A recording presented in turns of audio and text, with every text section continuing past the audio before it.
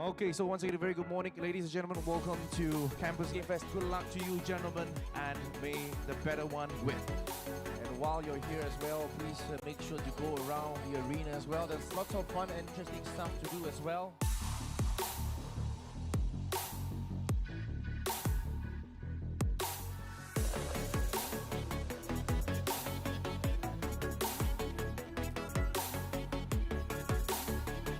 Looking out for all PUBG and Dota 2 players.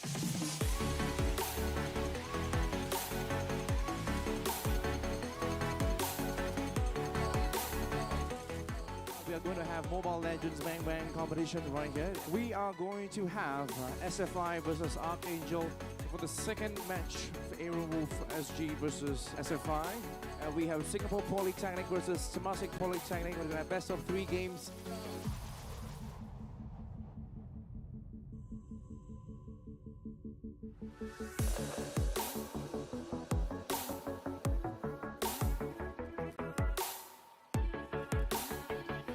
And let's get you guys ready for League of Legends.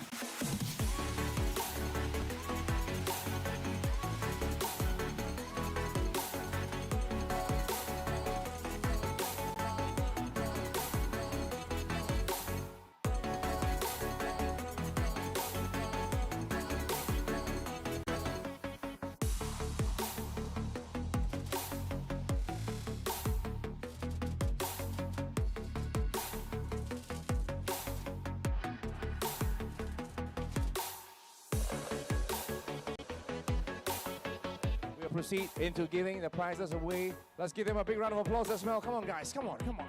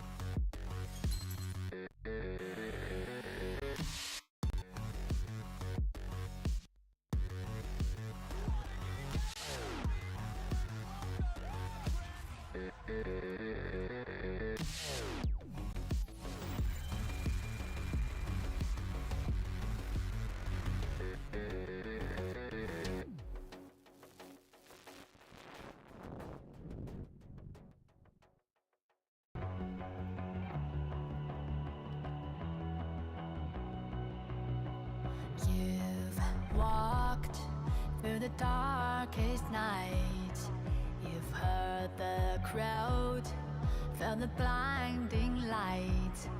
You were standing there when your heart comes alive. It's a dream of a head, and it never dies. Right here, right now, give it all to get it out. Never surrender. Fight and never fail.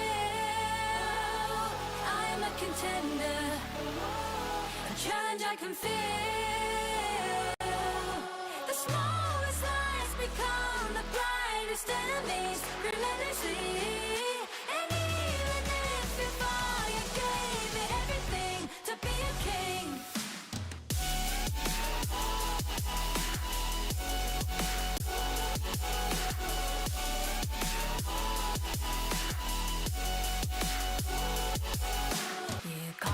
Your way with a sharp attack. You watched it all burn, and you never looked back. There will come a day when your fears will arise. You protect your crown, so it never dies. Never surrender. I fight and never fail. A challenge I can feel. The smallest lies become the brightest enemies relentlessly. And even if you fall, you gave it everything to be a king.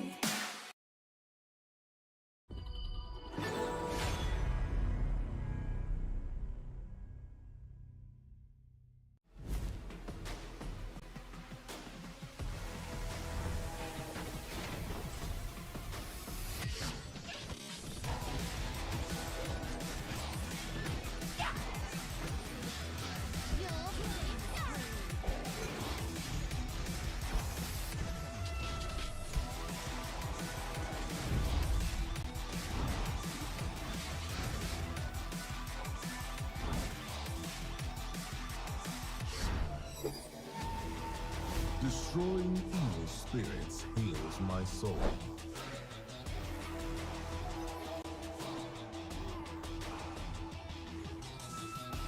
Finally awake. It's time to hunt.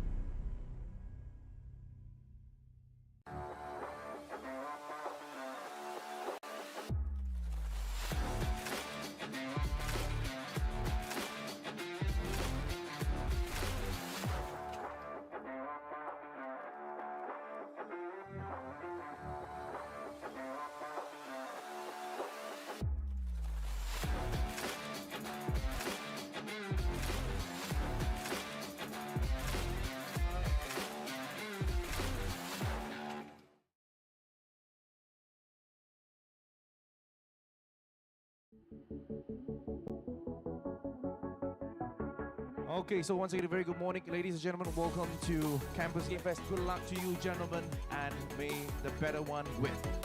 And while you're here as well, please make sure to go around the arena as well. There's lots of fun and interesting stuff to do as well.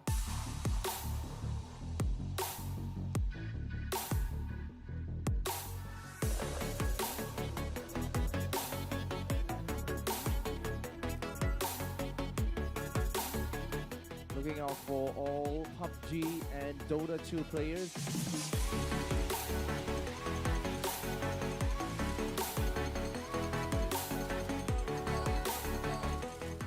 We are going to have Mobile Legends Bang Bang competition right here. We are going to have SFI versus Archangel for the second match for Aaron Wolf SG versus SFI.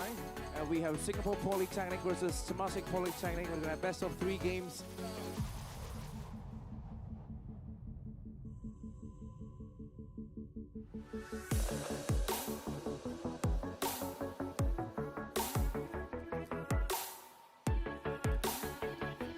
And let's get you guys ready for League of Legends.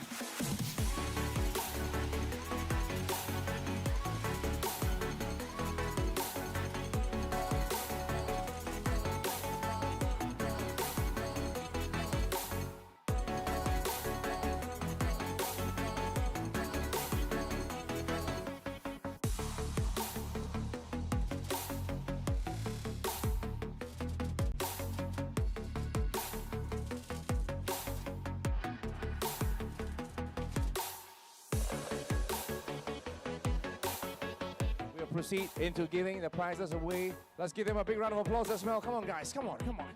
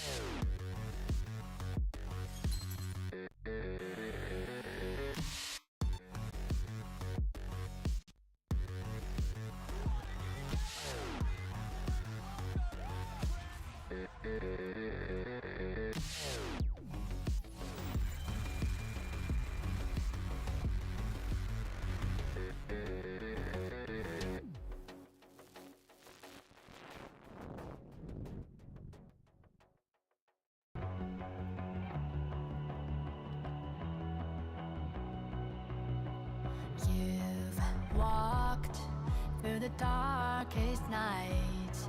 You've heard the crowd, felt the blinding light. You were standing there when your heart comes alive. It's a dream I've had, and it never dies. Right here, right now, give it all to get it out. Never surrender, I fight and never fail.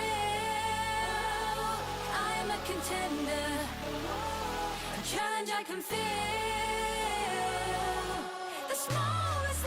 become the brightest enemies relentlessly. And even if you fall, you gave it everything to be a king.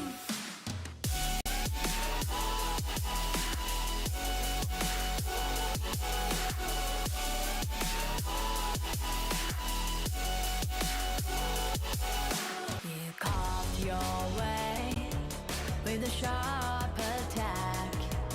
You watched it all burn, and you never looked back. There will come a day when your fears will rise. You protect your crown, so it never dies. Never a surrender, I fight and never fail. I'm a contender, a challenge I can feel. The smallest lies become the brightest enemies relentlessly. And even if you fall, you gave it everything to be a king.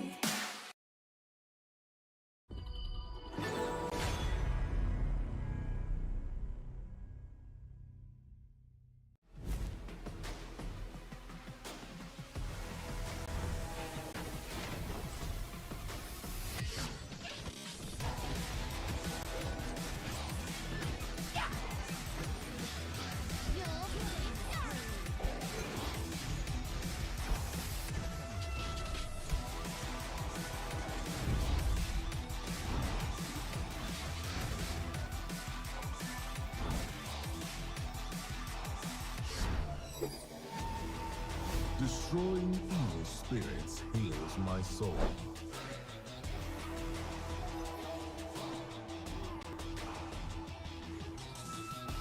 Finally awake.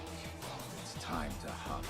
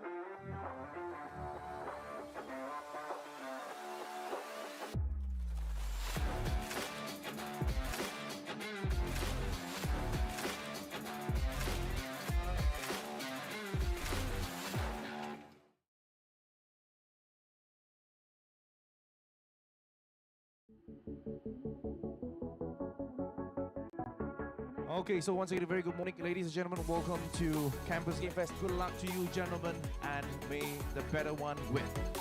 And while you're here as well, please make sure to go around the arena as well. There's lots of fun and interesting stuff to do as well.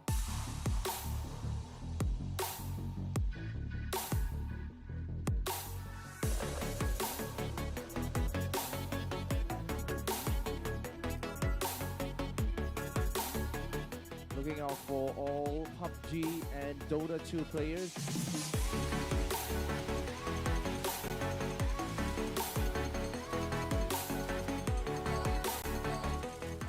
We are going to have Mobile Legends Bang Bang competition right here. We are going to have SFI versus Archangel for the second match for Aaron Wolf SG versus SFI. We have Singapore Polytechnic versus Temasek Polytechnic. We're going to have best of 3 games.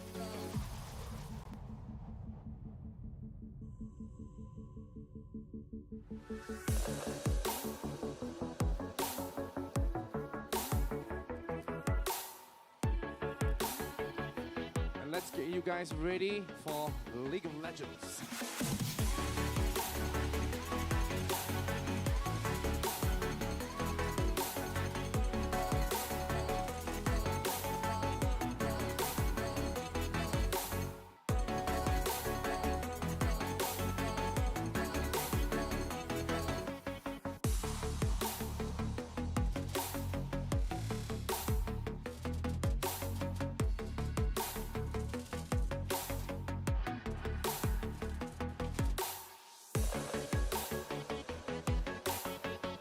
proceed into giving the prizes away. Let's give them a big round of applause as well. Come on, guys. Come on, come on.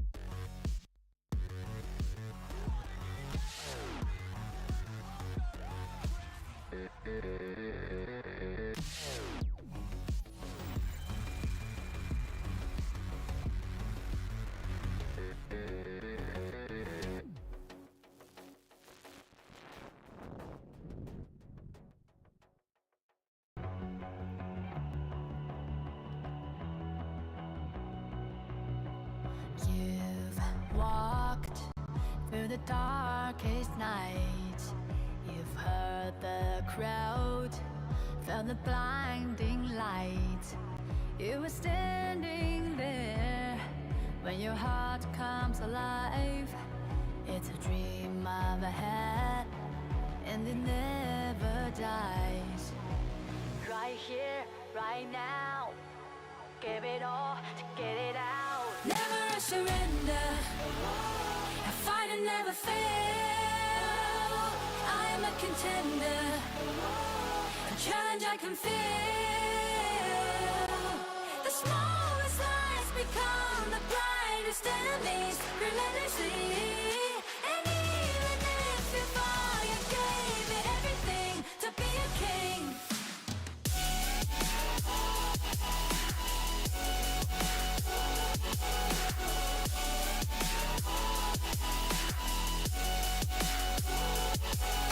You carved your way with a sharp attack.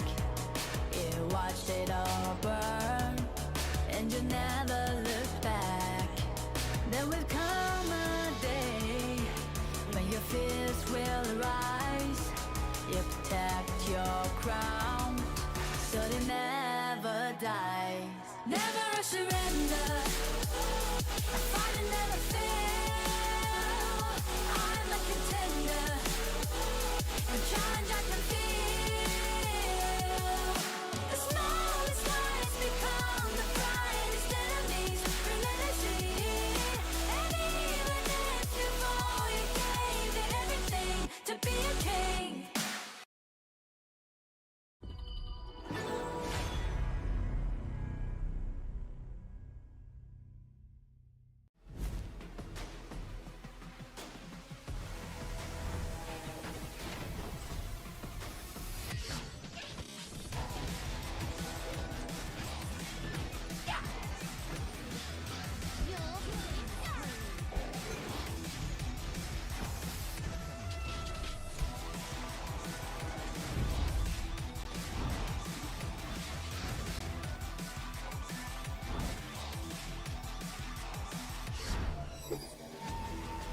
Destroying evil spirits heals my soul.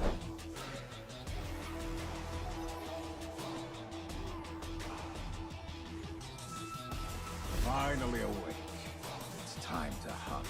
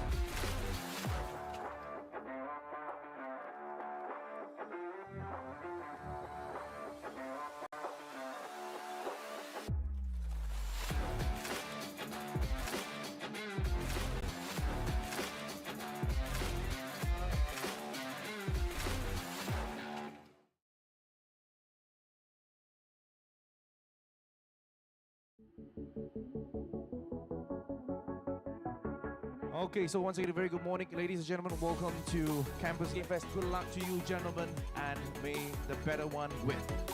And while you're here as well, please make sure to go around the arena as well. There's lots of fun and interesting stuff to do as well.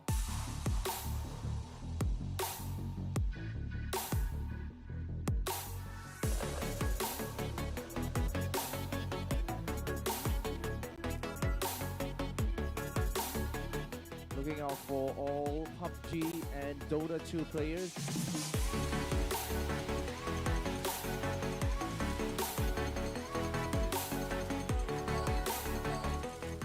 We are going to have Mobile Legends Bang Bang competition right here. We are going to have SFI versus Archangel for the second match for Aaron Wolf SG versus SFI. We have Singapore Polytechnic versus Temasek Polytechnic. We're going to have best of 3 games.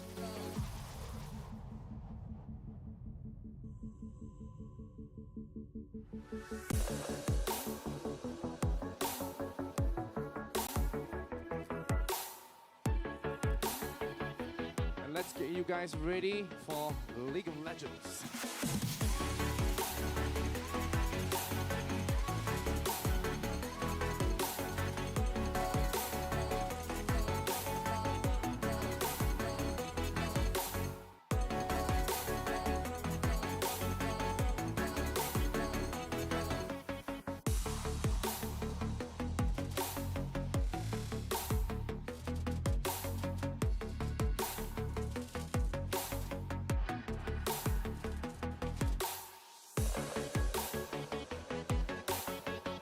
Proceed into giving the prizes away. Let's give them a big round of applause as well. Come on, guys. Come on, come on.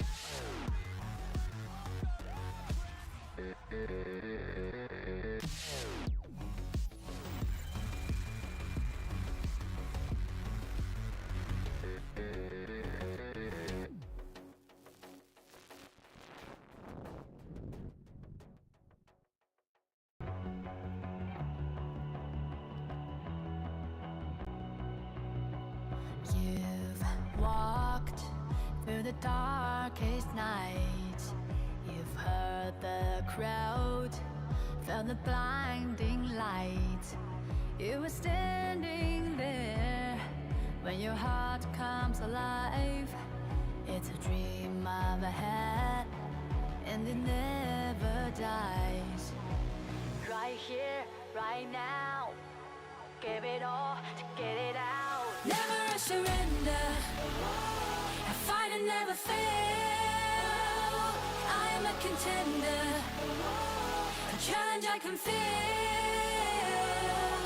The smallest lies become the brightest enemies, relentlessly. And even if you fall, you gave it everything to be a king.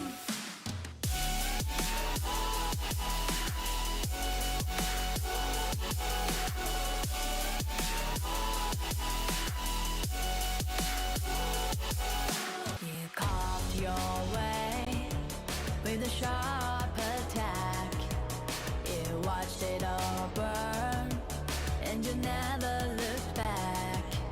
There will come a day when your fears will rise. You protect your crown, so it never dies. Never a surrender, I fight and never fail.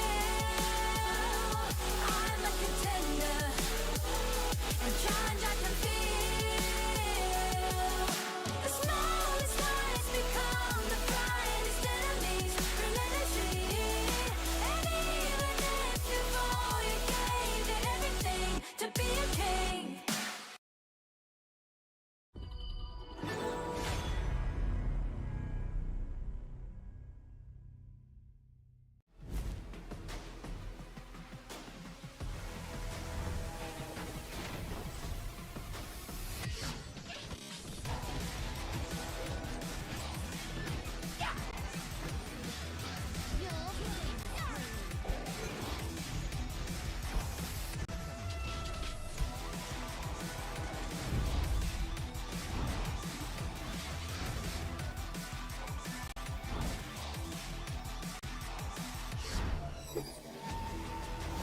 Destroying evil spirits heals my soul.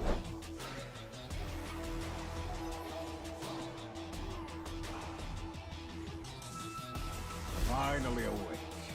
It's time to hunt.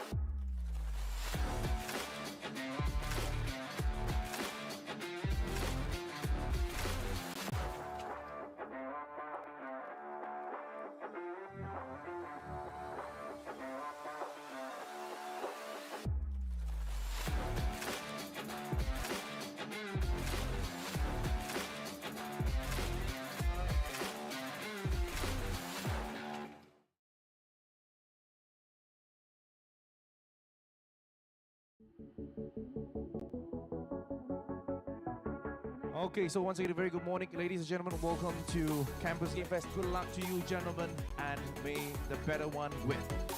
And while you're here as well, please make sure to go around the arena as well. There's lots of fun and interesting stuff to do as well. Welcome to Clash OnAir Cup Season 4, and today we'll be doing our semi-final and also grand final for 1v1 and 5v5. Yeah, and I am Luna. Today with me is the great Graham. Yay! Yeah, so yesterday we have a really interesting match on the 1v1.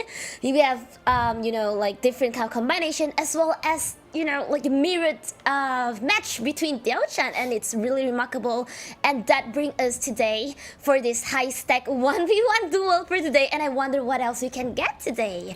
Yeah. That's actually correct. I was actually expecting like 1v1. I was thinking, how would I cast it? Because I never really casted that much 1v1s. But it turns out it's quite interesting, It's very surgical, very tactical. I was thinking that it's just all brawl, no tactics and all that, get to the tower. But it's actually the opposite of what we are seeing earlier, We see techniques, minion control. We also see how they actually work around near the area of the tower. So it's very, very interesting. That's why I'm very excited to see, Luna, our matches for tonight. Yes, and what we have went through yesterday is we have seen G versus June, and June have won, which caused him to able to go into today's semi-final and meeting 7M Cupid, who is the one actually played the mirrored Diao-chan yesterday, and we would have their match today. And for the other game, it will be Enchanted Key versus Woe 11, which we will be fighting and see who will get into the grand final today. That's right. I think we will be casting 3 series. The battle for third, I think, will not be casted. I'm not quite sure, but we will confirm that one later. But we will see 3 series right now for our 1v1s, which means that we have a lot more 1v1 action to go. And if you are, if you are actually a fan of the team fights and all, there is actually later 5v5 as well. So we will keep you covered on that one. While we check on the prize pool right here, we have 50 Malaysian ringgit for the third place. For this, for 1v1s. 100 Malaysian ringgit for the first runner-up, and 150 Malaysian ringgit for the champion. This is not bad for a 1v1, tournament. Exactly. So today they will be like fighting over and see who would get into this tree, because like we have 4 participants or even more. Yeah, is it 4? 2? Yeah, 3 series today, and we will get to know who will end up and take away this prize pool. It's actually correct. Also, there's a lot in store that we have today, not only on the 1v1s, but we also have our 5v5s later on. Basically, we would see the semifinals and then the grand finals as what we see right now. We'll see first, of course, our grand finals right here for the 1v1s. So it's going to be June and Cupid just in a little bit. And then next would be Enchanted Key and Owo 11. And then whoever wins the 2 will be facing up on our grand finals immediately after the second series. Exactly, it's gonna be really, really competitive. You probably need more skill compared to yesterday because it's the last 3 places for them to actually fight for. That's actually correct. And that's what I've said, Luna, we have a lot in store for you guys today. So you won't get short of, HOK action for tonight. Basically, what we just want you to do is just tune in, maybe grab some snacks, and then watch our matches today. Yes, and if you are really interested with all this tournament and you're really like finding friends, or you feel like their skill are so good, you wanted to know a bit and learn some, make sure you scan the QR code at below to join our community. That's actually correct. So if you are interested, maybe who knows, on the next Clash OnAir Cup, maybe on season 5, maybe you would see yourself playing with the one that you will meet in the community. You might as well meet me and Luna as well right there, and why not play some HOK games, And yeah, that is very interesting. You might see your future teammates, future lover. Wow. Who knows, right? Who knows? Maybe the duo of your life, maybe. So if you guys are interested, just join in on our community by scanning the QR code. Yes, I would love to see you guys on the next tournament. Make it more happening, more participant, get the prize, and maybe get me some food one day. What was your favorite food, Luna? Oh, unagis. Not chips, so grab the prize pool for me, thanks. Well, as for me, just get me some. I'm actually a big fan of dumplings. I Oh, like dumplings. Yeah. Oh, okay, right. So, again, just a reminder. The 1v1 today are gonna be happening first, and then later we're gonna have 5v5 afterwards. So make sure you stay tuned throughout. Well, when I know, do you have any guesses for 1v1 today? Well, I'm still looking at those anime fights. Looking forward to those anime fights. But speaking of, let's see. It's gonna be again. You know what? I'm starting to think, Luna. What about Diao Chen that is people are picking it in 1v1? I don't know. Maybe from the fight yesterday, they feel like that could be really, really interesting to a lot of skill for them to showcase. And yeah, maybe that, and that's a fight of seeing timing and all. Like we see yesterday, probably gonna see it again today. And yesterday, Cupid is the one winning with Diao Chen, So I wonder how good could Jun do. That's actually correct. Excited to see how the Cupid actually will play this Diao Chen today. He was the one, as what you said, Luna, playing with a mirror match Diao Chen also yesterday, and he actually did good, baiting out those skills. Will we see that again today? That will be the question, and possibly book that ticket to the 1v1 Grand Finals. Right now, they're mainly poking each other, and no one is taking the River Sprite as of now. They're like both of them in the middle, and they're like playing a little bit safe. But we can see Cupid is trying to grab it right now. And June trying to steal it away, but I think, yep, it's gonna be Cupid. Nice bait out. I think Cupid was actually baiting out that returning Lotus from June, just to make sure that he has enough damage to kill it out with his own. And that is what happened. So a little bit of a lead right here for June on that gold lead, but it will be immediately equalized due to the wave coming in for the side of Cupid. There you go. I think we're just waiting for those level 4s, Bruno. Once flower potential is up, it is gonna be a whole lot of a different world that we will see later on. Cupid is super close with level 4 right now. Well, June decided to just go back at Hugh before the ulti fight started with the flower potential of both and oh, he didn't went back actually. He just killed. From the blood, we can see Cupid has higher right now. I wonder if June do well. Yeah, look at this. Cupid is now trying to, position himself into a fight right here. Cupid has a level advantage, and this is a very important matter here in 1v1s, Luna. Once you got your level 4 first, this is actually a big advantage for you, and you can actually fight it out. June is actually not on a good position, but I think he'll get his level 4 to equalize everything right here. But on the other side, Cupid just securing that Sprite. I'm not quite sure who got it. I didn't see it properly. But, yeah. Oh, level 5 right now in June. He has a levels advantage. Flower potential now being used. Will there be a fight? June is kind of low right here. But Cupid will now try to go in. And he will try to deal damage right here. But June is slowly going down. Cupid has this HP advantage. But Cupid just trying to chase June right here. Will he get that one? Yes, he will. Even with the level disadvantage, Cupid won that Diao-chan duel. Exactly. Actually, you know, just now Jun was actually level lower than Cupid, and he purposely keep that minions and do a level up really quick, but it doesn't really still keep up because the Cupid actually are getting the advantage at this early game. While damage on the tower may not be much, but it could be helping since Cannon is really out right now. That's right. This 4-minute or the 3-minute timer, wherein these wagons would actually pop up, is very important. But surprisingly, Cupid didn't, push through. He just wants to make sure that he has enough gold to be ahead. Cupid is now almost 1,000 gold in advantage versus the June. And two June level right now higher. playing, yeah, and June right now playing a little bit passive, Luna. Exactly, I think right now because he's probably scared with how aggressive Cupid was just now, and also the economy different. It might be really a gap in 1v1 because it's just, you don't have teammate to help and all, so it's all about your items and your skills. So June might be a little patient for now, I'm guessing, or maybe try to get another reverse fight, and they're about to start the fight. Oh. Yep, it's actually right flowery potential from June, but Cupid just holding his and Cupid will just go back, heal up.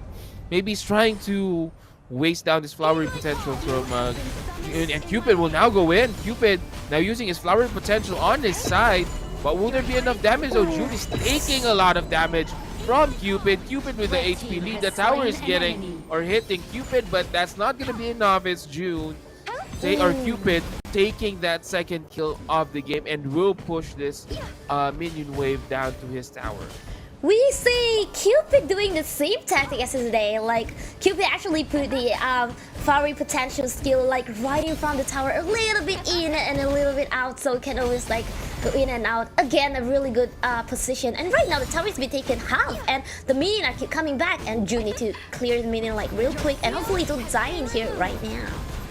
Actually, right, flowery potential for both players. Cupid has the HP disadvantage right here. Bad has the level advantage though. Level 9 nearing out, but June is taking a lot of damage. That returning Lotus would not hit the last one, but I think enough damage was given to June. This is when you go back to your fountain or to your base like this, Luna, it doesn't feel good in 1v1 because basically not only you're losing gold because you're not last healing minions, but also you're losing experience because you're not getting any. You're not near any minions right here. So that actually feels bad going back. But again, flower potential from both two Diao-chans. We will see an anime fight right here. In and out is Cupid, and Cupid will try to chase down. June will be successful in doing so, and Cupid will get the kill, probably get the game right here, Luna.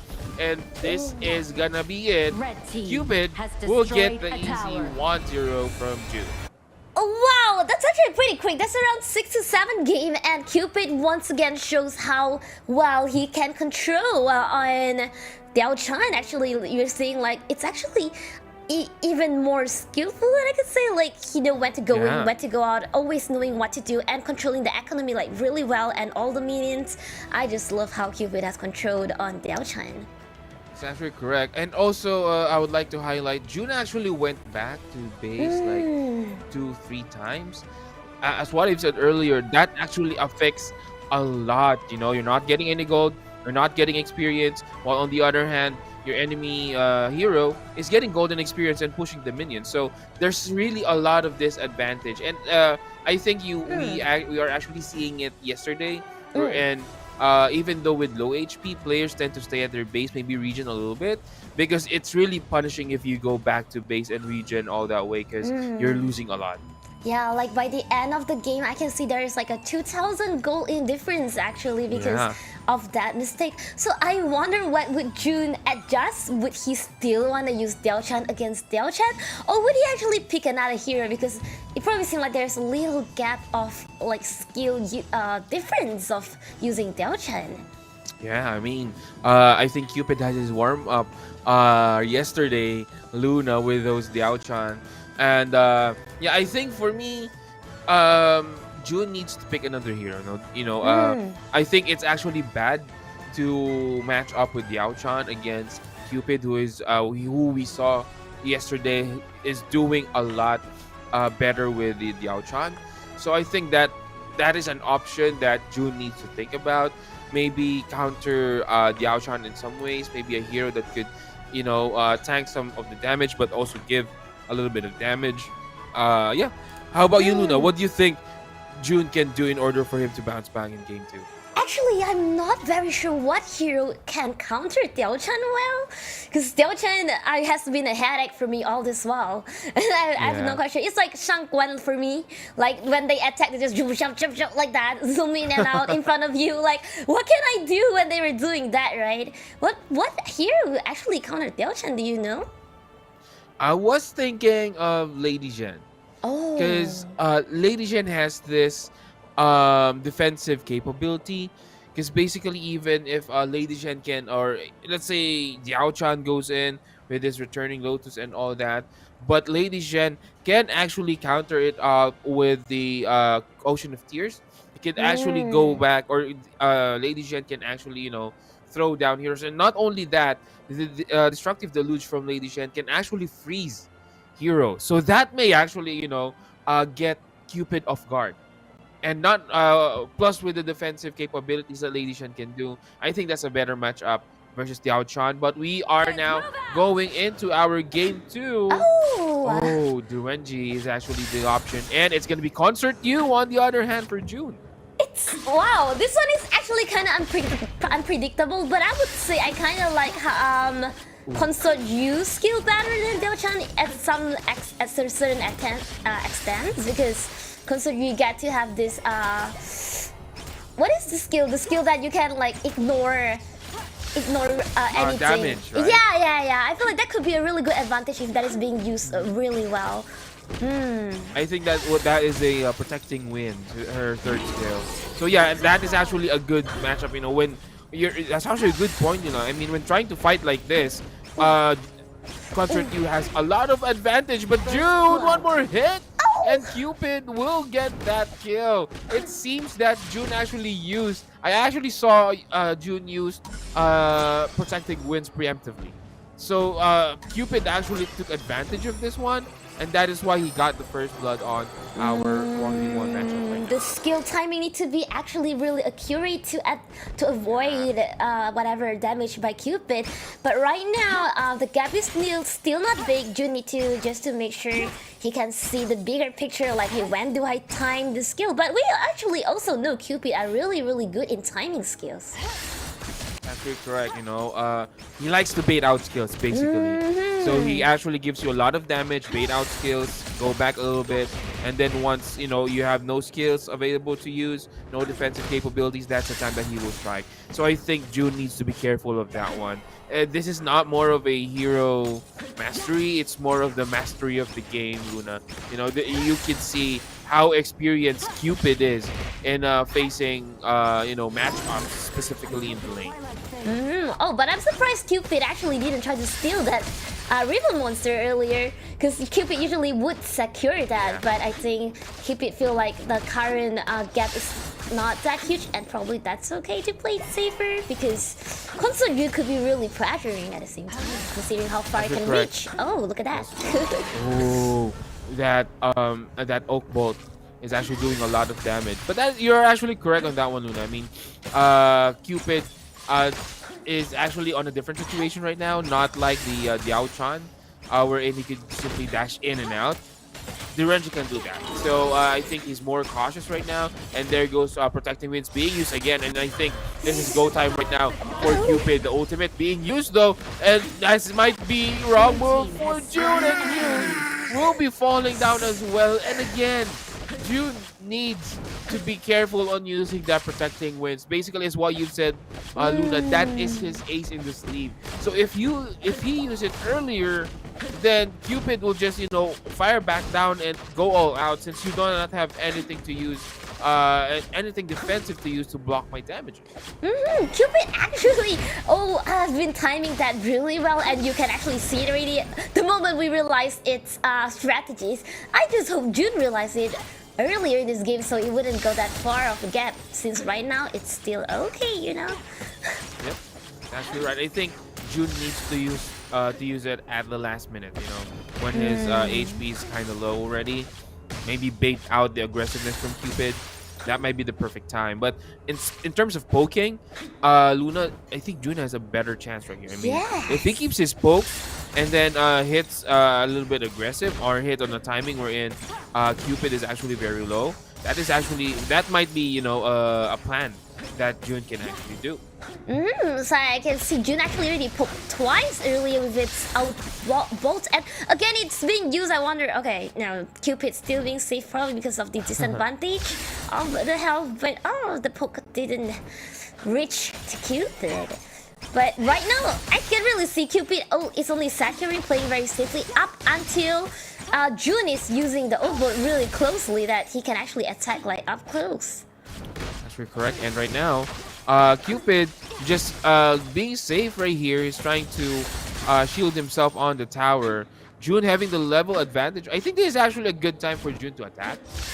But just keep in mind not to use protecting winds as early as possible, because Cupid will go aggressive and will go half once protecting winds has been used. And right now, Cupid just pushing back the towers right here. Cupid actually dealt a lot of damage on the tower of June already. Oh yeah, oh I didn't realize when did it happen. It actually can reach the tower, like he's doing like even just a tiny little attack on the tower. It's like that would help, because you know how both farm lane can actually push tower real quick. Maybe he feel like that could pull a little, you know, gap and maybe help in a later game. Yet right now that's actually another dimension that we are trying. I actually saw right here, you know. It's quite different when you see a mage matchup than what we have right now, because basically if you get a kill right here, marksman or your safe lane or your laners right here, gold laners, can actually deal a lot of damage to your tower. So you need to be careful in getting killed, because your tower might be wiped out in you know, one kill right here. Oh, I can see that Cupid might be a little aggressive on poking right now and probably gonna start a fight or put like, yo, there you go. Again, the protective wind. He actually used it again. Try to listen to us, my friend. You know, but yeah, again, that's just it. You know, that's just what Cupid is waiting for. It's a waiting game right here, Luna. Basically, if Cupid actually saw June use that protecting wind, it's gonna be over, and it is over here, Luna. It's gonna be Cupid getting that 2-0 win against June.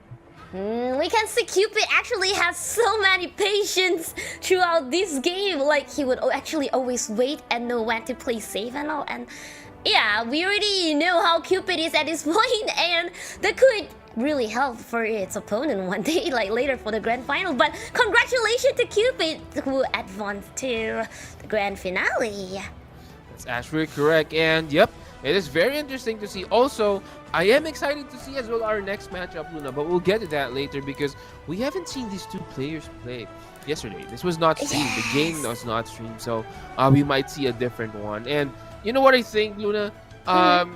Going first going the first game has had his own advantage and disadvantages, because basically if you are the first one to play, your opponent on the lower bracket would actually know how to deal with you. I mean, they can watch your games, you know, and they could prepare. But the thing is, if you are the first who actually played and moved on, you have a lot of rest. So basically, it's just like pros and cons right here. And I'm excited to see how our second series will go through. But congratulations to Cupid. So far, he is actually doing very good in our 1v1 matches here in our Clash OnAir Cup. Yes, and so then it has advanced Cupid to the the next game later on, and I'm gonna be fighting with either Enchanted Key or OO11. So we're gonna, yeah, like I say, we didn't get to see that game earlier, Enchanted Key and OO11. So I wonder how would their pick would be, because I really wanted to see an assassin fighting over assassin. Matchup, right? Yeah, the jungler versus jungler thing gonna be so interesting. That's actually correct. But for June, by the way, June, it's not over for June yet.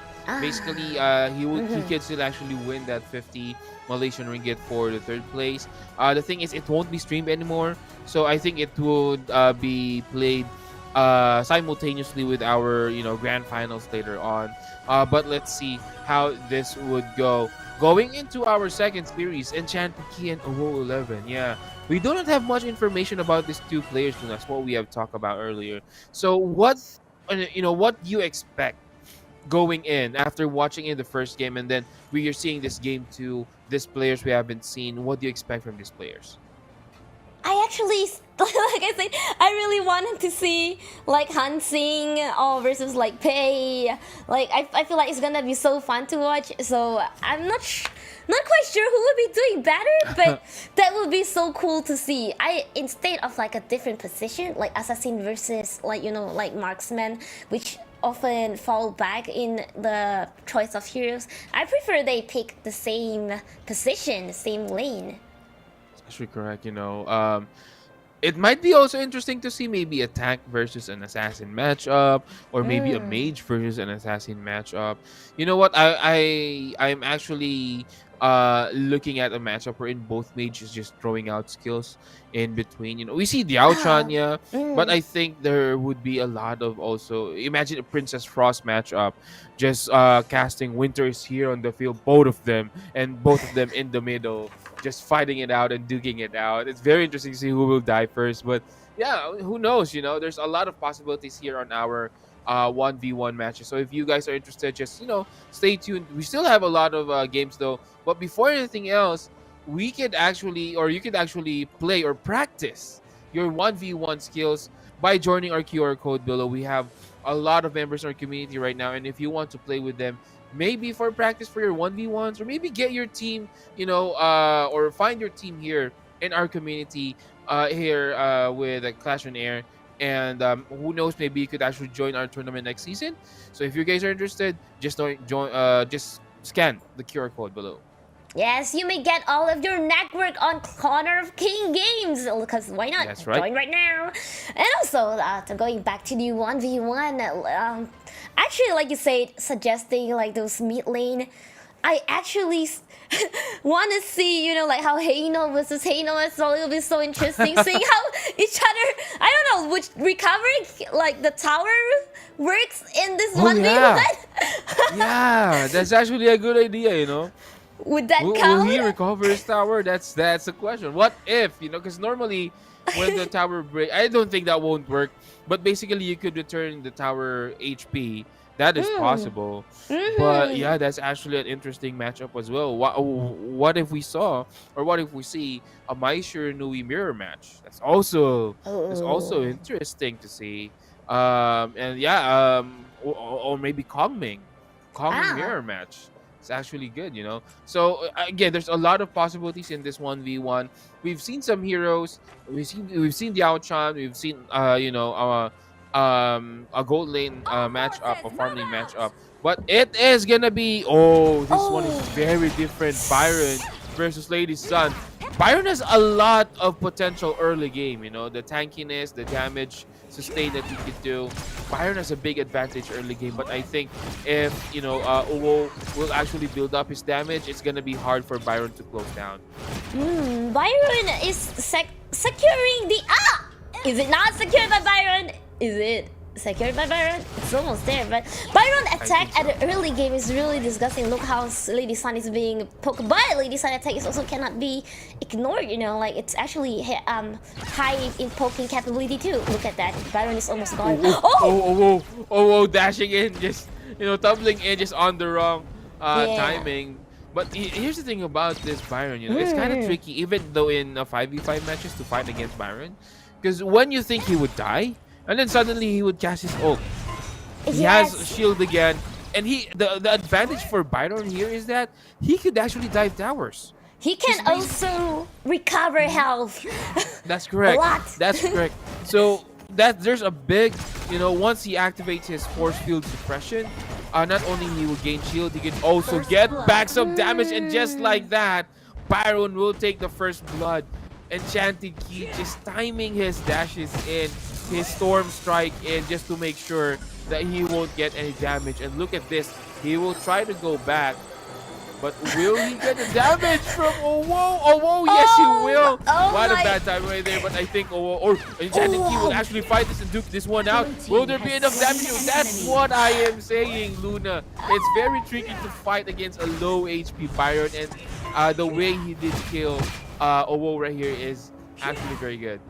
Byron at this point is fearless. He was like, I'm just gonna wait here. Whenever you come out, I'm just gonna kill you. You have no chance to fight with me. And I want to see if Lady Sun can fight it, but look at that. Will he? Oh, that's too much. That's just too much. Oh, that's just too much. But Owo right now is has a big problem, you know. Very, like, you can see Enchanted Key is super confident, and but right now with the attack of the tower, but Owo has low HP and they're fighting in a crystal. Over it! Oh! Shut Oh down. my god, just on that fountain, Byron is just disgusting. You know, it's just disgusting in this 1v1 versus a very soft hero like Lady Sun. He actually has a lot of gold lead and a lot of level advantage. So this might be a problem for Lady Sun moving forward. Yes, because Byron had also this like control, crowd control skill. Like, can launch, it can heal. Like you said, it can even like have shield and stuff like that. I think it could be really hard for Owo for this fight. Yeah, Owo needs to fight outside of his range, but technically that's not gonna happen.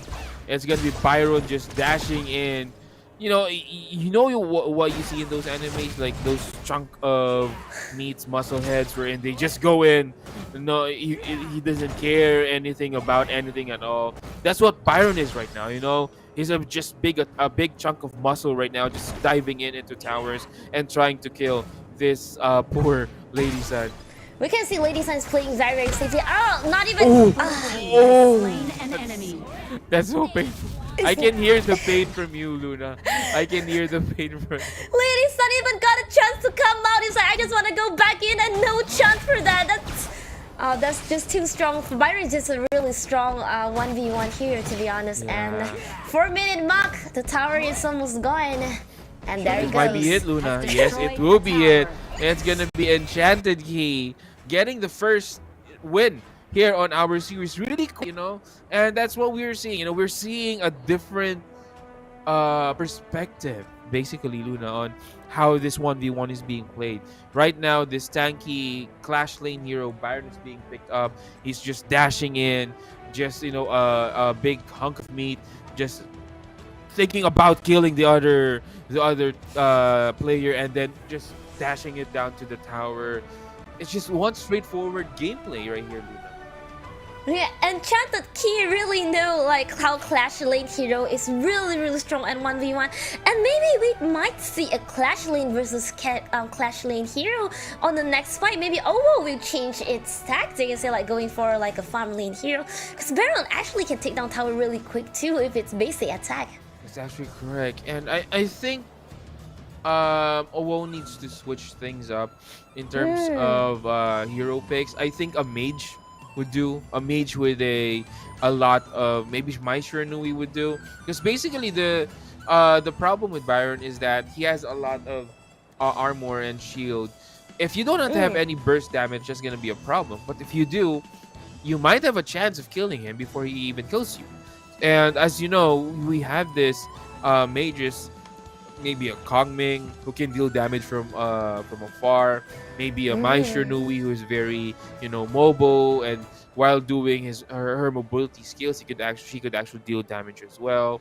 Those are options. Heroes, maybe a Shangguang would do as well if Byron just goes in, just go with the final stroke, and might kill Byron. So Owo needs to step up in terms of his hero picks right here.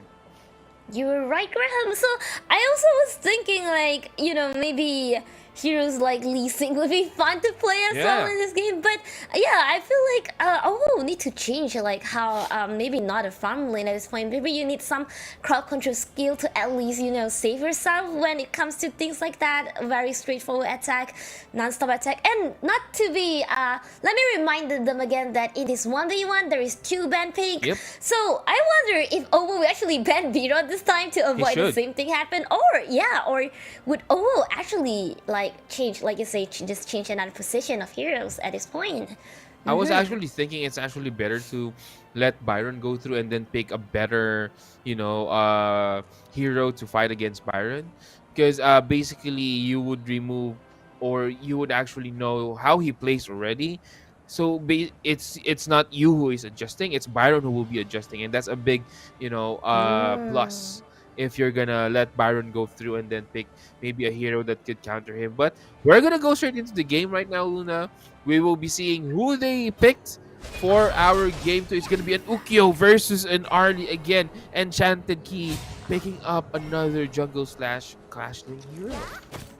Yes, and we can see like Aurora actually still want to go for a farm lead, but this time with a high agility and mobility hero Arlie, I actually couldn't really see how this would go because of the mobility. So we need to see how Enchanted Key could actually outplay this. Actually correct. We're waiting for that ultimate from Ukyo right here, wherein he actually deals damage, but also does a lot of lifesteal. So that may be tricky. Yes, just like Viron, Ukyo Tachibana get to recover health, using its ulti, and also, yeah, there is also on his passive, and but right now, Ukyo Tachibana actually falling down. It's gonna be whoa, getting that kill. That's I think Enchanted will actually give that one out. Basically, because he doesn't have the ultimate yet. But once he has the ultimate, it's gonna be a different story. If Owo will be fighting face to face with Ukyo like that. We'll probably need to poke a lot, I feel like, at this point. Like, touch and go at this point. And Ryzen recovering right in front. I'm so scared for that just now. Ukyo and Chanaki was like, I'm just gonna kill her right in front of there. But luckily, we'll get a chance to go back to it. But at the same time, like you say, going back to the crystal may make you lost in money, but I think that's still okay at the beginning right now. Yep. Correct. But Arlie, taking a lot of damage right there. Arlie, if you could see the burst potential coming in right here for Enchanted Key. This is actually very scary for Uwo if he wants to go in. Nice dodge right there, but there goes the push. The ultimate from Arlie, or the third skill from Arlie, actually helped out. That is actually a good response from Ukyo's ultimate. He actually missed. Ukyo actually missed his ulti. Oh no, Ukyo actually missed his ulti. That's actually very unfortunate. Nice, swinging around right here by Uwo. I can see Enchanted Key was trying to use a lot of his second skill, where it's like the Heavenly Hack, where it can stun Owo, because Owo has too much, Arlie has just too much mobility, so stunning it right and using ulti right would be the key for Enchanted Key, That's actually correct, and Enchanted Key right now will actually push the lane. Owo will just go back.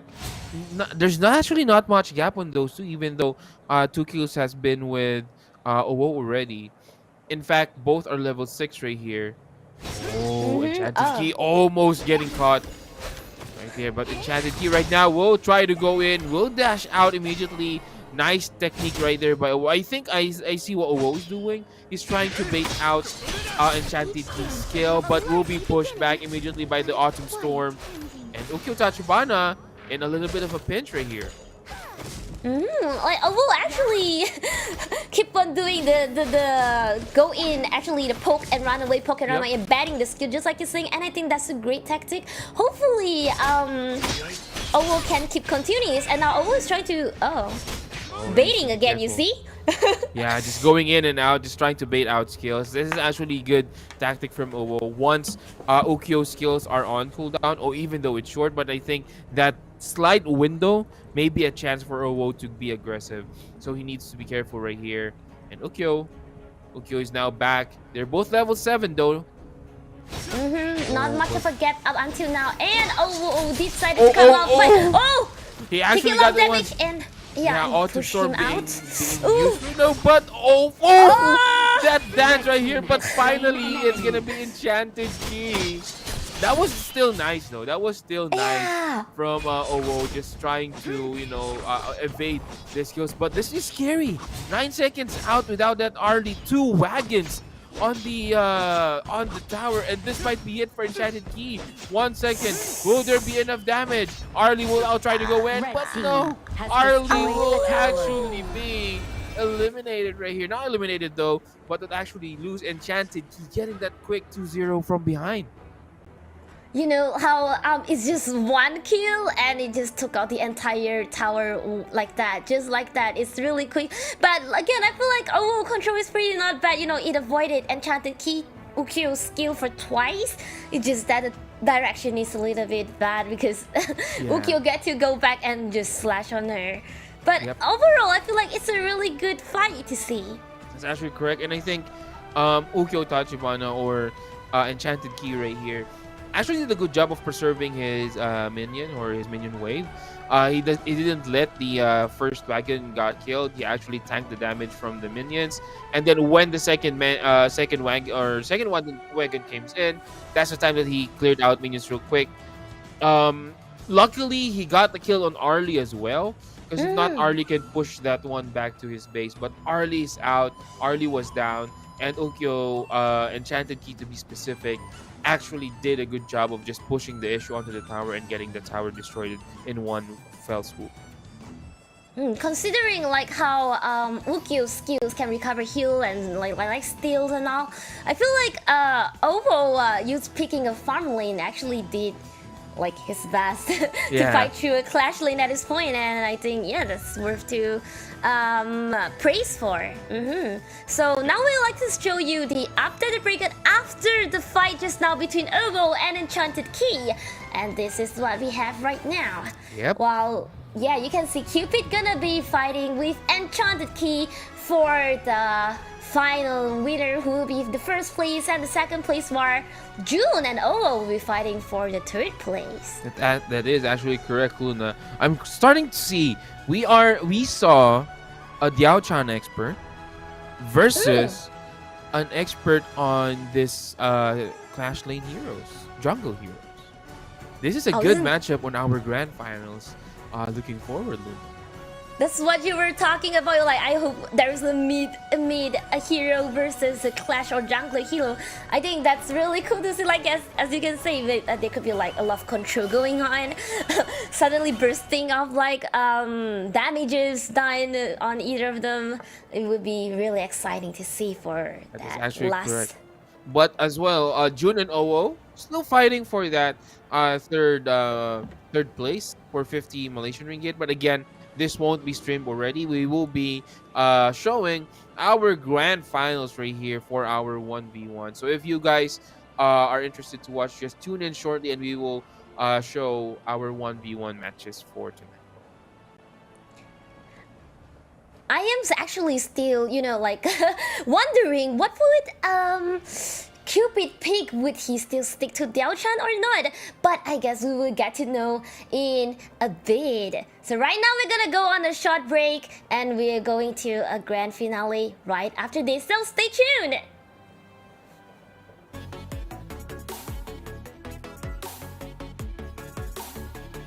Looking out for all PUBG and Dota 2 players.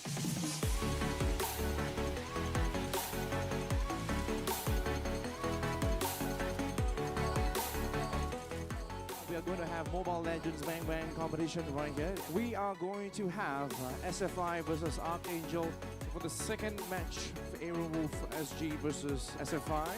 We have Singapore Polytechnic versus Temasek Polytechnic. We're going to have best of 3 games.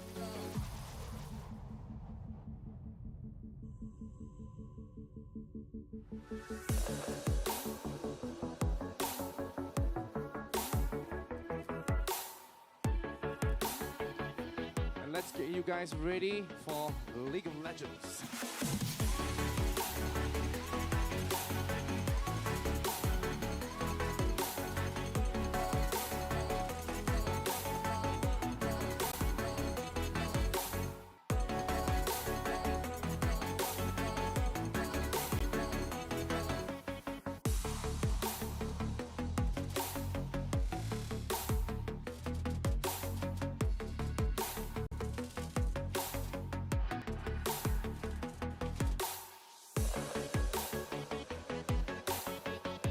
proceed into giving the prizes away. Let's give them a big round of applause as well. Come on, guys. Come on, come on.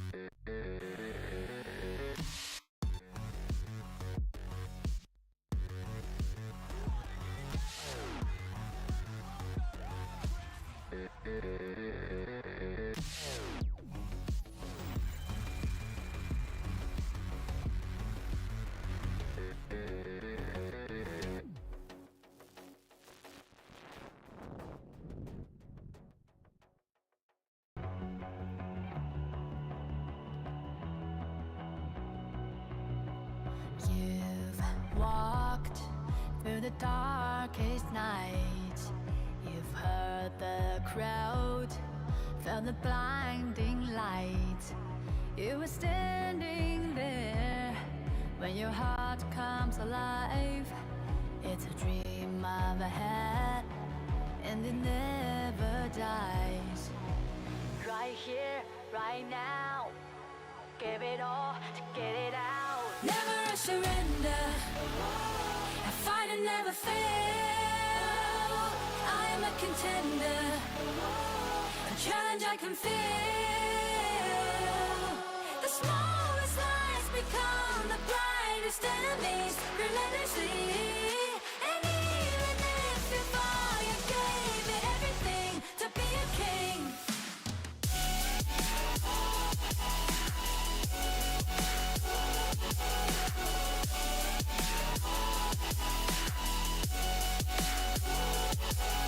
You carved your way with a sharp attack. You watched it all burn, and you never looked back. There will come a day when your fears will rise. You protect your crown, so it never dies. Never a surrender, I fight and never fail. I'm a contender, a challenge I can feel. The smallest lies become the brightest enemies, relentlessly. And even if you fall, you gave it everything to be a king.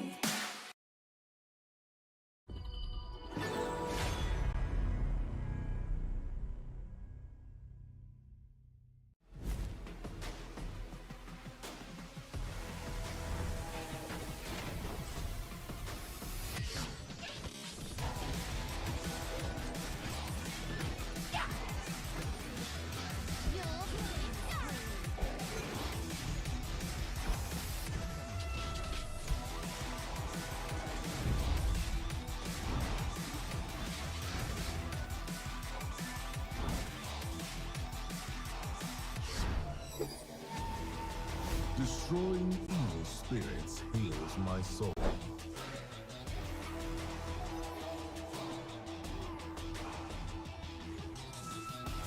Finally awake. It's time to hunt.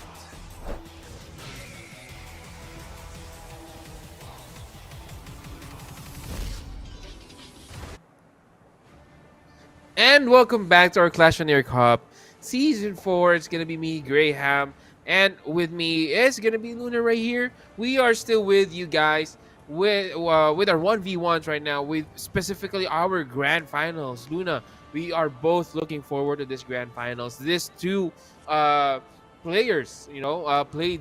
We've seen them played already. We've seen their expertise already. They're both tactical, I would say. They both are skillful in their respective heroes. I am very excited to see how this 1v1 would go, Luna.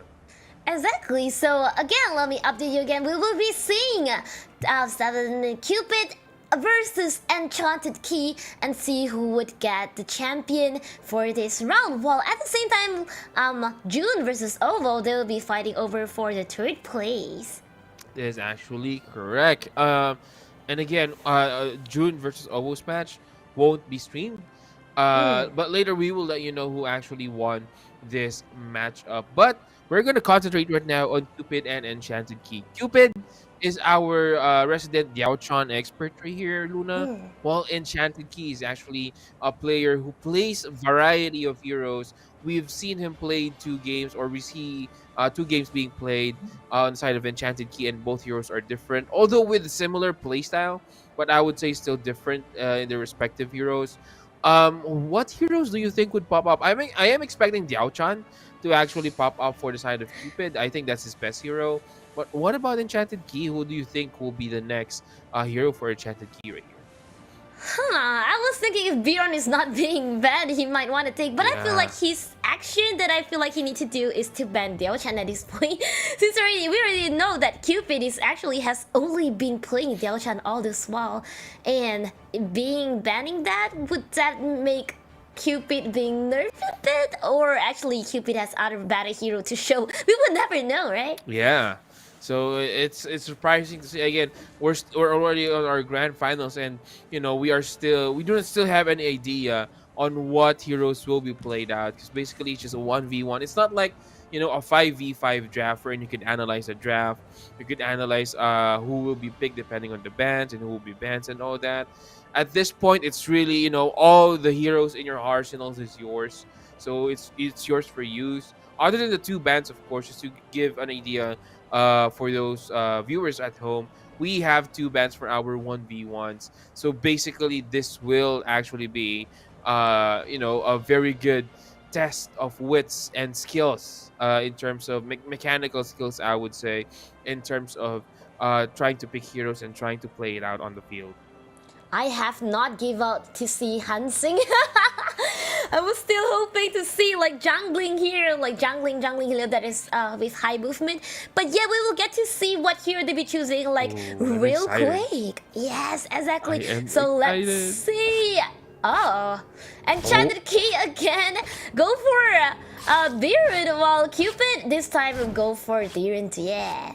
Yeah, the actually being picked up right here. We saw, was that Cupid actually? Yeah, it's a Cupid played Duranji versus Concert U a while ago. So we could see. Oh, but the damage from Enchanted Key might be a problem right here. And we see this high level Luna. We could see how high level both players are. They're not really closing in on each other. Both players right now is not that aggressive. We saw Enchanted Key being aggressive on the previous series, and also Cupid at the same time. But right now, they're both being calculated on their moves. I can see that Cupid would be an advantage for poking, but when it comes to near like melee fight, I feel like Enchanted Key might do the same trick, just like earlier, recovering, stunning, and just doing all this shield attack with shield and just winning that. But I don't know if would that be helping, because DNJ get to cleanse controls. So I wonder if that be still advantage for Enchanted Key. That's actually correct. And right now, Cupid is just being very cautious. He knows that Byron can actually go in and dive whenever he wants to. Mostly that he has his level 4 right now. So this is going to be a different situation for Cupid if he got caught off guard. So like it's almost 2 minutes, not very any aggressive thing happening. But I wonder would this river thing makes it start a fight. Biron has go in and started his attack doing the shield thing again, and ran away for safety. Cupid is just too wise, He's just too wise. He doesn't roll it out. He just stayed where he is. Because basically, if he gave Byron a chance to chase him, that's going to be a big problem. So he just fought just on the corner of his tower, just to make sure that he has a safe place to run to as well. And as well, we know Duranji is actually not a hero that could actually be killed easily, as he has also some resistance onto his skills or onto disable. So interesting to see. This might be a little bit of advantage for Cupid, but if he got caught off guard right there, just what you're seeing right now, that might be a problem for Cupid. I can see Cupid playing like super safely right now, causing that him losing 2 River spread at this point. But I'm thinking like it could be better for him to play safe at this point and just keep poking just like that. We know Cupid has this patience, you know, just playing safe and patient, waiting for just the correct timing. This might be a little more draggy than we thought. That's actually right, you know, because both teams right now, and given the stakes, Luna, I mean, it's grand finals. Who wouldn't want to win grand finals right here? So you really can't go in carelessly. You need to go in very, very calculated, and I think this is what Enchanted Key is doing, trying to bait out the Renji skills as well. But I think in the long run, the Renji would actually have you know, a big advantage right here. But if we would see level advantage though is on the side of Enchanted Key. Surprisingly, also the gold is on the side of Enchanted Key. We can see like DRNG actually never went out of its tower because whenever it went out, it could be smashed into mashed potatoes by Enchanted Key. It's possibly be, but right now we can see DRNG actually has been doing a lot of like damages using poking. So Enchanted Key, because of that, didn't really dare to actually be that aggressive as earlier. That's actually correct. And up until now, 4 minutes into the game, Luna, we still haven't seen any damage on the tower. So this is scary. Yeah, this is actually good for both teams. But the thing is, I was thinking, oh, as Enchanted Key trying to poke out Cupid as well. But I'm thinking, Luna, one death might cost it all. You know, just like what we saw on Ukyo and Enchanted Key a while ago. Even though Arlie was leading on kills, but that one death cost a lot right there. And that is where Enchanted Key might win this game. But we can see Enchanted Key's shield has been pretty annoying for Cupid at this point. So whenever Cupid want to deal damage, there is shield. So it's like it's barely reducing any at this point. So they're still playing just as safe. But yet you see, Biron is still the one taking all this river spread, and it's been 1k of economy difference. Maybe that would make a significant difference when they actually wanted to start a fight. Actually correct. In terms of this kinds of deadlock, Luna, I would say the tiebreaker for this one is the items. If Byron can itemize very well against this, oh, the Renji is picking up. Oh, Byron needs to be careful. And also, same as Cupid, though, you can see how both players can actually kill each other really, really fast. So it's just a matter of who would make the mistake first. So yeah, you see Enchanted Key has not taken that river, so probably want to bait Cupid out. You see, it's never really clearing that river spread is like he give enough damage and then he leave, he give enough damage and leave. Yet Cupid is still not falling for it, still playing very safely. The items I can see Cupid actually has this frenzy going on, and as well as I think I see a thunderbolt earlier. So it might be trying to do a lot of damage, and it's barely scratching. Enchanted Key's back at this point probably needs to be a little longer more. That's correct. You know, he needs a lot more damage. And that was actually this is actually a problem for Renji in the long run if he could not build up the damage. This window belongs to Enchanted Key. I would say if he gets his key item as soon as possible, maybe something that could prevent or block a certain amount of damage, that would actually heavily do for Enchanted Key. But let's see right now, both teams again, we're already 6 minutes into the game and not even a single scratch on the tower has been done. Yes, also we have seen Enchanted Key. Actually, I think I saw him bought Overlord plate mail that actually increased the max health. Maybe that's how Enchanted Key want to win, you know, like being tanky and all. So DRNJ couldn't really do much after having all the skill and all, but we shall see how it goes soon. But up to near 7-minute mark, still no one kill, and the economy is not that much of a different one. It's actually still a 1.3k. Still pretty big though, but they are both already level 10 at this point. That's actually correct. We might see a level 15 matchup right here. But it really comes up on who will actually make the first mistake. Both players won't give in, you know. They're straight trying to play safe, making sure that they don't commit mistakes. Very calculated, and interesting to see how this would pan out as both teams are dancing around here on our match. They were just making circle like, hey, come on, you want the river spirit, like another one's like, hey, come on, you want this money, right? On this like minions, just come. Yeah, but no one is kept taking the bait, you know. Look at how much minions is being stuck in front of Cupid's tower. That's crazy. That is actually right. No one giving in really. You can see the discipline for both players right here. And yeah, even Cupid doesn't really go out of his base, you know. Oh, this is the fight. Cupid, he'll try to dish out damage right here. He's gonna chase Enchanted Key. Will he get the kill though? Almost getting killed, but the damage is not available. And right now, Enchanted Key is on a pinch. He needs to force the fight out. But will there be enough damage? He will just clear the wave and will get back. But unfortunately for Enchanted Key, the wave is now in again. For Cupid, he will take a lot of damage for this tower though, and again, this is a match up for the ages, and it's gonna be a tower down for Cupid, and Enchanted Key will be losing this game 1, and Cupid taking the victory in our game 1. This is an interesting matchup, Luna. We really didn't see any kills for both heroes. You know, that's how interesting it is. Byron just got low. He just got hesitant to fight. And then Duranji just pushed the Ace onto the tower with a lot of minions on his hand. And yeah, from there on, he just focused on the tower and got the tower kill as soon as possible. Exactly, Graham. I can see like this is once again we have proof how Cupid has been waiting for possibly like the chance and possibilities to come, just patiently building up all his items to his one, and bam, just one time, like you say, it's just gonna happen in just one fight, one kill. That's correct, you know. Oh, that was actually a good fight. I mean, although it is not the fight that we are expecting, like, you know, the usual anime fights, the usual brawl, kill and brawl, left and right here in our 1v1s, but still, that is a very tactical fight, you know. It's more like I would compare it to a chess match, you know, that each of the players are actually preventing themselves from making mistakes, and then one advantage for the side of, you know, Cupid actually made the move. It's like when you got a checkmate on a king. That's how it feels like watching this game.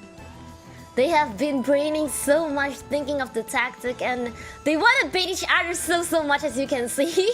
And I was thinking, would there be a twist if Biron would have cleared this minion that is stacked up earlier, a little bit more? Yeah, but he can't, basically, because he was low. He was actually scared of Cupid killing him, because he knows that if Cupid kills him, that's a game. That's it.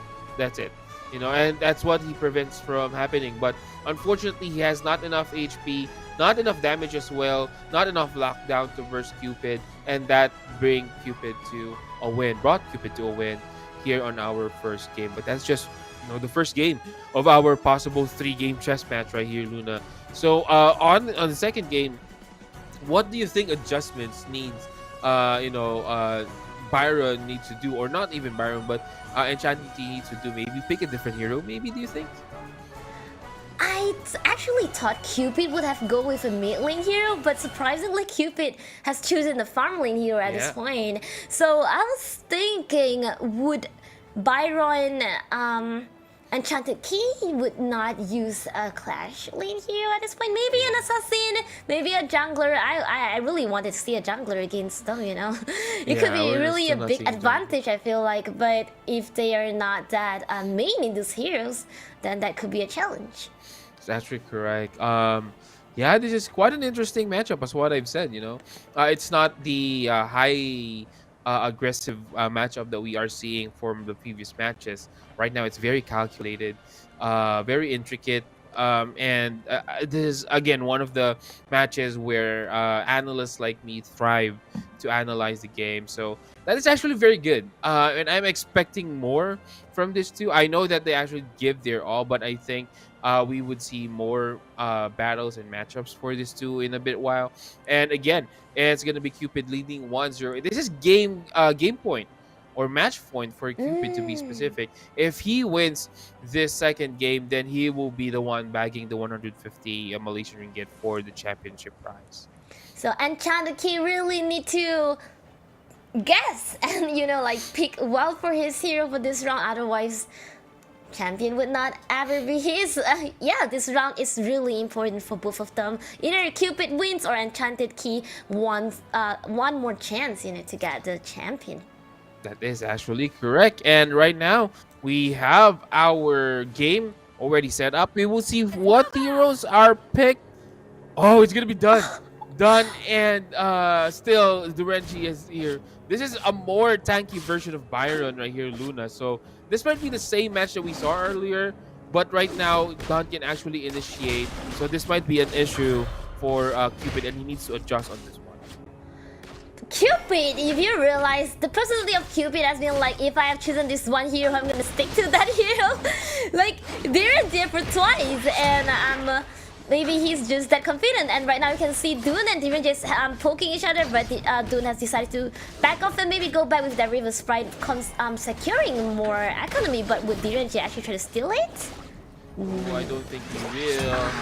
Oh, but he needs to be careful though, Renji.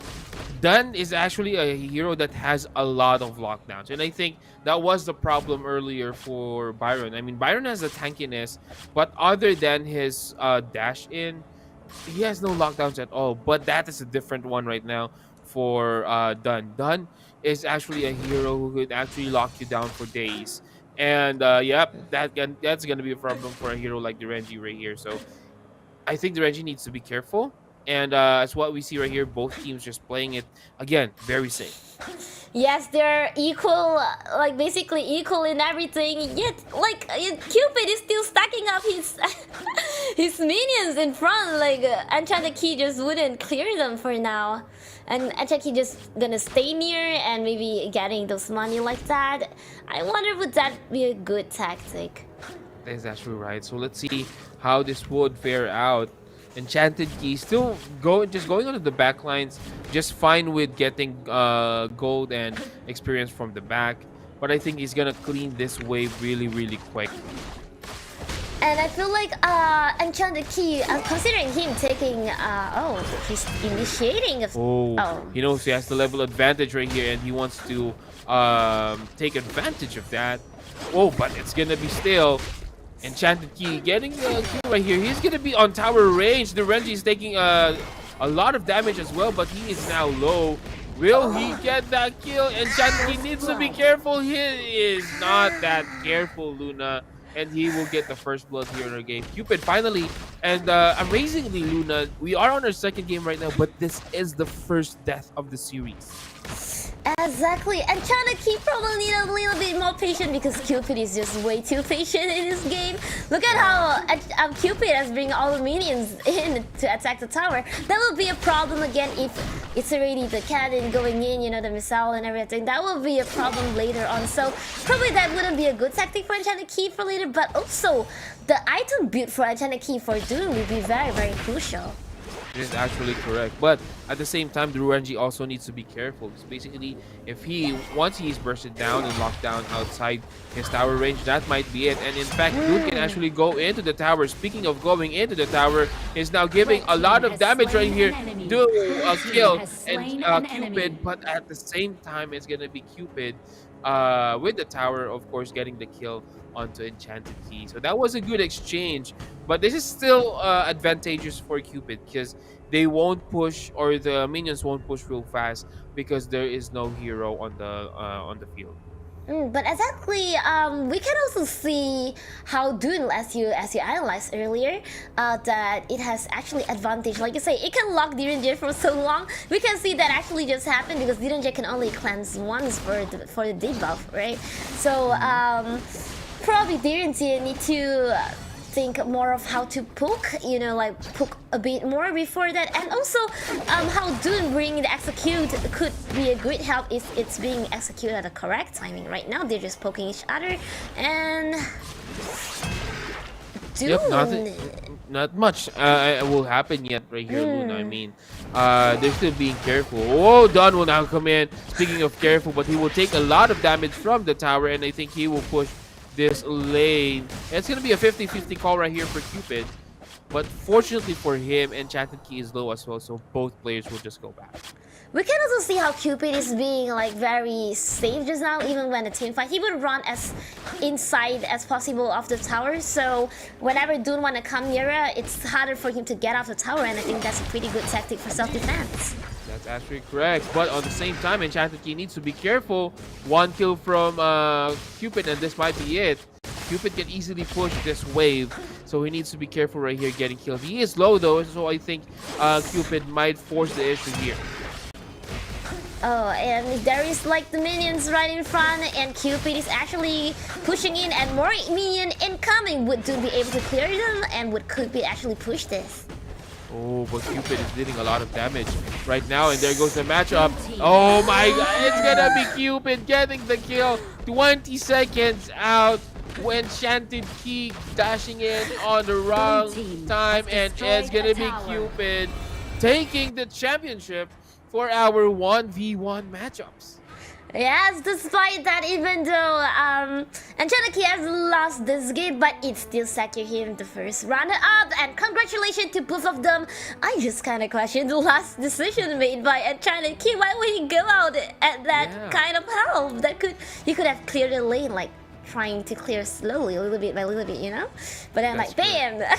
He was like, I'm out, I'm gonna try this. If I can do this, if not, that's it. Yeah, he just gambled right there, you know, trying to see if he could actually win. You're actually correct on that one. I mean, if for some reason Enchanted he actually killed Cupid right there, that might be a win for him because he could push the lane really quick. He has Dun also has a good wave clear potential, so he could actually, you know, push through and get the lane, possibly get the tower. So he actually gambled on that one. It's a high risk, high reward decision that Enchanted Key did, but unfortunately it didn't pay off, and Cupid got the win right there for our championship. And just like that, my friends, it's gonna be Cupid who's gonna win our 1v1 championship.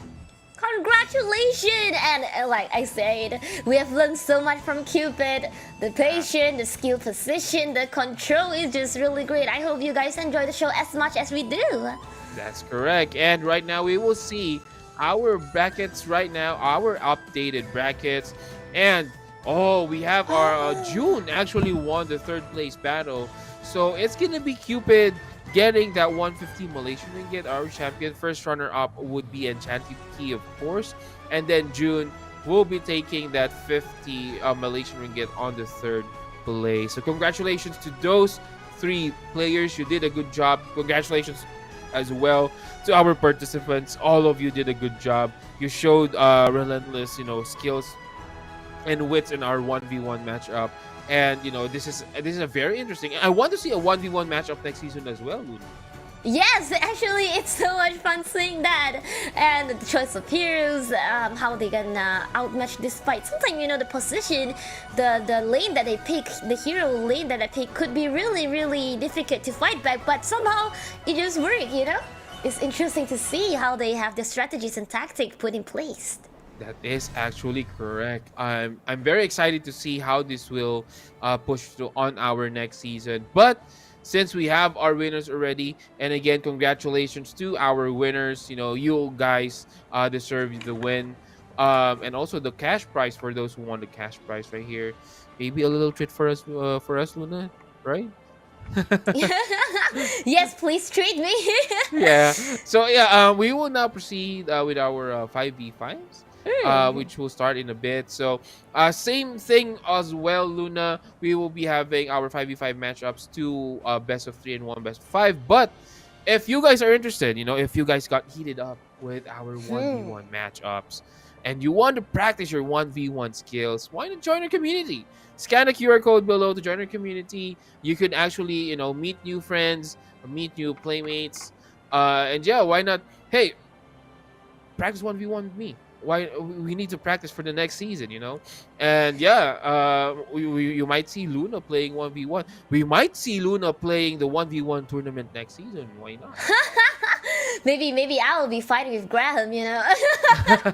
It's gonna be a Motsu. I understand. I know that it's gonna be a Motsu up. You know? and then you're gonna be with your Lian Po. That is a very crazy matchup. But yeah, we will proceed with our 5v5, but not until later on, because we will take a short break and we'll be back. We will proceed with our semifinals and the grand finals for our 5v5 matchup. So stick around, guys, and we'll be back after the short break. See you.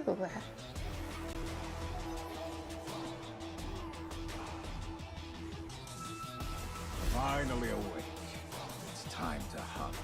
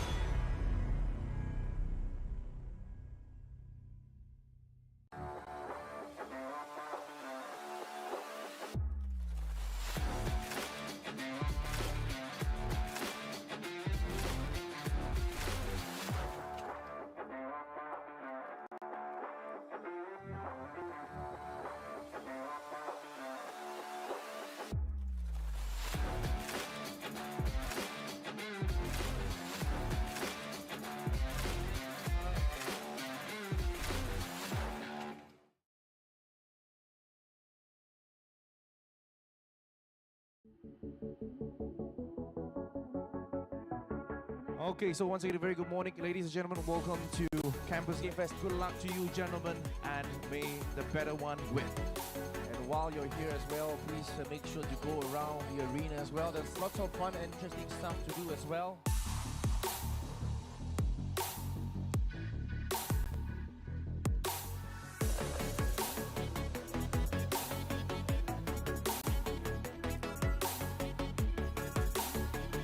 Looking out for all PUBG and Dota 2 players.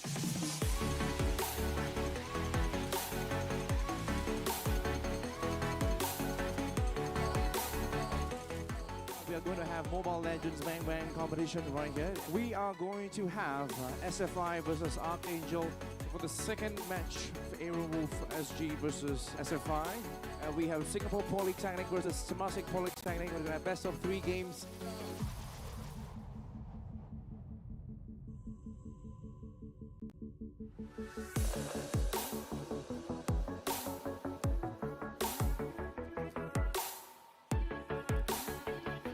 And let's get you guys ready for League of Legends.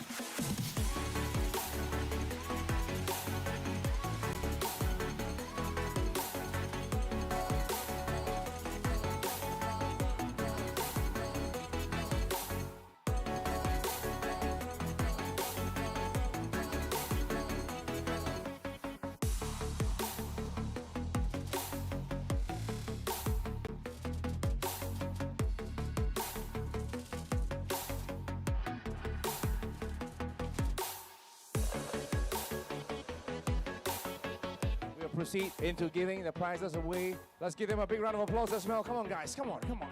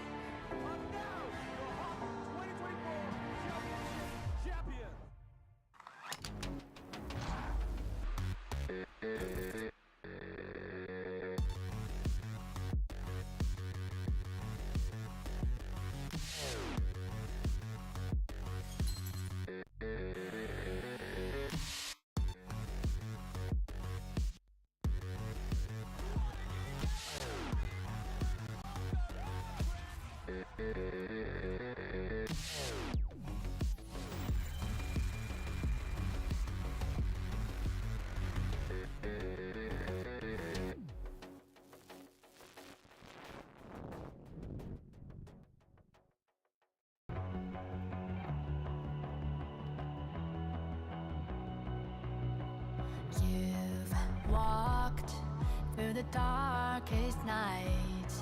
You've heard the crowd, felt the blinding light. You were standing there when your heart comes alive. It's a dream of ahead, and it never dies. Right here, right now, give it all to get it out. Never a surrender, I fight and never fail. I am a contender, a challenge I can feel.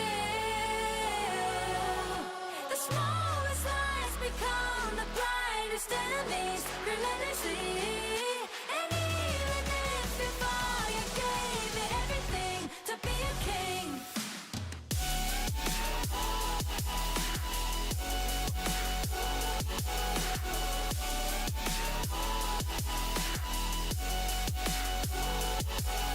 You carved your way with a sharp attack. You watched it all burn, and you never looked back. There will come a day when your fears will rise. You protect your crown, so it never dies. Never a surrender. I fight and never fail. I'm a contender, a challenge I can feel. The smallest lies become the brightest enemies, relentlessly. And even if before you gave me everything to be a king.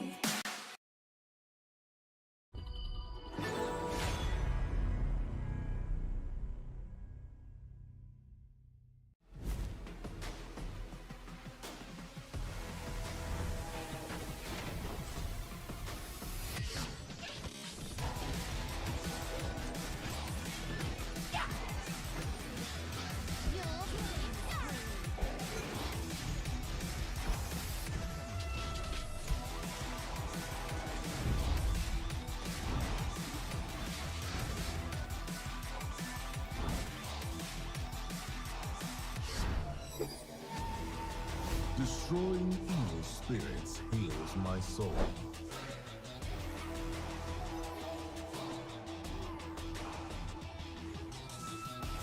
Finally awake. It's time to hunt.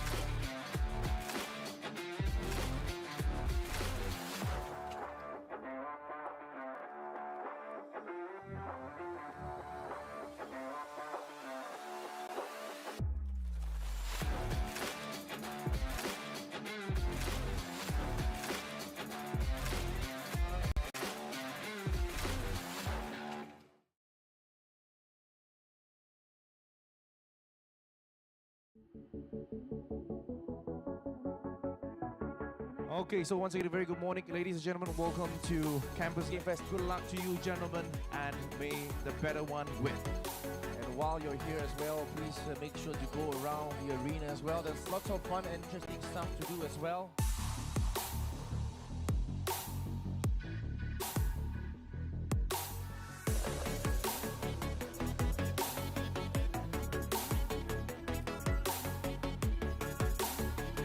Looking out for all PUBG and Dota 2 players.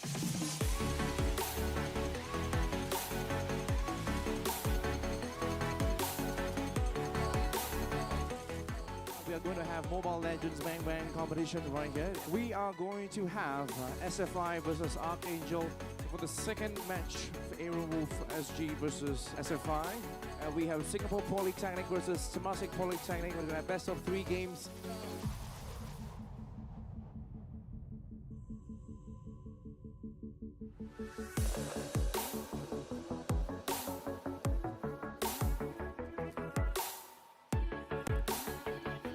And let's get you guys ready for League of Legends.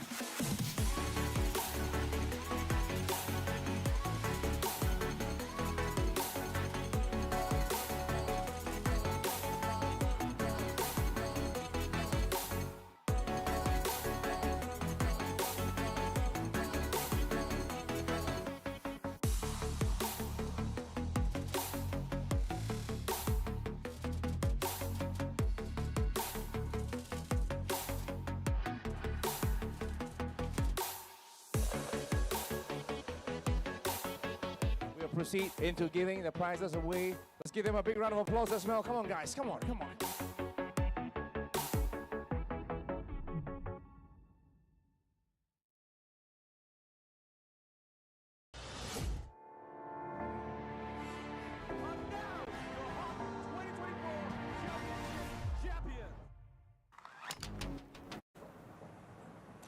Welcome back to Clash OnAir Cup Season 4, and right now we are done with 1v1 battle, and now we're gonna go right in to the exciting 5v5 today. And again, I'm Luna, and with me is Gran.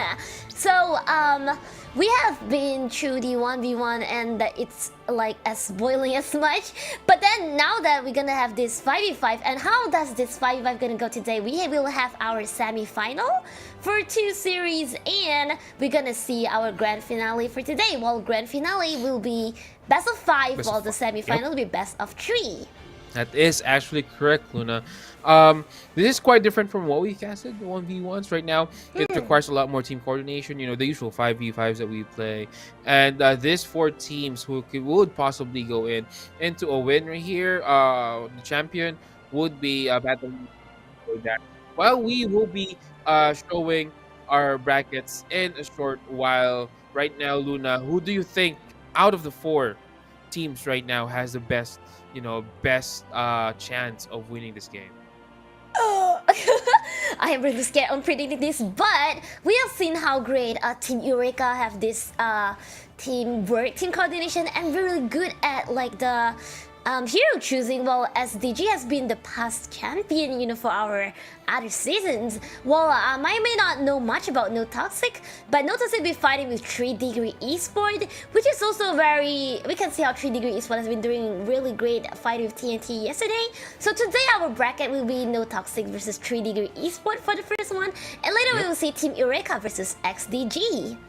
That is actually correct. And yeah, it is very interesting matchup right here, I believe. 4 teams that have fought it out throughout our brackets, defeating a lot of teams, who is also very good. So very interesting to see how this will pan out. But we will now show our prize pool for our 5v5s. 100 Malaysian ringgit for our 3rd place, 200 Malaysian ringgit for our first runner-up, and of course, the 300 Malaysian ringgit for our champion. And for today, they will be fighting over for the semi-final, and yet would fight for the grand final 2 today, and see who would take away all this prize pool. That is actually correct, Luna. So, yeah, we've seen this for 2 teams, by the way, not 4, because we other matches were fought off stream. But we will see our schedule right now. So what you've said, Luna, in a short while we will be having No Toxic versus 3 Degrees Esports, and then we'll get Eureka versus XDG, and then the winners of this matchups will be facing off each other on the grand final. Same thing with 1v1 though, Luna. We will have also our 3rd place match, but will not be showed on stream. And we are gonna start with No Toxic versus 3 Degree Esport, like real quick. And I have not seen No Toxic fights yet, so I'm actually excited to see what kind of tactic they would have. That's actually correct. Also, on our 2nd match later tonight, we also have, Team Eureka and XDG. Team Eureka, as what you said, is a very, very experienced team. But on the other hand, XDG actually was the champion for our season 3. So interesting to see how this will actually fight out. We'll on our 2nd series later, we will know if we will have a new champion or if will XDG defend their championship title later on. But that is for later. Right now, we will focus on 3 Degrees Esports and No Toxic. Before anything else, though, if you guys are interested to join our community, maybe find a teammate who could actually join you on our Season 5, then you could just simply click on the QR code below, practice up until Season 5, and then who knows, maybe it will be, your game that me and Luna will be casting for the next season. Scan the QR code because I want to see you joining and impress me. Go ahead, don't stand back. You just go, get your friend, get your team, fight for it. Well, also today's team fight, though, I was thinking would they still ban the simulate hero like yesterday? We see like totally at the area, my Shiranyui. So let's see what would they do for No Toxic versus 3DG Esports. Exactly, as we see the draft picks right now. So both teams have an idea, basically, specifically No Toxic, because we saw 3 Degrees Esports play yesterday. So they have an idea on how 3 Degrees Esports actually played. A little bit of an advantage, I would say, for No Toxic. Oh, but specifically my Shiranui. Again, a hero that is very unwanted on the mid lane. It's very rare that we see my Shiranui being played on the mid lane and immediately being banned right here. You know how irritating, how hard it is to match up my Shiranui with a my Shiranui on the mid lane. And they have now already banned, and I'm seeing 3DG Esports are mainly banning a Clash Lane hero. There's like Mayan and Dharma, like those are strong fighters, you know? That's interesting to see because I've never seen anyone banning both of those heroes up until now. Well, for No Toxic, banning the typical hero that is always being banned. Early, my Shiranui, high agility, and long again is being picked because no one banned it. Yep. That's right. Surprisingly, so I was about to say Doya is still available on the fray, so Doya will be picked up by No Toxic, immediately followed up by a Dun. This is actually interesting for No Toxic right now. It opens up a lot of possibilities, you know, with who Doya would be partnered with. We might see a Shangguang as well. We see Doya Shangguang yesterday on our matches. Didn't really, well, I saw how it has actually played out, but interesting to see how No Toxic will play Doya right now on what ultimates would need to be refreshed. Also, for the side of 3 Degrees Esports, Long is actually a good matchup. But on the other hand, you're smiling. You're smiling. Yeah. I see you smiling. Motsu Yes. has been picked out, and Musashi as well. Yeah, my favorite Motsu. I want to see just as great of control like yesterday we have seen from Team Eureka. What's the name?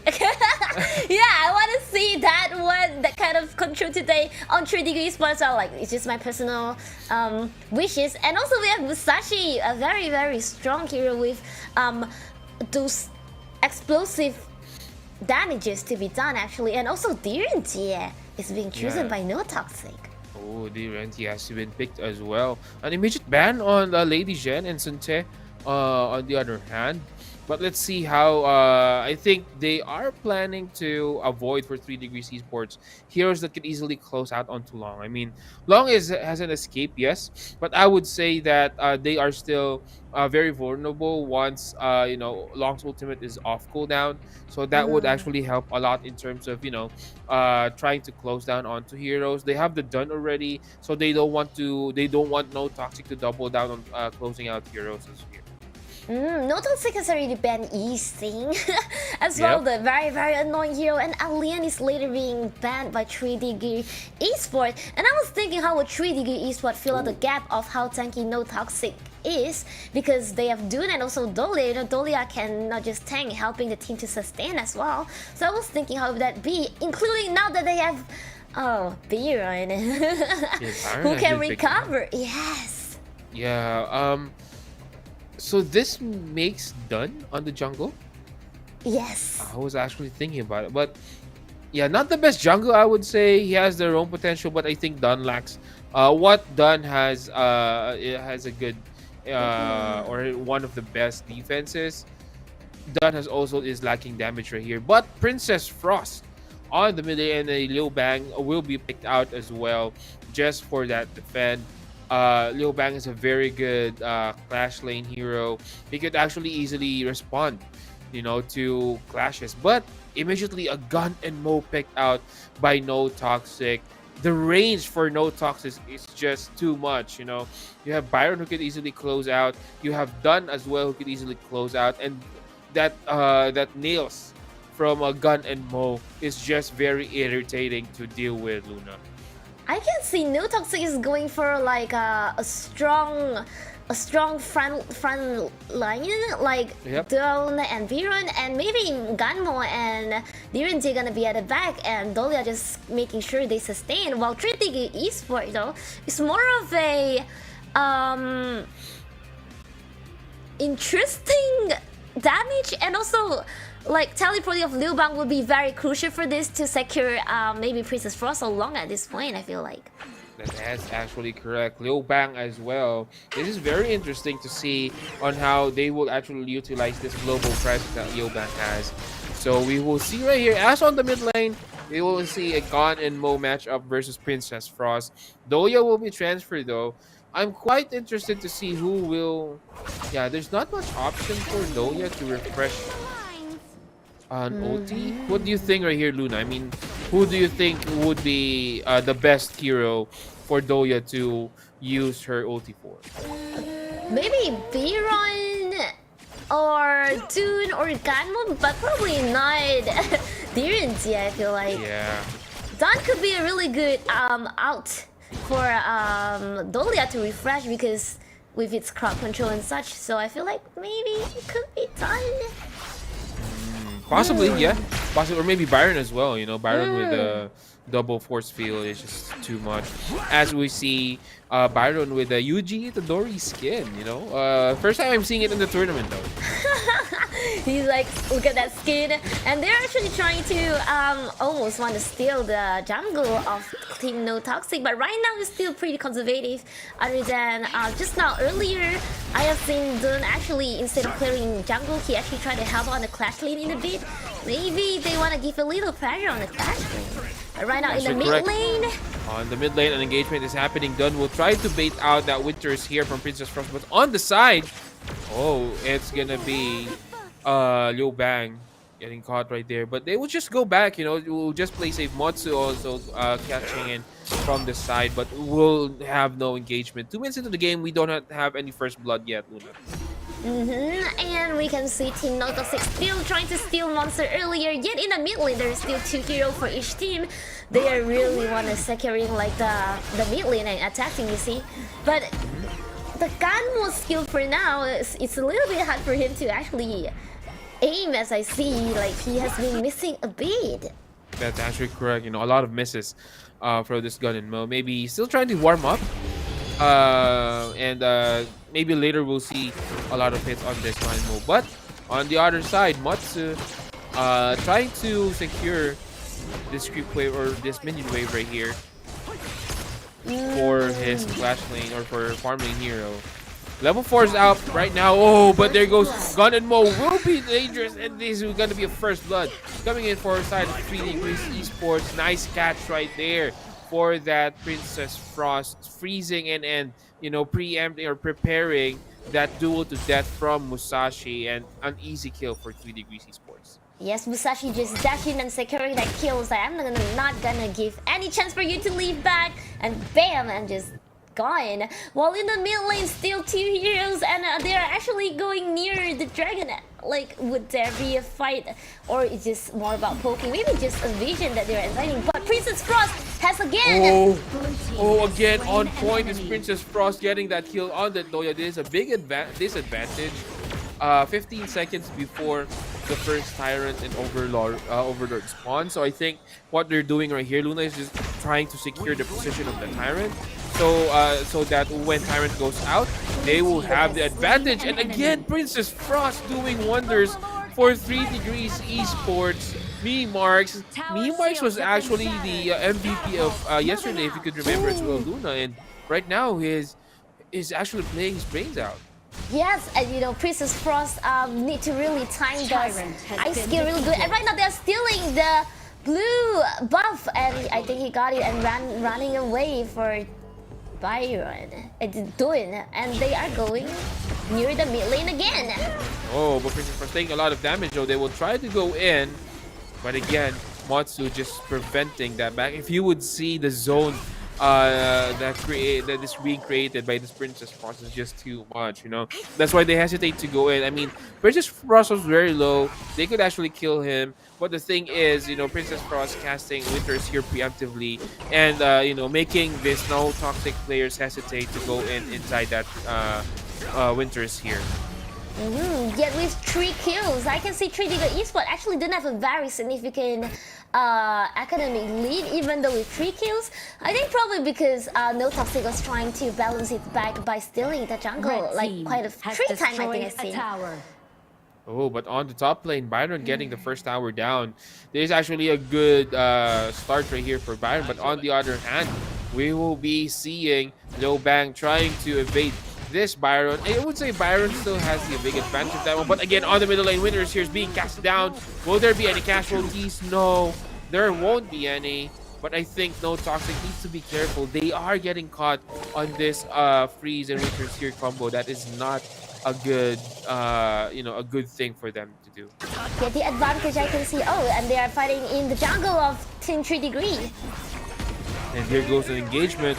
On the other hand, Winners here is off cooldown. Will there be any available? There he goes, your thing inside the box. You see the story on that Baron. Will fall down. Next victim will be done as well. But they will get Liu Bang. But I think that's not enough, and they are not done. Doya is actually off position to death for Musashi on the side, and killing spree right now for Musashi. They will secure that 3 kills, and 3 Degrees Esports is just slowly cutting onto the lineup of No Toxic. But at the same time, No Toxic has been controlling and securing the tower really good despite their losing lives. Yeah, they have actually took down 2 tower while fight is going on. Like Biron has been stealing lane here and there. And I can see sometimes when Liu Bang want to help, Byron will actually give this pressure by actually bringing the lane and minion near to their second tower, and that's probably something the 3D Respawn need to be careful about, because I am really afraid of one of the lane being stealed. That's actually correct. So, yeah, they are actually trying to cut their losses. They know that they actually lost a lot of heroes. So in return, they're just trying to, see if they could get some towers with that rotation. They did. But I think heroes right now are a lot, better if you kill a lot of heroes. But later on, this would actually have some implications. But on the bottom lane, it's gonna be this long falling down as well. No follow-ups for 3 Degrees Esports, or they're just gonna let it go. Dune actually decided, and with his teammate actually surrounded long earlier, and right now you see Biron actually was bringing the minion down again on the farm lane and the mid lane. But there goes engagement right here. Duo to that though. Princess Frost still not falling down. Oh, that shattered ice, or the frigid prison, is just on point as well. Will stop the advancement of No Toxic, and right now No Toxic is starting to be aggressive here on our match, Luna. Exactly, and actually I still want to give praise to Princess Frost. Is just really great in clearing all this lane, and right now they're taking down this Overlord. The Overlord, yeah. Overlord is now down, so they will push advantage faster. a lot. Look at the top lane.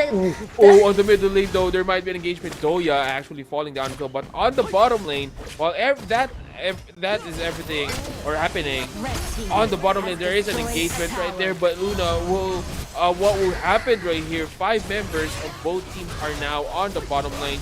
They got the second tower, the middle tower on the bottom lane as well.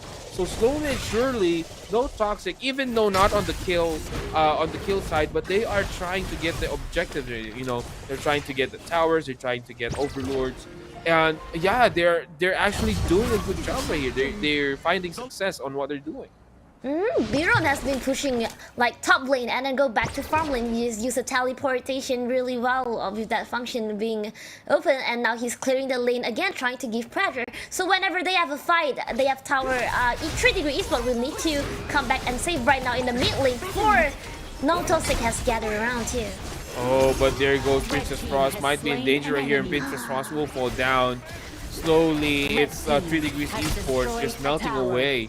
Getting melted by No Toxic here on the side. Look at that, Luna. Byron is still pushing right here on the side, and will get that tower as well. 3 Degrees Esports is being choked out by No Toxic right here, and right now they are defending near their base. This is actually bad because Long needs to have those items, and with this space that they have, the small space that they have on the map right now for 3 Degrees Esports, Long has limited resources to farm.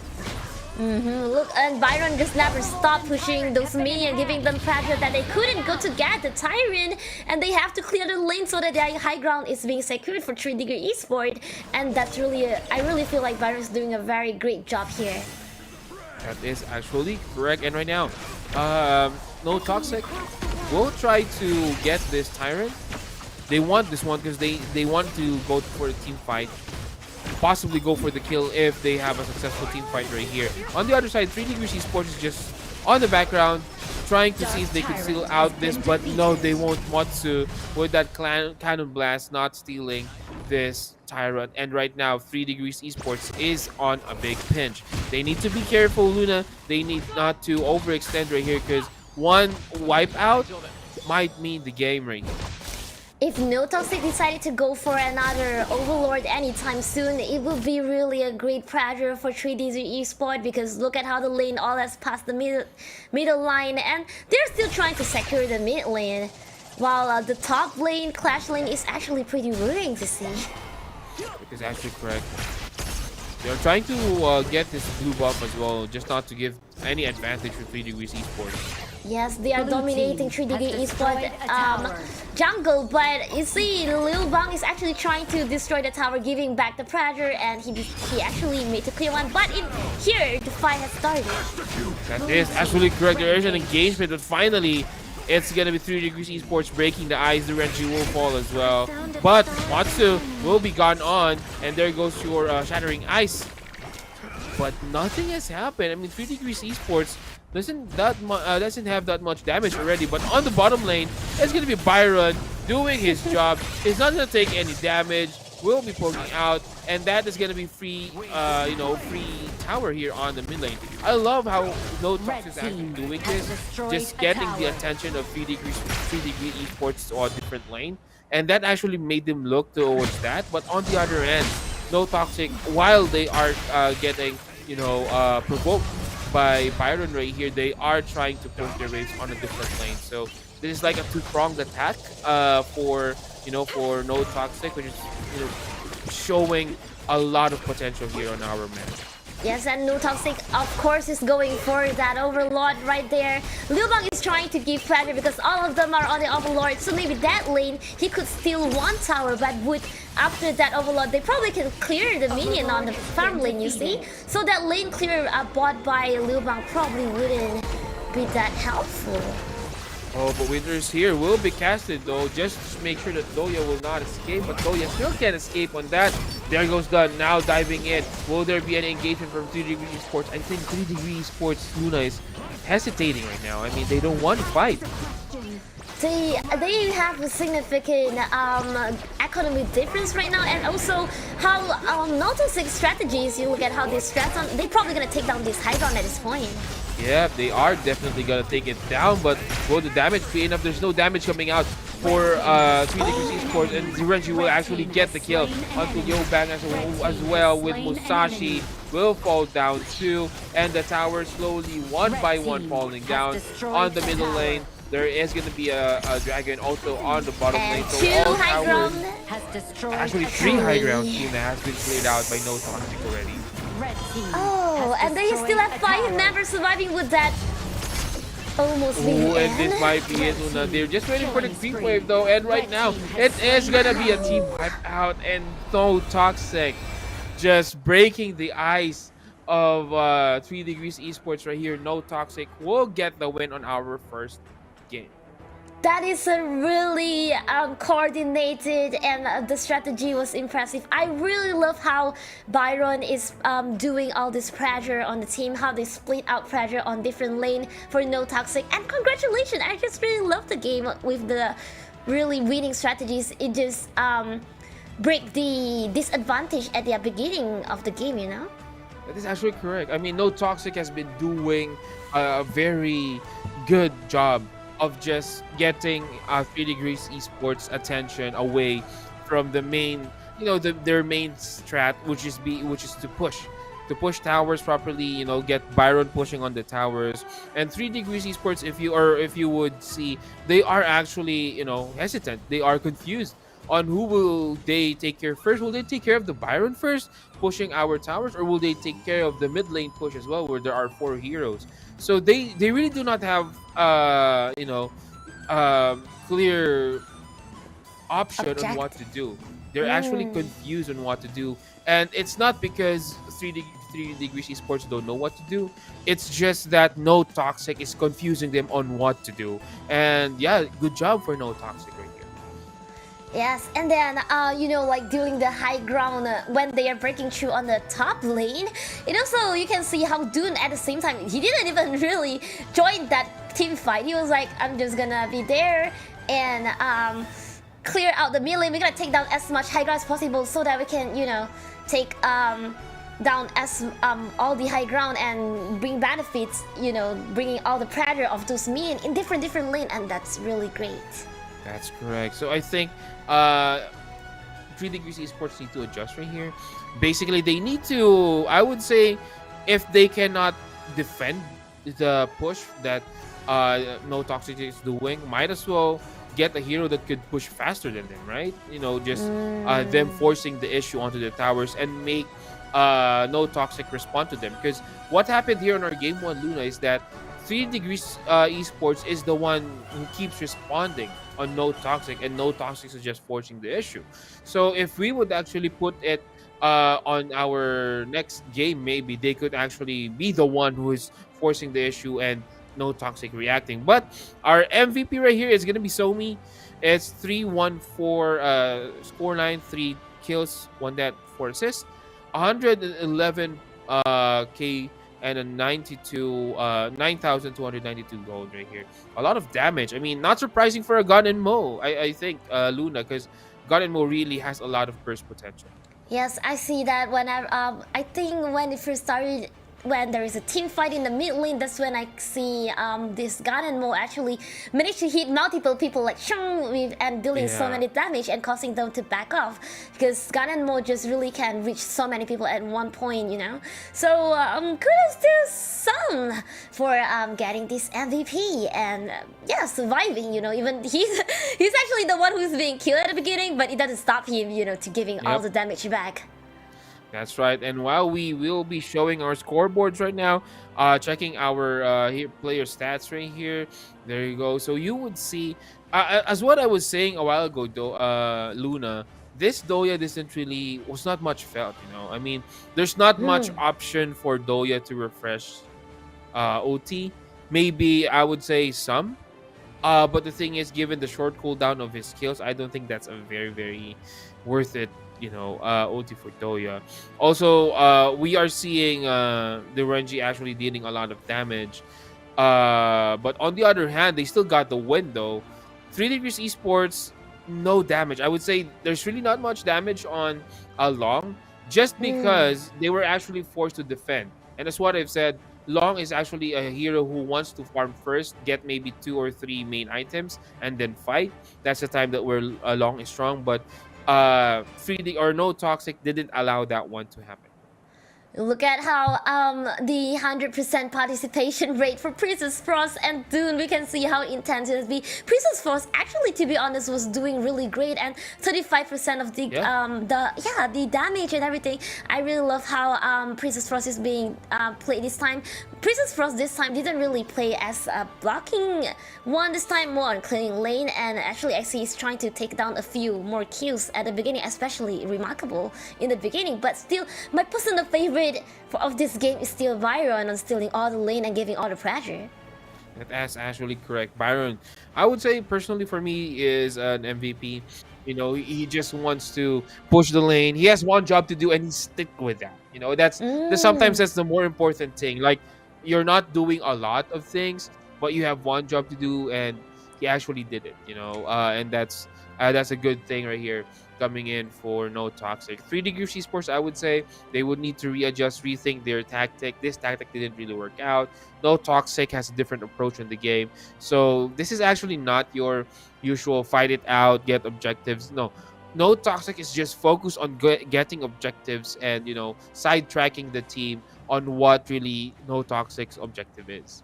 And you know, like 3 Degree Esport, I realized the fall off actually start from the fall of Clash lane. You know, Biron is so strong, and 3 Degree actually has been saving the mid lane despite Clash lane has been falling apart. So maybe they need to know how to defend better. But now we will see how would they adjust their tactic on the second game.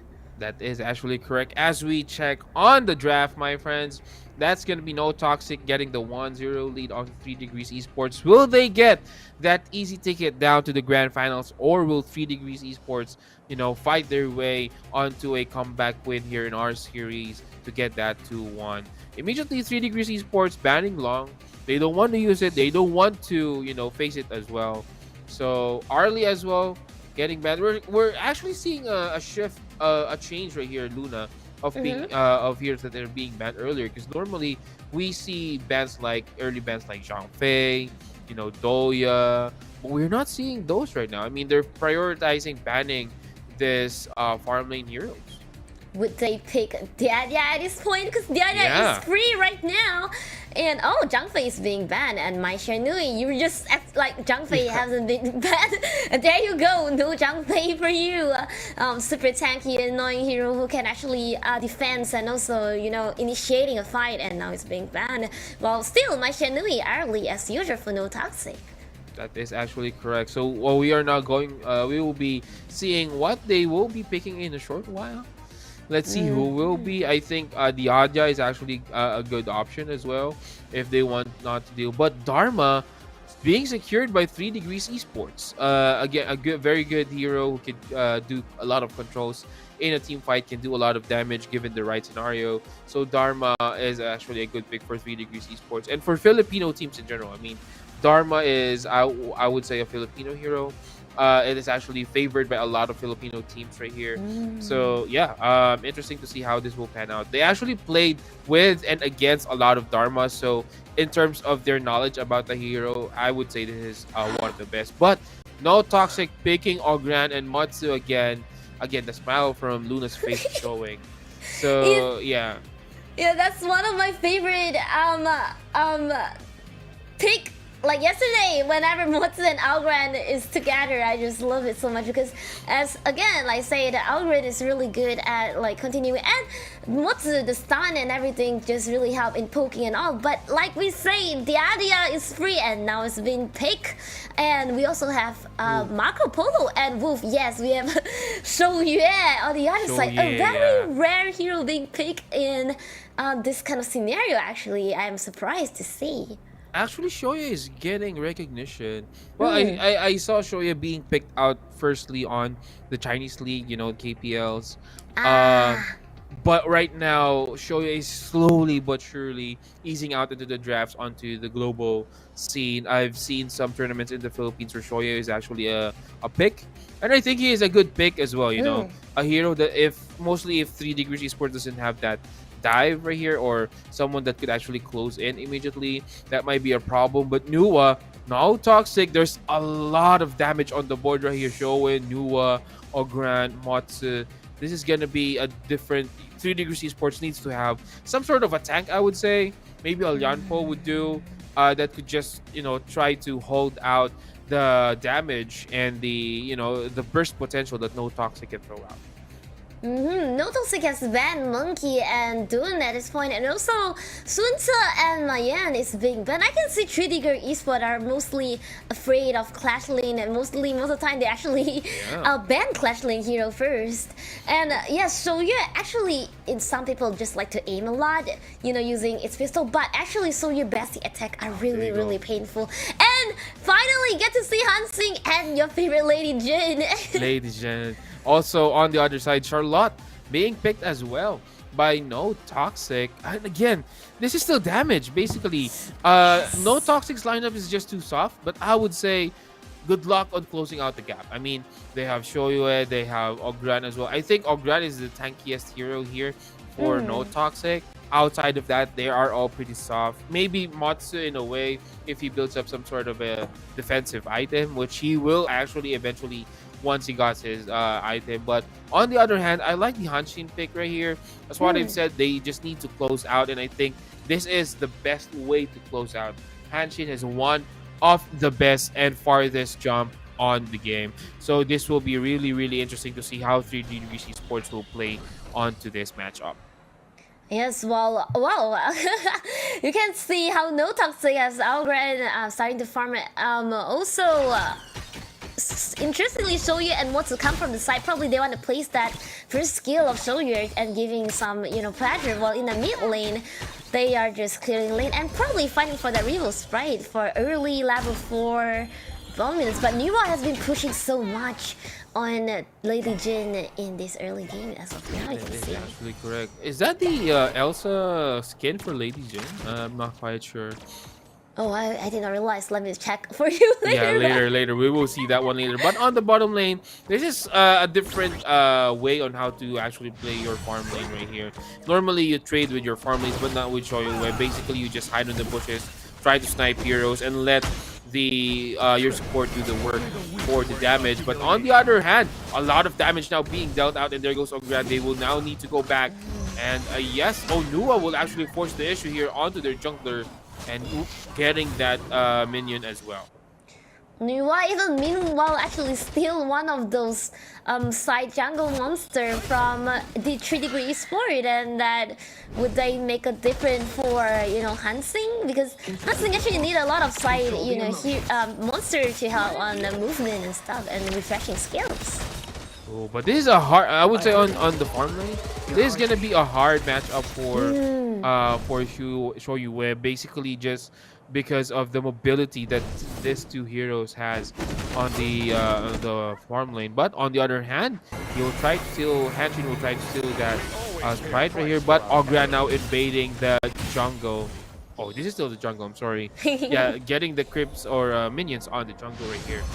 So they will just farm right now, Luna. Not much engagement happening for both teams. Well, this time we can see a little bit of strategy different made by 3 Degrees, but where they actually securing the clash lane more than last fight. You see, they just now Hansing was there to help, and at the bottom lane there might be a fight going on. And No first blood yet. Almost a oh no! It's gonna be your favorite Matsu. Just sniping that one with the cannon blast, getting the kill onto a first blood on the Adia. The sniping of Motsu almost can make him an assassin, sometimes picking up those people who think they can run away already, but yet they couldn't. That's very impressive. Wow, Motsu has used flash ulti, and Elsa, oh no, you might need to call Olaf right here, but no, Motsu is just too tanky and he will just go back. Hanshin right now is just, out of the question still. They are still trying to get Hanshin over here, but this might be different. But oh, there goes Lady Shen with that 2-man stun. But will not force anything yet. There goes Lua. Will cast a skill, not hit as well. Skill's not hitting for no toxic. This might be bad for them. They are low, but trying to embrace this tower just to make sure that they are safe as well. And immediately they will go back. 3 of them to be specific.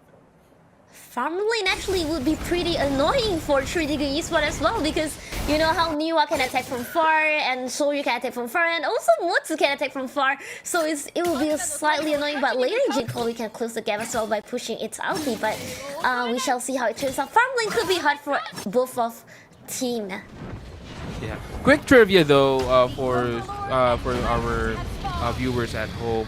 You know why Shoyu actually is trying to face other Ray before he actually shoot his sniping, his second skill? Do you have any idea? Facing You have any idea why Shoyu is actually just facing on a different direction rather than aiming at who he will shoot? Oh, I don't know what's the reason. Yeah, well, basically that is just not to telegraph where you will shoot. So it makes, because basically they can actually see where you will shoot, the line of sight of Shoyu with snipers. So if you try to snipe heroes, they would know that they are their, the target, and they would actually try to counter that one. Unless or the other way around, if you actually snipe on a different direction first before you load up, just like what he's doing right now, then your enemy wouldn't know where you will be shooting. So that's the thing right here for Shoyu. I see. And right now they're actually cutting Soyu and Oh no, that's a good catch right there. That was a trap for the side of No Toxic or 3 Degrees Esports, so they need to be careful. That Shoyu was too exposed right there just in front of the tower.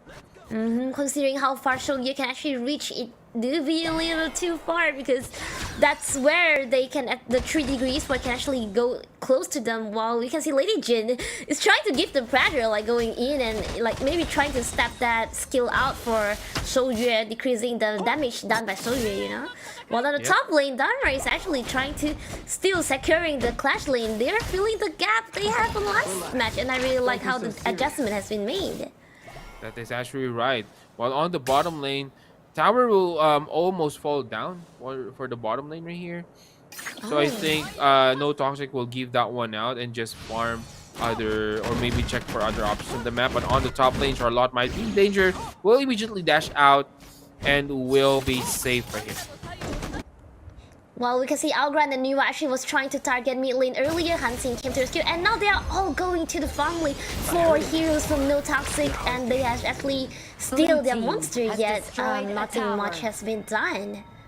That is actually correct. And right now, No Toxic, I think they know that they do not have the strength yet. Like, this is not their timing yet. But later when Ogran is tanky enough and someone can actually front up, that might be a different thing for No Toxic, a different scenario for No Toxic. So 3 Degrees Esports needs to force the issue, just like what No Toxic did earlier onto our match, wherein they forced onto the towers.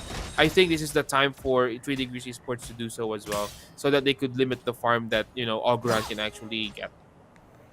Charlotte and Dharma are still going back and forth, but we can see both of the tower are almost dropping at the same rate. While mid lane though has never really been touched. Both teams have secured them really well. Well, Lady Jin has never really on the mid lane. See, Lady Jin has been killing on the other hand, but well on the Clash lane. Oh, but Nuwa, will you get the damage? Yes, he will. The kill right there for Nuwa. Will there be a follow-up? Nuwa, we're getting stunned, but Charlotte will get another kill on the board. Hanshin, though, will do the cleanup, and also Marco Polo. So that's going to be a 2-for-2 trade, but the rotation made was too heavy for 3 Degrees Esports right here. And right now, other members of No Toxic will try to invade their jungle, will try to protect this Ogran. Ogran might be in danger right here. Conductor of Souls has now been used, and Lady Jen is very low, but also is Ogran. It's gonna go back. No engagement is gonna happen further, and that's gonna be a 2-for-2 trade for both teams. Lady Jin has managed to run away, but on the Clash lane, Soulja has found the gap to actually take down the other tower on the Clash lane. While on the mid lane, though, we can see Algren is trying to clear the line, helping to make sure the mid lane has no issues. Meanwhile, Niwa was away. That is actually right. They need to be careful, though. We can see that No Toxic has, you know, given the right scenario, they have a lot of damage, but they will kick this Nuwa into the middle of that skill of Lady Jen, and that's going to be a quick kill coming in for the side of 3 Degrees Esports. On the top lane, though, there will be an engagement. Charlotte might be in danger and will finally get finished off by Marco Polo. On the bottom lane as well, they are pushing, and this is what I was talking about earlier, Luna. You know, if they are pushing, then this lineup of 3 Degrees Esports can actually counter push as well. But instead, they are gonna defend this, and just to show you what, giving a lot of damage to the tower, and will immediately remove the tower from the map. Both of them actually push the second tower. Algren is trying to steal the mid lane, yet 3 Degrees Esports has actually came back to defense, so still safe for that mid lane. But we're seeing them on this Tyrant for No Toxic. This might be an uncontested Tyrant right here. Yes, it will be. So No Toxic will actually get that Tyrant catch right here. Tyrant buff, to be specific. Oh, Hanshin now diving in, but Shoyo using his ulti thing inside the box. Will there be a kill? Yes, it's gonna be a 1. Oh, there's no trade for the side of No Toxic, so they're just gonna be losing Matsu right here, and I think No Toxic needs to go back. Matsu has made a decision to use his ulti thing inside the box in the middle of, surrounded by 3 Degrees, but I feel like that is a mistake that could be avoided. Maybe stunning or just head back using the first skill could be a better chance, but maybe he's just trying to control as much. Now they are attacking. Oh, Ogran is now on the front, but again, there's not enough damage. But on the top lane, Hanshin taking care of Charlotte on that Clash lane. This is not a good sign for No Toxic. They need to be more assertive on where the hero positioning Whoa. Well, 3DB Esports still going on with the Overlord, and you are trying to steal it, yet it's a bit too early. So there's a lot of Overlord Vanguard going on for 3DB Esports. The first wave has just gone, and the second wave is gonna be coming in soon. And there goes not a fight though, but I think they're just trying to test out each other. Just making sure that no one will be aggressive. But on the left side of the map, we will see Marco Polo and Hanshin trying to line it out here on the middle lane. Other members right now of No Toxic is here as well. But again, Charlotte is still a no factor yet on our game, and Charlotte needs to bounce back if she wants for the team to win. The interesting thing that I realized that both team, the mid lane is at level 12. They are not really getting much of economy, and they're still taking down the Tyrant for No Toxic. I feel like 3DQ is taking all the Overlord and No Toxic is doing the other. No Toxic is gonna get the Tyrant. I was thinking that 3DQ Esports got it. But on the top lane, there has been some engagements. It's gonna be Charlotte. Nuwa will come to the rescue. Will there be a kill? Yes, Charlotte will live, and Nuwa will secure the kill onto that. But on the other side, this Ogran is doing wonders right now. 2 kills so far. It is a 2v4 right here. Ogran path of passing just takes it, but Shoyue will actually secure that kill. And this might be an issue right now. Dharma is now trying to run away. The only member of 3DQ Esports alive. Path of passing will be casted on a different one. But there goes Matsu with the cannon blast, stunning Shoyue, and that is gonna be an ace right here for No Toxic. This is scary for 3DQ Esports. They have the lead on all on team fights and all that, but right now they have been wiped out of the map. This might be a push right now for No Toxic as well. You can remember, Luna, push is the name of the game for No Toxic. And No Toxic again doing the jungle dominance. Look at how they have been clearing everything. But lucky enough, the 3DQ Esports have time to actually come back and not losing any high ground as of now. And Hansing actually has already pushed through until the near high ground for No Toxic Tower 2. I think that's pretty good, but yeah, mid lane has not been touched up until now. Look at that, he's stealing all the buff and all the monster right now. Right, so right now 3DQ Esports being a little bit cautious right here. They know that Ogran is actually a good target to go to, and they are actually going to Ogran right now, but he will actually be alive. He will actually not die right here. They are trying to chase Ogran though, but to no avail. Ogran was alone. They committed a lot of ultimates right there, but Ogran didn't get killed. Instead, he will actually preserve his life and go back. Yeah, exactly. And I was thinking like Hansing right now is probably having a dilemma of like, should he help in team fight or actually try to steal the lane, because it's still pretty worrying of how the minion and how they have been like pushing a lot. Yet you see Niwa never stop giving the ulti and what's trying to get people. They are just waiting for a timing, you know, when the stun hits. That is actually correct, Luna. And they are now gonna try to attempt this middle lane. And right now, No Toxic suddenly, they are controlling the map. If you could see, Luna, all of the creep waves are pushing, or the minion waves are pushing towards the map of No Toxic or 3DQ Esports right here. They're gonna box out as well this Overlord, but on the side, Charlotte is taking a lot of damage from Diadia, who use that skills out for Princess Frost, but to no avail. They will try to box out this Overlord just to make sure that they can't contest this one, and I think they will successfully do so. Overlord very low, and that is gonna be an Overlord buff coming in for the side of No Toxic. They are now trying to chase. Path of passing has been used, but Nuwa will get caught right here and will be killed. Too deep right there. Also the French kill from afar. Shoyue sniping. 3DQ Esports. It's 4 members of 3DQ of No Toxic versus 2 members, just Diadia and Marco Polo right here. Can 3DQ Esports do something? They will push onto the wave into that top lane. They are trying to finish the game right now. 23, 19, and 25 seconds left. Marco Polo has fell down. They will try to dish out damage onto this crystal, and it is gonna be an ace and a quick kill on that crystal. Luna, another 2-0 or another win for No Toxic, bringing our series to 2-0. again, No Toxic has showcased how great the hero pick is. To be honest, I just really like their lineup and how great it is to have support from frontline and backline. Everything just worked perfectly. And also, like, you can see how Marco Polo did a gamble at the end as well during the high ground. He was thinking like maybe his attack could have cleared that out and maybe that can secure the high ground. But instead, Marco Polo with his ulti is still unable to kill them, and the minion is left there. That's why they can push the crystal at one go and leaving the other unable to clear the line. That is actually correct. And with that, No Toxic will advance to our grand finals. But again, No Toxic doing a good job.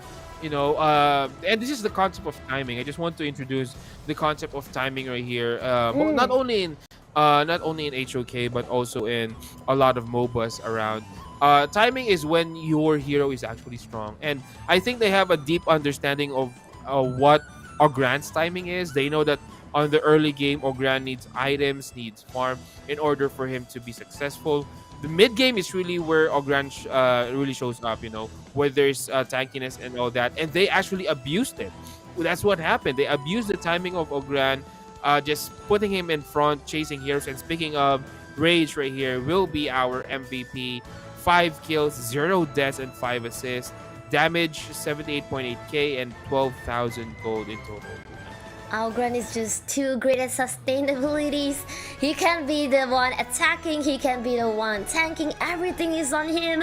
He's really the best, one of the best hero that I would say to be a jungler, because attack and sustainability, giving enough like pressure on them. Well, also I would like to highlight how Shoyu has been performing just now. I have seen him sniping Mimarks like I think at least twice. Yeah, I think twice. Yes, like when she's just about to run away, that's when Shoya pop and just sniped her out, and she couldn't help with like coming back and giving more damage to the team. And because that's just how important mid lane could be, but Shoya managed to like clear her out, and that's impressive. It's actually correct. And some at some point didn't really have that good of a game. He's having a hard time positioning his spells, but then, as what I've said, the timing from Ogrand, they know. I mean, even though they were losing early game, 3 Degrees Esports is actually with the lead early game. But the thing is, even though they're losing heroes. Rage was confident that, no, we'll take this later on. Let me farm and we'll take this later on. And that's what happened.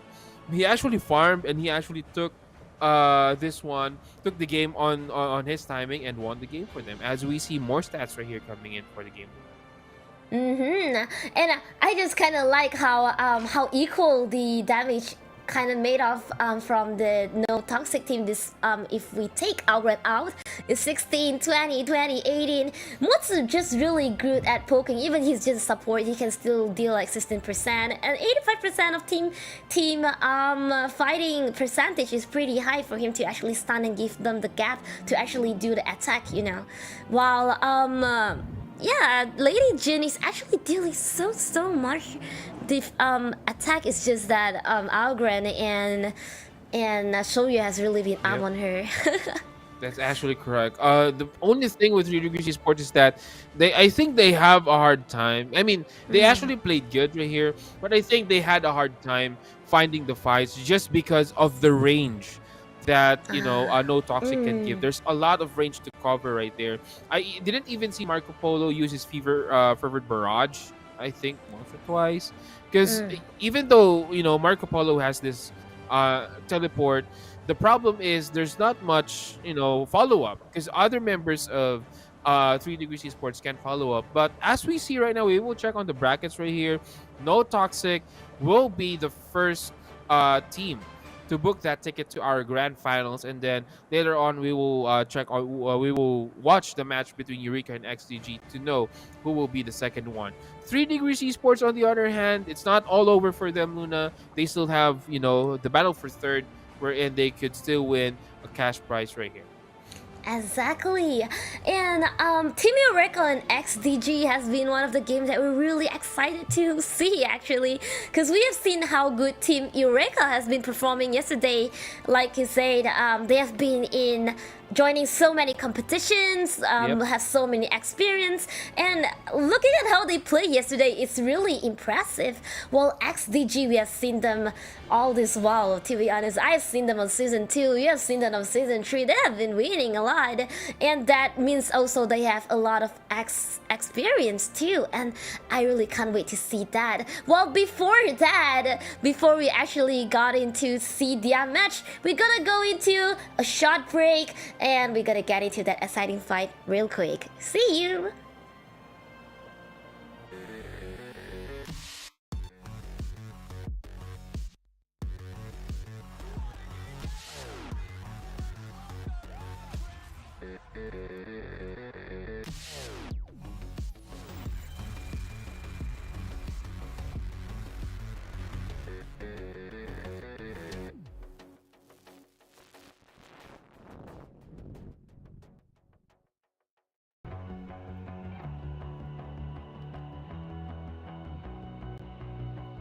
You've walked through the darkest night. You've heard the crowd, felt the blinding light. You were standing there when your heart comes alive. It's a dream I've had, and it never dies. Right here, right now, give it all to get it out. Never surrender, I fight and never fail. I am a contender, a challenge I can feel. The smallest lies become the brightest enemies, relentlessly. And even if you fall, you gave me everything to be a king.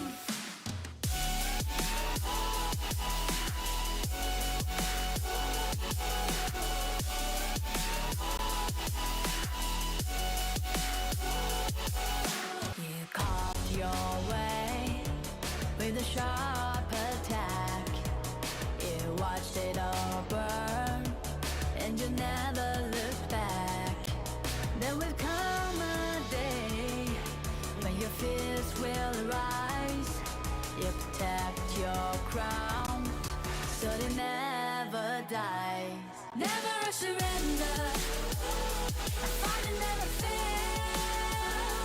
I'm a contender, a challenge I can feel.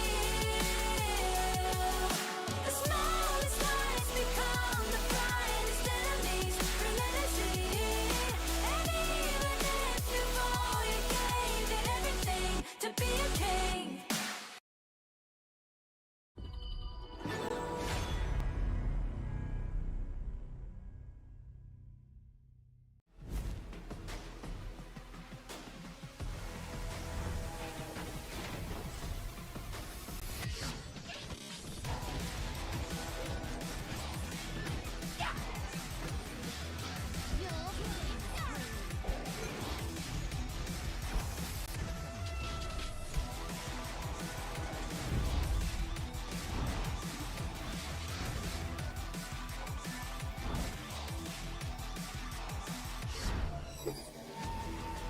Destroying evil spirits heals my soul.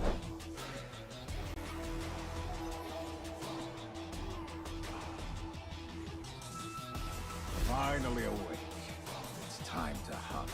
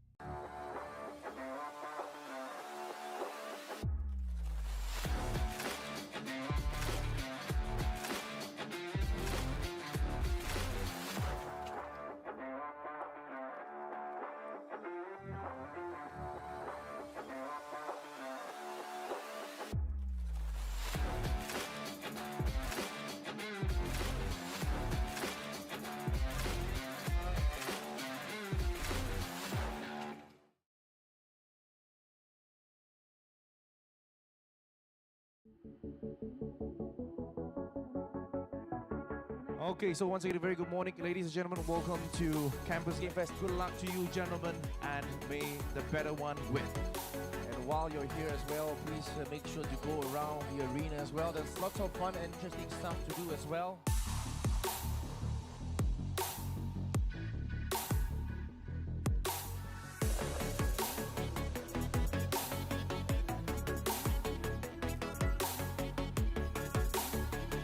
Looking out for all PUBG and Dota 2 players.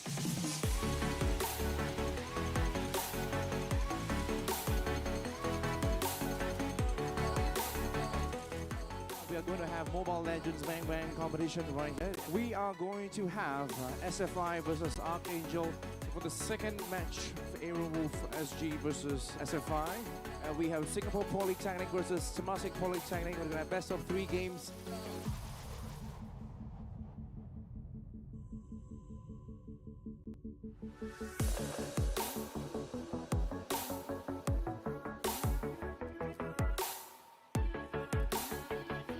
And let's get you guys ready for League of Legends.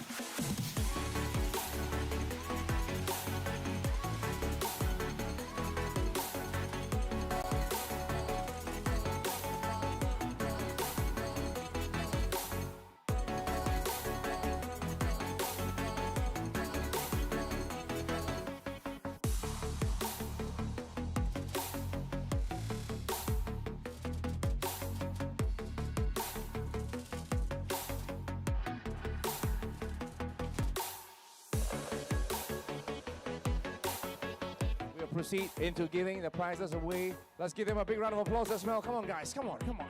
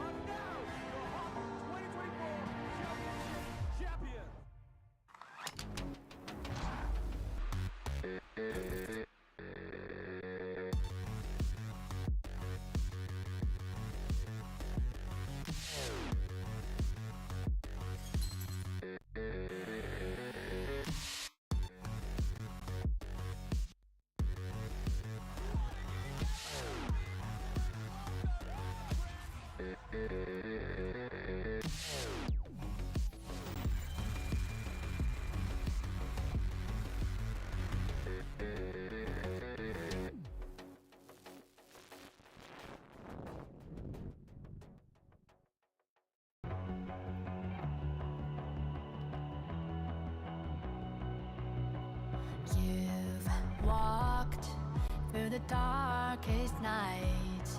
You've heard the crowd, felt the blinding light. You were standing there when your heart comes alive. It's a dream of a head, and it never dies. Right here, right now, give it all to get it out. Never a surrender, I fight and never fail. I am a contender, a challenge I can feel. The smallest lies become the brightest enemies, relentlessly. And even if you fall, you gave it everything to be a king.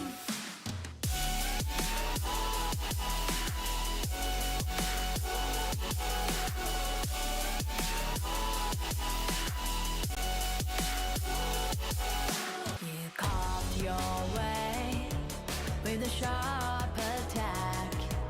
You watched it all burn, and you never looked back. There will come a day when your fears will arise.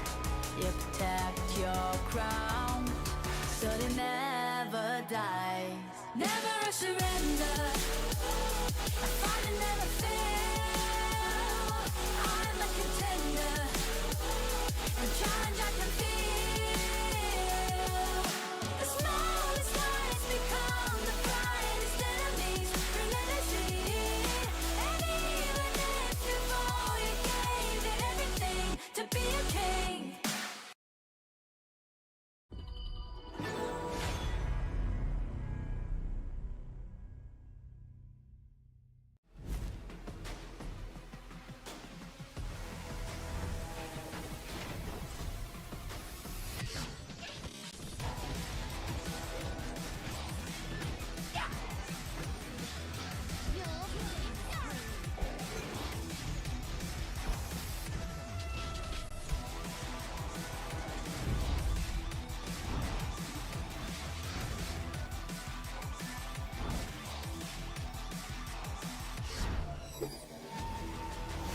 Destroying evil spirits heals my soul.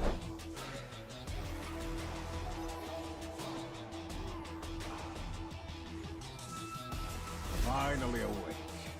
It's time to hunt.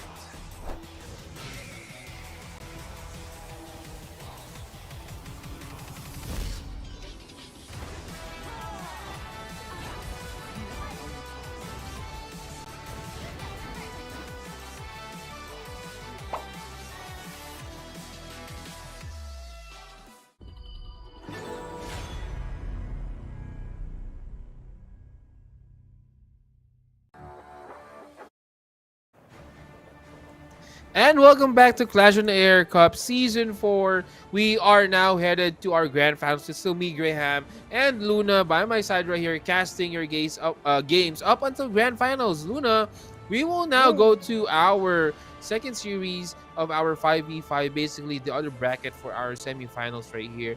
And personally, I'm excited to see this one. It's gonna be Team Eureka versus XTG. Like again, like I mentioned, if you did not realize, Team Eureka has been joining a lot of competition, and so did XTG, and so that's what we have been really anticipating, and that brings us to like what we have mentioned earlier. No Toxic has won the game just now and has already secured the first ticket to the grand final, but the next one though will be decided later on the next game with Team Eureka versus XTG, and who will actually win this is pretty hard to say for me. Definitely. As for me as well, I mean, normally I am an analyst. I analyze games, but this one is pretty much 50-50, I would say. XDG has been playing good as well. Their brackets are all 2-0s from their previous game. Same with Eureka as well. Eureka 2-0 KHI and Shigatsu. So this both of these teams are on a roll, basically all 2-0s right here. And as what I've said, XDG are previous champion, and Team Eureka as well. Actually, if I'm not mistaken, fought for the grand finals as well. It's the same team who fought for grand finals, but I'm not quite sure. Don't quote me on that. But still, Eureka actually placed high as well onto our placing last season. And right now, this might be the question here for our match right now. Will there be a new champion, or will there be still a defending champion, or will the champion defend their title later on? Or will the champion of next season be you? Oh, Scan the QR code to join our community so that you will get updated on Clash OnAir Cup season, upcoming seasons. Or if you don't want to join Cup, just grab your friend, get your teammate there, and level your skill right there. And again, I just really let us talk back about Team Eureka and XTG. Like Team Eureka yesterday, when I see, they usually do a very aggressive attack. They would do come in team in 5, in 4 a lot of times. So I wonder, would it still be the same today of how they're gonna do? So I really excited to see what kind of lineup they're doing. Will it be very, very aggressive just like yesterday, or nah? Well, that's the question that will be answered in a short while, Luna. While we see the draft right here for both teams, I would say the Aja and Doya will be definitely a ban for both teams. I mean, both teams have been playing a lot. Or I'm wrong. I am wrong. So Dharma and Nuwa has been banned for XDG and Eureka, respectively. So let's see how this will plan out. I mean, Doya is still available. You still have the Adya as well. So those two are top tier supports right now that both teams could actually pick up. Both teams also just trying to buy their time. Arlie has been banned out as well for Team Eureka. Let's see, and it's gonna be long. So the Aja and Doya is still on the fray. Yeah. But I was thinking, would they actually trying to go for Tango? And my Shiranui has not been banned and finally get to make showcase. Look how I said it, you are talk. Yeah, my Shiranui. I mean, I've been speechless. I mean, I like to actually, see my Shiranui on the field right here. It's really a delight to the eyes. Normally, if you are into, this evasive heroes, you want some sort of anime fights, and a lamb surprisingly being prioritized by XDG. They might have some plans on this one. Oh, but they actually. Team Eureka. Oh, there you go. There you go. They just fixed it. So, yeah, it's going to be a Mai Shiranui into a Monkey. And then you also have Zhang Fei on the board. Oh, my God. Team Eureka is just piling up the draft right here. While on the other hand, XDG has Lady Sun. There's just a lot of tankiness right here. And speaking of tankiness, they will bring their own tank. Lian Po right here will be a bit. Just as I thought when they're not taking, like, no one is banning Dalian, no one is banning the idea. They definitely going for this tanky build, and both of them are going for that. So that was really interesting to see. And XDG actually banned Direndir, and while Team Eureka banned Princess Frost. I mean, we can see how Princess Frost is annoying throughout these 2 days game, controlling the annoying them, blocking them, also dealing a lot of damage. Well, XDG again, while I've banned Marco Polo, I think they're trying to limit on their marksman choice. That's correct. Because basically a good farm lane hero for Eureka would actually complete the lineup right here for a good a good draft for Eureka. There's still a lot of options though.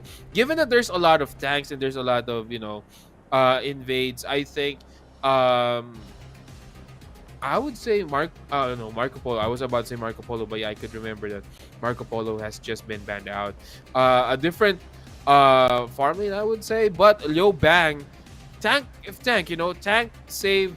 That's the main name of the game for XDG right here, and I think they're alling out on the damage onto Lady Sun and to Lamb. That depends, of course, who will they be picking as their last pick. And Liu Bang being picked with Lianpo, that's gonna be hella sick for XDG team actually. But Monkey on the other hand also very tanky. And also I also like how XDG has Lam. Lam is being played well. It can actually be a really good hero that started team fight, maybe even 1-on-5 at some cases. But we shall see. And we have Fang and Fuzi on Team Eureka, and again we have gotten more appearing on the lineup. I'm still thinking about this one. So Fang would be, yeah. This is kind of okay. Jungle Monkey, and then Fang Farmland. I was actually trying to analyze the lineup of Team Eureka right here, but it's pretty much straightforward. And we will be having our match, Luna. It's gonna be XDG versus Team Eureka. Both teams have good composition right here. Let's see how this will pan. They kind of work similarly, but at the same time not too similarly, because they have both tanky build and they both have high mobility heroes like Mai Shiranui versus Fang, and there is like a Lady Sun. So it feels just like they're almost on par, you see. Yeah, you would see the experience. This is actually the draft that you would see on tier tournaments like invitational qualifiers and all that. And Lamb right now is just a surprising pick for me. Let's see how they will use it. Well, Mai Shiranui even being pressured by support to gather Lianpo in the mid. They're trying to take away the first River Spirit, and yet they helped him to secure. So they're probably focusing on the mid lane here to reach level 4 first. Yet at the bottom lane, we can see Fang and Lady Sun actually had a little poking fight earlier. They're both like dropping on health. That's actually how you play. I actually learned that one from Migs himself, when he used Leonpo. Just assist to get the River Sprite first on the middle lane, then transfer onto the bottom lane. Just so you know, before you transfer into the bottom lane, you'll get 2 levels. But on the top lane, it's going to be first blood for Team Eureka. They're going to punish Demon Lover on that Yo ban, and they will get the kill. But Mai Shiranui actually was invading just now, also trying to help with Clash lane, probably giving Clash lane a bit of advantage at the earliest game while waiting for the minion to arrive in the mid lane. So Mai Shiranui is not wasting a single time, she's even taking the monster on the side while for the lane to arrive, and that's really a good support given by the mid lane. That's right, but on the bottom lane, Fang's taking a lot of damage right there. Will there be enough damage? Yes, there will. Yarnpo a little bit late to the party, and they're gonna get their kill again, Team Eureka. Lady Sun was just being taken just like that, and now they are invading the jungle, taking just even that tiny little monster on the side. Lianpo was trying to stop, but yet he couldn't stop them because they're just Monkey, Fang, all out there. Well, for now, still pretty safe, even though 2 kills has been done. because there is like opportunity being taken. But on Clash lane just now on My Nui is not that of a secure playing. So I was thinking Team Eureka wanna get a bit of more advantage at the beginning by taking more kills. That's actually correct, and I like how Team Eureka rotates. You know, you would see Maisher Nui not really staying onto the middle lane. She knows that she has this power right here, the early power, but she will get Yanpo early, but Yanpo will just dash out and will avoid that kill. But you can see the potential right here, Luna. I mean, if only we focus onto Maisher Nui right here. And I'm looking at Maisher Nui's movement. It looks like Maisher Nui was the jungle right here for Team Eureka, and Menki so just staying on the middle lane. That's how mobile Maisher Nui is on this game that we have right now.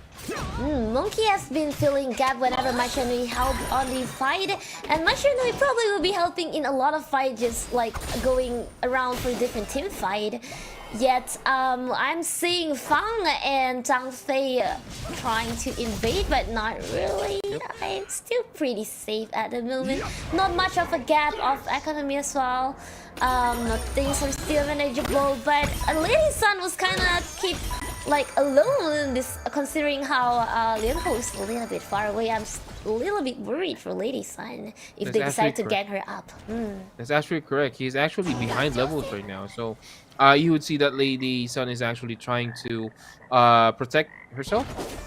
But I think they saw Lady Sun, Fang right there. Fang will actually fail to go back, but again, the mobility coming in, Tremor Smash coming in for the side of Yanpo, and Yanpo with that flash punch will get the kill onto Maisher Nui, and that's gonna be a first kill on the board for the side of XDG, possibly a Tyrant or a Tyrant right here. They will get also the Tyrant. On the other side, Overlord might be taken by Team Eureka as well.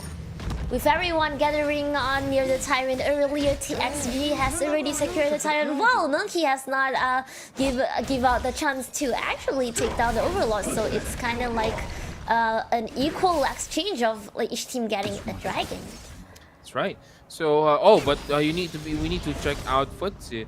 Luna, if you would see, top lane has been quickly pushed out already, and that is the strength of a Futsi. I mean, Futsi can actually just push towers really quick, so you need to be careful. You need to always check Futsi, because maybe you would see him, you know, pushing your tower already, your third tower already, and that's not what you want to happen.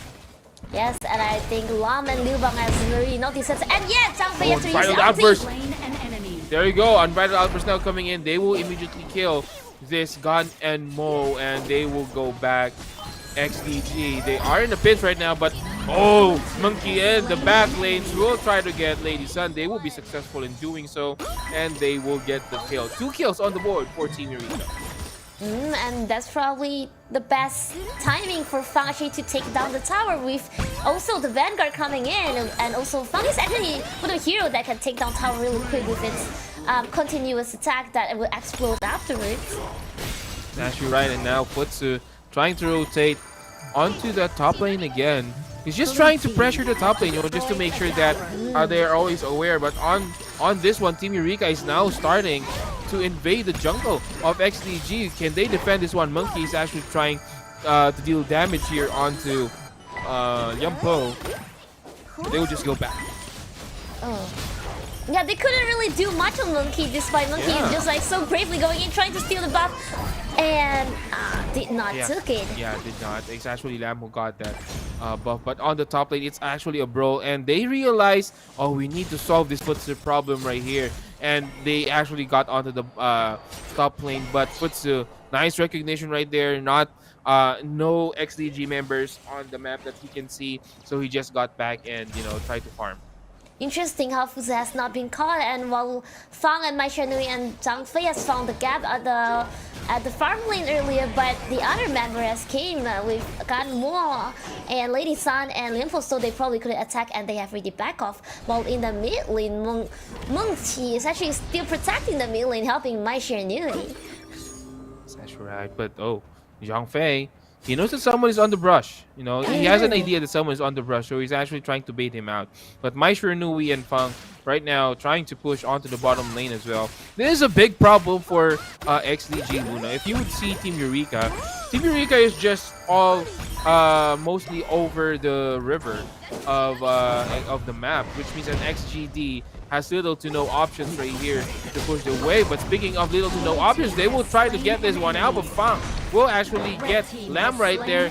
Yunpo will get the kill on Maestro Nui, but to what avail? Yunpo will get bursted down by Fang, and he will get the kill. Monkey now trying to prevent other members of XDG from responding, and they will get that kill. 2 kills on the board for Team Eureka, and they are focusing right now onto the middle lane. It's gonna be Liu Bang trying to defend this middle lane. And the support has came, and Liu Bang has been taken off by Zhang Fei, pushing it towards Fang just now. Well, at the bottom lane just now, I just really like to highlight how Zhang Fei actually decided to use his ulti to actually target on one hero, yet that was very useful because one tower is being taken down, and it just eventually lead to another death of another member from XDG. That's very correct. And as what we see right now, Luna, they are trying to get this middle tower though. But I think they're going to focus more on the Tyrant just to make sure that they have more fighting capability later on if a clash happens. Yeah, that's really great to make sure to getting Dragon. Dragon actually, it might not seem super useful sometimes, but actually very useful. And look at that. Alam is trying to fight Zhang Fei, but Zhang Fei is just too tanky to actually getting killed, you know. That's correct. Futsu right now. You look at Futsu, he's slowly closing in to the top tower, and on the middle lane there has been some engagement right here. They will try to force out. Tower will go down onto the middle lane, and this might be go time right here for Team Eureka. They will slowly and quickly transfer onto the top lane. Lamb getting caught into the middle of 2 heroes. That's gonna be 2 kills though for the side of XDG. Monkey also getting caught onto that middle lane, and I think Team Eureka needs to go back. And we can see how just now actually they really to speed up. I thought all of them would go and actually help Fuzu, and I was hoping Fuzu to get able to be saved though. But that's okay because I can still see that there's still advantage on tower. Actually, in fact, a lot of advantage because XDG has not taken any of their tower down as of now, and the gap of economy has been nearer to 4,000 now because I don't think XDG has been taken down much Dragon as of now. That's actually correct, and this is actually a little bit concerning for XDG due to the fact that they're actually falling into the hands of Team Eureka. I mean, Team Eureka is now in control of the game to the point where Team Eureka knows what they would do, and right now they're actually contesting this Overlord. The question is, who will get the Overlord right here? Monkey is actually not here. Monkey will get the Dragon, but the Overlord will be taken by Zhao Fei. That is a crucial theft kill. They will get the kill onto him, but to what avail? You will lose 2 buffs from 2 important buffs of the game, and this is a bad sign for XDG. And we see there is at the same time Maestro Nui has been taken down, and also Zhang Fei has been taken down. Meanwhile, while Monkey right now is actually chasing people, but that's probably not very good because from the team XDG member are nearby, but the support came really quick. Oh, Monkey is dealing a lot of damage right there. Fang will do the cleanup drive right here. Monkey still alive with a sliver of health and will get 2. Fang will do the cleanup. Very unfortunate for XDG. Wow, you see how Monkey has that's turning tide 1%. I just really like how Team Eureka actually come to support, and now with the pressure of Overlord, look at Fuzu probably trying to like steal that tower right now. Not probably, he's doing it right now, and Fang is helping, so the tower is gonna be down. Yeah, so no outer towers right now. It's all inner towers for XDG. But Futsu needs to be careful. He is very low in HP, and he will just simply go back. This is bad for XDG. I mean, for the lineup of XDG, you need to fight. But the thing is, if you keep on responding to Team Eureka's push, then a fight won't happen because you keep responding on whatever Team Eureka is throwing at you. But right now, oh, this Fang is actually taking a lot of damage. Tremor Smash will be used just to escape, but that's not how you do it, my friend. He's gonna fall down as well. So that is gonna be a 1 kill, one each on the board. The damage right here for Gun and Mo is there, but not enough to kill Monkey. Yeah, Ganmu's skill is all on Monkey when Monkey is the one of the very tank hero on Team Eureka, so that's probably not the first target that he should be doing. But also at the same time, Fang and Maisha just has too much mobility to be targeting. Yep, too much mobility and too much damage, that is, Luna. There's a lot of burst damage on these two heroes. Well, you see Zhang Fei has been like he just really want to give that vision. You know, earlier he was just standing there to see like, hey, I'm checking out this buff for you, and fight, they're ganking. Yeah, but Battlefield Command has been used, you know, that's Liu Bang's ultimate. So he just jumped onto a teammate. But on the top lane, there might be some engagement right here. Lamb is actually on the top. But I think Futsu will be safe. You know, I like how Gem is playing on Futsu and Gem playing in general. He actually reads the map. You know that he reads the map basically because whenever everyone is missing, he's not overextending, and that's what you want to do even on pub. You know, learn to read the map so that you would have a better chance of winning the game. Liu Bang was trying to steal lane meanwhile because they haven't been taking down any tower, but look at how many people are going towards Liu Bang. Will Liu Bang still have ulti to go back? Oh, he has. He actually has. So no engagement. Yeah, Futsu is still trying to take down their Crimson buff, but all the team from SDG has come to protect and managed to secure their Crimson buff, but not the jungle monsters. Yep.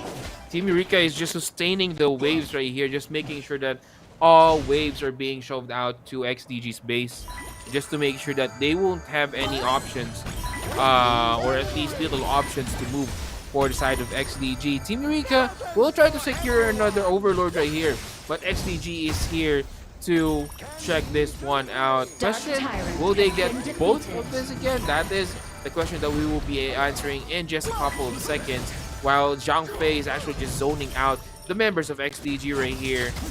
Let's see, Lamb now going in onto Futsu. Will there be enough damage though? There goes Jump Up, but Unbridled Outburst onto Zhang Fei, just pushing all the members of XDG back. Maestro Nui will fall down, so is Futsu. But the thing is, XDG still on the run. Funk is just doing a lot of damage. The target is there, two-man stun. Lamb might be the next victim. The target, oh my god, the damage from Fang is just too much. We'll get another kill on the board. Double kill here for Fang, and that will be a cleanup drive, as we can see right here for Team Eureka.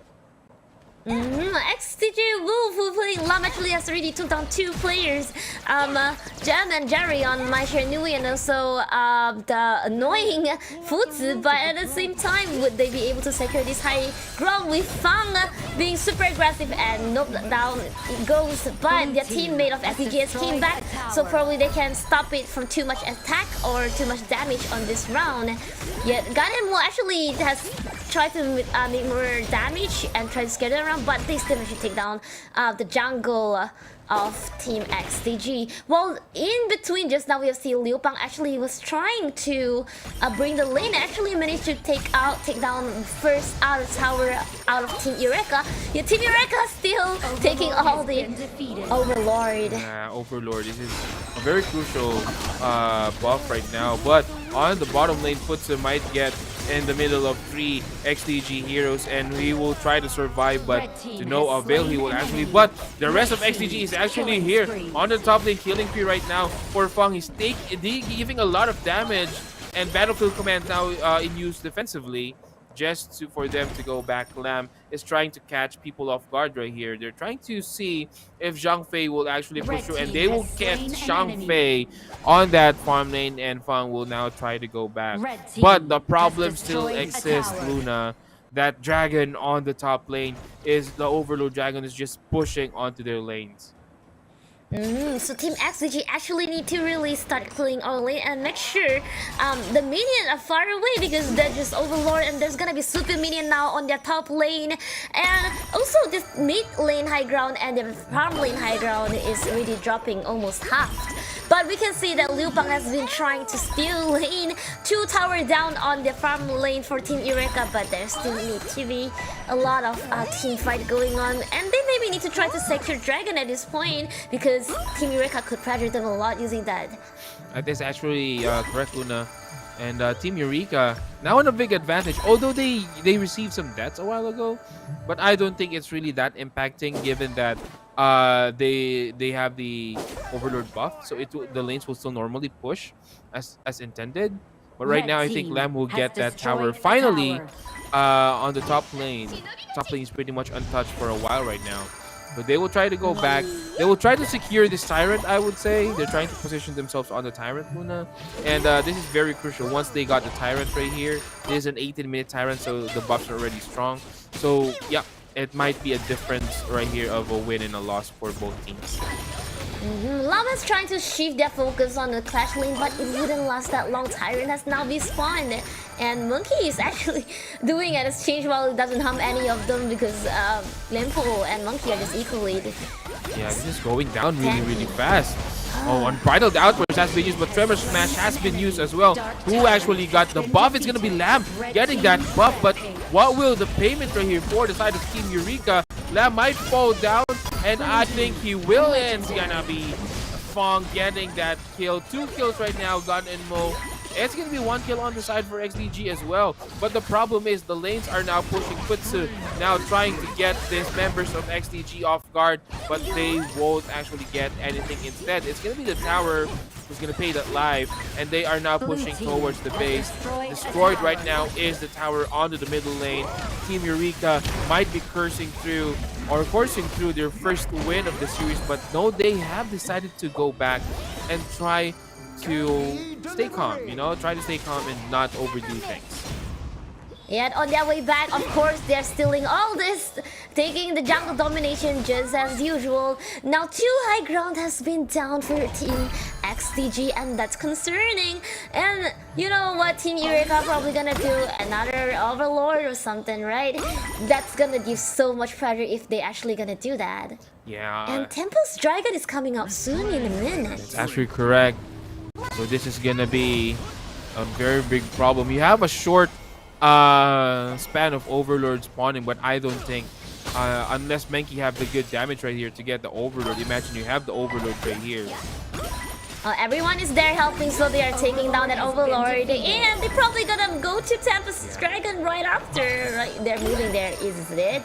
Actually correct. So I think this is actually well, not a good time for Team Eureka to get the Tempest Dragon, just because that they still have this Primal Bond debuff, wherein they deal less damage to Tempest Dragons, Overlords, and Tyrants if they still have the debuff. Maybe they will try to zone out first this one and see how they would push through with getting this.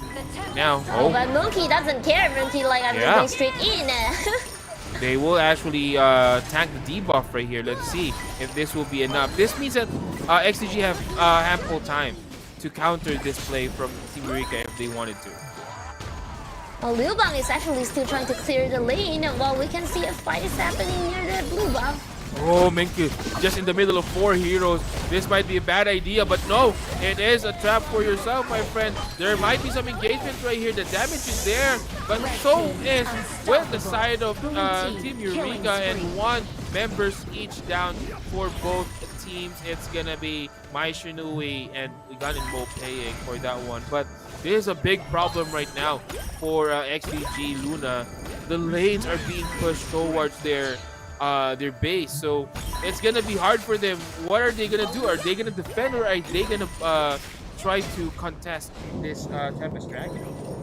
Liu Bang has been the one trying to clear Dragon. I don't feel like Liu Bang is one of the best heroes to clear those minions. He has been taking so long just to clear. So I'm not quite sure if that's the best tactic, but right now they are still securing the Tempest Dragon, making sure XDG didn't get a chance to come near. You see Zhang Fei is just there giving vision, walking around. That's right. Well, understandable why Liu Bang is the one defending, because basically with this battlefield command, he can actually join the fight anytime he wants to. So it doesn't feel like it's gonna be a 4v4 or a 5v4. So let's see who will get this Tempest Dragon. Oh, it's gonna be Team Eureka getting the Tempest Dragon, immediately going into the fight. Oh, Lady Sun is very low right now. They have the ability to chase this one. Unbridled Outburst will actually not hit onto Lady Sun, but the Tempest Dragon buff is just too difficult to deal with for the side of XDG, and they will now try to run away. XDG, they are gonna push right now onto that bottom lane. Team has destroyed They still have the buff right here from the Tempest Dragon. Is a big advantage for them. Big advantage on defense and offense both. Let's see how they will deal with this one. There goes your Dragons coming out right now, and Lamb might be trapped right here. He needs to be careful on where he will go, but they will just try to go back. Yes, and both Tempest Dragon is coming in from the mid lane. Also the farmer. Look at how Monkey and Zhang Fei, how tanky they are, and they're just going in. They know they have the most advantage with the shield given by Tempest Dragon. They might even just go in directly at this point. Jumpo right now with the Tremor Smash, but to no avail. The question is, can XGG hold this one out? They got the Dragon though, so the tower defense won't be down. And I think Team Eureka just needs to go back. They just need to wait for that second one. Or will they fight this one out? That's gonna be a big difference. But Yo Bang killing my Shiryu here, Jare. This is a sign. I mean, Team Eureka needs to go back. It is not a good fight to take. XTG actually managed to hold it, but still the pressure is still on. See, the minion has been coming in, and with the Tempest Dragon still coming in, Team Eureka decided to back up with the lacking of their mage Maestro Newly. But I feel like right now they are all at level 15 already. The item are mostly almost complete at this point. 23 minutes in, the next Tempest Dragon gonna be crucial. Or would actually Team Eureka will go in without Tempest Dragon, but you see they are surrounding Tempest Dragon, making sure they're keeping that in sight as well. Yeah, don't count XDG out though, Luna, because basically if they actually win like team fight right here, this might be an issue for them. But Yo Bang getting gone on right here. Can he use the battlefield command? No, he can't. He will actually die. This is a bad timing to die right here. 37 seconds off the Tempest Dragon before the respawn. So basically, XDG will start the fight without Yo Bang, but they are now trying to go in. Team Eureka, they are a little bit careless, I would say. has destroyed a tower. And the tower has been destroyed as well. Again, for the side of Team Eureka, be more careful on this. Yet Monkey alone is on the mid lane, and Zhang Fei and Fang are clearing the line on the farm lane. They are making sure that the pressure on the minion is enough so that they can take down this Tempest Dragon most probably. And yes, Monkey and Fang taking down, while Lianpo is giving sight, telling them that hey, they are doing this. But look at how the minion is going into the base. Yeah, the base, they need to defend this one. This might be a free Tempest Dragon for the side of Team Eureka. No contest. And they are late to the party. XDG that is. They'll try to run down with the side of Team Eureka. Tremor Smash has been used again defensively. And this is not how XDG wants to play against. Half HP on that crystal. Luna, we need to check on that one as well.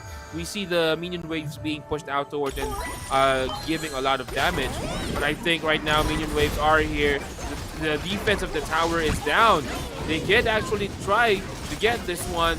They need to get the creep on the tower range, but Yo Bang will actually fall on the bottom lane. There might be some sort of engagement, and yes, there is. Yeah, it's going to be Maestro falling down, but Team Eureka will focus on that crystal, and they will get the first game of our series. Wow, that's actually a super pressuring game we're seeing from Team Eureka, pressuring XDG from the beginning, snowballing throughout, and actually, despite them being a super advantage, they actually still play a little safe. They're making sure they have those buff from Tyrant and the Tempest Dragon before they're going in, and they even actually try to catch a few people that is left out, and I feel like that's a good tactic. That's actually correct. And as you can see, although XDG lost, the thing is they did not lose without any fight. I mean, they actually held out. This is a 23-minute game. I think 25-minute game. Luna. So you could see how XDG still can fight it out. You know, it's not over for them. It's just that Team Eureka just had the early advantage of pushing, and I think this is where the draft comes in. They have the foot to pick. So they actually pressured the lanes too much. In fact, Liu Bang didn't actually, try to join the fight up until later on. But even though with the battlefield command, it's important for you to have the 5v5 composition of the team near your base for you to fight. And right now, Luna, we will check our MVP. It's gonna be Eureka Darfin, our Fang, and we all have seen how much damage Fang has been dealing. It's explosive, just as his skill. He just and even you know on the tank, all his skill that's going on. It's super painful, and his position has been really well. He has not even a death. Actually correct. 806 as a KDA, 204.7 damage done. And you have 20 almost 22k gold right here for Darfin. I mean, it's actually just a good way on how you actually play your farm lane. Basically, what you see in pubs is that farm lane, you just go in and attack without actually minding your position. But that's different right here. Darfin actually positioned himself well on Clash, you know, just making sure that he's still in range of those heroes that he wants to kill, but out of danger as well. So that's very important when you are trying to play farm lane. That's what we can see right here, other stats. Also, Monkey taking a lot of damage as well. And Jari, although Jari didn't have a really that good of a game due to the fact that he keeps getting killed by Lamb immediately. But still, Team Eureka helped him out and carried the game to the win. Exactly, Maichino actually makes the game easier for Team Eureka at the beginning. Actually, we can see how Jari has been going through Lavin right a lot, helping each lane, where Darfin actually went to push tower a lot, as you can see. He's not just killing, he's not just dealing damage, he's taking down tower, which is very crucial in Honor of King, to be honest. That's correct, and as we see more stats right here, 73% and 78% team fight participation right here for both Fang and Migs. This is actually good, you know, which means that these two are very active on the map, trying to find, if not kill, they're trying to find the push or maybe getting objectives. So you would see how you know, how these two are actually mirrored by XDG right here, Lin and Rain. Although they lost, but you would see that both farm lane and support is really rotating very well and is close to each other most of the time. Well, Zhang Fei actually has been using his skill really impressively, to be honest. Like he didn't just split out the enemy. When there is a team fight, he was splitting up. He also actually targeting on a single target. For example, when they find out that Lady Sun is left alone, that's when he uses ulti. He would not just like feel like, okay, I need to do on as much people as possible, as many as possible. No, he actually found the best timing to use and not being just like, I have to keep my ulti for team fight. No. And that's really great. I just really like his support, like you said. That's actually correct. I like the point that you raised, because basically if you have this some sort, let's say you have El Yanpo or you have Zhang Fei, you have this big ultimates, big AoE ultimates. You want, let's say, 4 heroes, 5 heroes, but the thing is, that's not how it works. Basically, as long as you, even though if you get 1 or 2, but if you get the most important, the 1 or 2 important heroes on the other team, that's actually better than getting a 4-man, 5-man Tremor Smash, 4-man, 5-man Unbridled Outburst. That is actually a lot better. So don't reserve your ultimates. If you see that you need to use it, then use it. You know, that's the thing.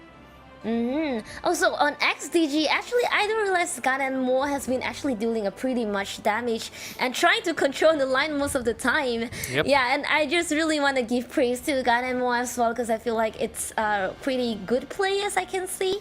That's actually correct. Ganen Mo, although they actually lost the game, but props to them as well, keeping the distance. It's just that I think XDG needs to have a little bit more of a front line. Liu Bang should be. But the thing is, that didn't happen because Liu Bang was too busy trying to defend Matsu's push. Or, I'm sorry, not Matsu, but Futsu, yeah. Sorry, got confused right there. But Futsu's push, you know, that is actually a big advantage if you are, you know, Team Eureka. Just forcing rotations. And that is one way to win, basically, not only on HOK, but on a lot of MOBAs right here. If you force rotation for an important team member of the opposing team, then that's a win for you. You know, you're playing it. You're playing them on your hands basically. You want them to go here, I'll push here. You want him to go on the bottom lane, I'll push on the bottom lane. And because of that, he's just preoccupied on responding to what you're doing rather than what he needs to be doing in a team fight. Well, it's also a little bit. I was hoping to see more of Lianpo initiating fight, but Yeah. I just feel like maybe the pressure is just too much, and Lianpo was being surrounded so many times. To be honest, he was trying to give vision, he was trying to do this and that as well. But too bad. I think too much pressure was given by Fang. He's everywhere. Yep, I didn't even see. I saw Lianpo using the Tremor Smash most of the time defensively, to try to run away, try to defend a teammate. But the thing is, the biggest, the biggest advantage of having a Lianpo on a lineup is that you have this big initiation.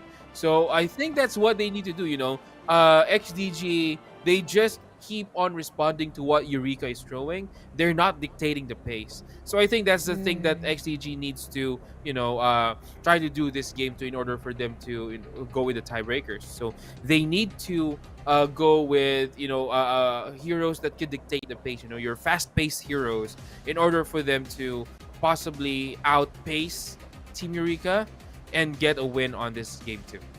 And now we're seeing their ban, XDG banning Algren and Nuwa, which I would actually totally agree to banning these two heroes because the sustainability and how annoying Nuwa is. Again, I just really hate her. And my Nui, we get to see how actively she can help. So maybe Team Eureka actually realize how bad it is to have mentioned. They're actually not using that as well for this round, and they've been early. And the first pick for SCG Dharma, like you say, they just love Dharma.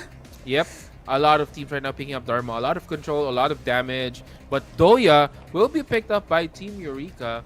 Let's see who will be other heroes that would be paired up with Doya as well. It's very interesting to see how they will do this one.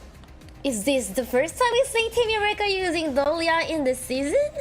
Not quite sure. Are they the one who used the Doya Shangguang combo yesterday? But now we have Long, Doya and Long. Wow. This is interesting. Double ultimate on Long, maybe? Imagine him running away twice. Yeah, that's running away once is actually not good anymore. Imagine him running away twice, right? Like going in and then going out again. That is actually very interesting to see. Maybe a different hero though. I mean, I would prefer other heroes for Luna. But it's gonna be our resident Princess Frost, and also one of my favorite heroes right here. Liang. I actually started playing HOK spamming Liang up until I think Grandmaster. Yeah, I think I actually reached Grandmaster with Liang. So I pretty much know how this hero is working, and I would say Liang is a very good support. Liang is a very good support due to the fact that he has one of the best disables that cannot be removed. Which is suppress. There are only two heroes that has suppress onto in HOK. One is Liang, and the other is, let me check that here. Yeah, I forgot who the other one is, but I'll get back to you guys later. But yeah, there are only two heroes, and one is Liang. Liang mostly is a good counter for mobility hero, so they need to take care of who on these heroes, mostly on Dun. If Dun wants to go in, then it might be a counter right here, and they need to take care of that one. I feel like XDG current strategy, because Team Eureka has been super aggressive, so they were thinking of blocking them to be that aggressive. Thus they have Liang. You know how Liang has this skill to actually block people coming in, and also Princess Frost, like we said, her ability to block people and giving pressure, because if you come in you get all the damages. While at the same time Team Eureka actually has banned Monkey, while XDG banned Yixing and Ganon mo. Oh yeah, Ganon Mo. I already remembered who the other hero is who has suppress. It's Dongwon. Oh yeah. Dongwang has suppressed as well. So they are the only two heroes. But Team Eureka picking up a lane right here. They will be getting a lane as their Clash laner. I like how this one goes. You know, a lot of mobility. Just in case that Liang actually caught one hero from the other side, then a lane can actually back up. Vice versa as well. If a lane get caught by Liang suppress right here, then it's gonna be done going in. So there's a lot of options right now for Eureka. So Liang has to choose his fight right here, not giving out immediately. Oh, and the Shoyue.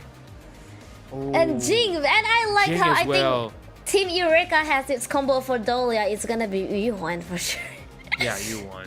The double ultimate from you won. There's a lot of heal though, so FTG needs to be careful.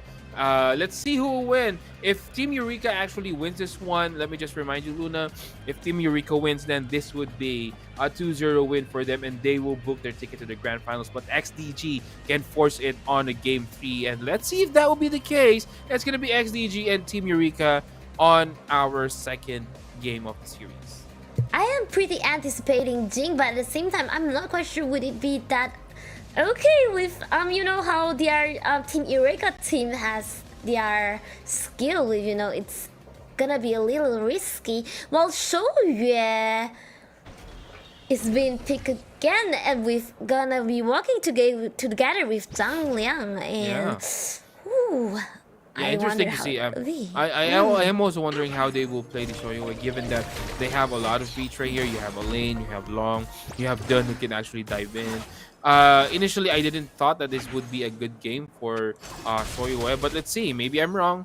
It depends on how XDG would actually play this one out. The positioning of Shoyu gonna be so important because they might easily caught him because of how Dolia and Yuan could have just joined just like that. Oh, on the bottom lane though, there's gonna be an engagement and bad positioning right here from Shoyu. As what you said, Luna, Shoyue will actually depend on good positioning, and that is not what happened right here. First blood being given out by Team Eureka. Team Eureka is not even giving mercy in early game. They're gonna kill as much as possible. Now they are targeting mid lane, and hopefully Princess Frost gonna be safe as of now. Yeah. That's just one thing that irritating from Yuan is that she has a lot of cover, you know. Although you can actually go into the circle just to prevent you from getting stunned, but then she will use her tragic beauty just to give you the damage. So it's either the stun or the damage, you choose. That's the thing. But Jing on the top lane rotating, you know, Avail though, the mirror will be used already. But on the other side, another kill in Shoyue. I don't think that's good for XDG because Shoyu as the marksman needs to be the one who has the most accuracy and the money, but yet he has been killed twice, and that's probably not a good thing. And they're taking also the side monster while they also try to open out the portal for teleportation. Well, let's see if Shoyue will actually try to successful. Needs to be careful. The third kill is not feeling good right here, but Yuan Haru, Don is taking a lot of damage. A mirror domain from Jing, just playing around his domain, actually doing a good job. But they're diving in Shoyue again. Shoyue might be in danger. Yuan dealing a lot of damage right there, but the rescue will be here for XTG, and they will need to go. Seems like they're targeting Shoyu a lot, which makes me wonder probably they think Shoyu could be an easy target because no one is really near him earlier and he was left behind. Well, Shoyu could be really a hero that can walk alone, but looking how Team Eureka team is, they could run into tower anytime. While, But on the bottom lane, there has been an engagement. You would see right there. Oh, almost getting killed. Dolia. Good thing she actually, you know, jumped out of the fence right there. While Princess Frost has not been doing much, mainly securing. Well, you see, Shoyu has been given so much stress on the bottom lane. There's at least 2 or 3 people at the beginning since just now, and he probably wanted to secure this tower, but he was also afraid. And we can see Princess Frost has come to help. Yeah, they are not giving any space in the Shoyue. Hmm. Yeah, they're having a hard time. But on the middle lane, though, there might be some engagement right here. The Tyrant will be up in a couple of seconds, so I think they're positioning themselves. Who will get this Tyrant, though? Let's see. Well, they have not been really targeting on Tyrant, but Dama is going back, and the Yeah. bottom lane still. I think they want to target Soyu more than Tyrant right now because they're like, maybe we can just make the Academy of Soyu gone. But now they are targeting Tyrant, but they Soyu at the back. He might can steal it. Oh, it's too late. No, too late. It's gonna be done getting that Tyrant. This is gonna be a liability for XDG, you know. Instead of XDG, other members of XDG just farming, they're too busy protecting the Shoyue, and in fact, they will try to go in again. You know what? If I would be XDG, might as well give this bottom tower, let Shoyue go to other lanes. This is just a lost cause on the bottom lane. Red You know, team they need has to go back right destroyed here. a tower. Soyu for now can't really do much and was only running, given how long and you know how Yu1 has keep coming down to pressure Soyu, and I was hoping Soyu to get a better position whenever there is a fight rather than being pressured on. Well, on the top lane we can see Dharma and now Lian is probably fighting, but oh. Top lane, there's gonna be an engagement right here. Will there be a kill though? It's gonna be close, but Elaine will now try to use that death by sunset, but there is no follow-up. Elaine will get killed by that power word by Liang, and they will get the kill right here. Overextending would be Eureka. It's gonna be 2 kills on the board. Mix and Gem falling down. Yep, and Soyu has moved his focus to mid lane, and I hope that will be helping a lot. Maybe at least pushing the tower, while E1's stun has already stunned on them just now on Liang, and also Soyu, which is making them to back off. While on the top, Long is fighting with Dharma, and Dharma has killed Long. Wow, interesting. Yeah, XDG starting to bounce back into this game after that harass that Shoyu had on the bottom lane. But I think they're gonna try to get this Overlord right here. They're positioning near this Overlord, but oh, this might be bad for Princess Frost. Flash out just to be safe. No kills there. Nice presence of mind. Good thing that there was no follow-up stuns or disables, because basically if there would be, that's going to be a quick anti-Princess. That did not happen on the bottom lane though. They're giving a lot of damage to Elaine. Elaine is also not having a good game right now. So yeah, he needs to farm more, and let's see if they could bounce back later on. Yes, and the Overlord has been taken by Team Eureka meanwhile.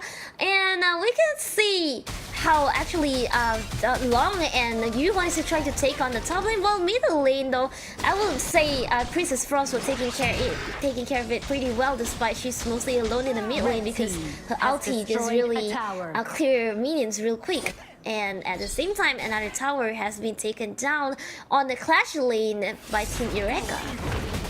Is actually correct, and I think XDG, this is their window. They are strong in this fight, so they need to capitalize on this one. But I think they are hesitating that much, so they're trying to just play safe right here. Sometimes playing safe is not the best option for you, So yeah, I think XDG needs to be aggressive just a little bit, just try to bait out skills, and if they find the opportunity to fight, then why not, right? But on the bottom lane, immediately Team Eureka moving here, done getting that damage, but they're gonna pressure the lanes again. Dharma not in a good position though. Liang as well not in a good position, but on the top lane, tower has been sorted, so I think they're just gonna go back. Jinx will catch Dun right here. Will this be a good idea? Dun is a very tanky one. There goes a power word, but to no avail. Dun is just tanking those damage, and Winter is here, will be casted upon them. Will there be enough damage? That's gonna be 1 kill again, 1 kill each for both teams.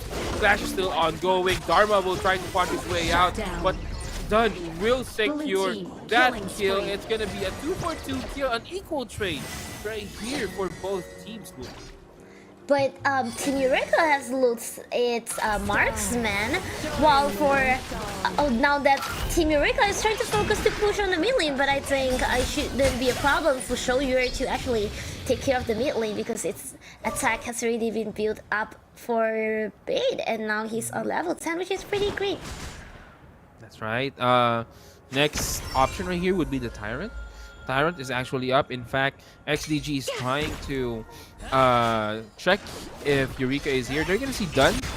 Our word has been used. Will there be enough damage? Or Winter is here, and I think they will immediately kill done onto that engagement and possibly get the Tyrant as well. Nice pick off and nice objective kill coming in for XDG. Yes, SDG has been tagging the pressure pretty well, but now looking at the top lane, I hope Dharma can save it from long. And with Dolia joining the fight, making Dharma losing the tower or losing his life, we shall see. Oh, but Team Eureka is actually working on a different side of the map. They're trying to push his bottom lane. They actually put it down to 1/4, but there goes Infinite's Vastus being used. Doya will be the sacrificial lamb here, and they will get that kill onto Doya. Yes, and I feel Dharma are gonna use that transportation right now to actually go down to that lane, but he doesn't need it too because Jing has went there while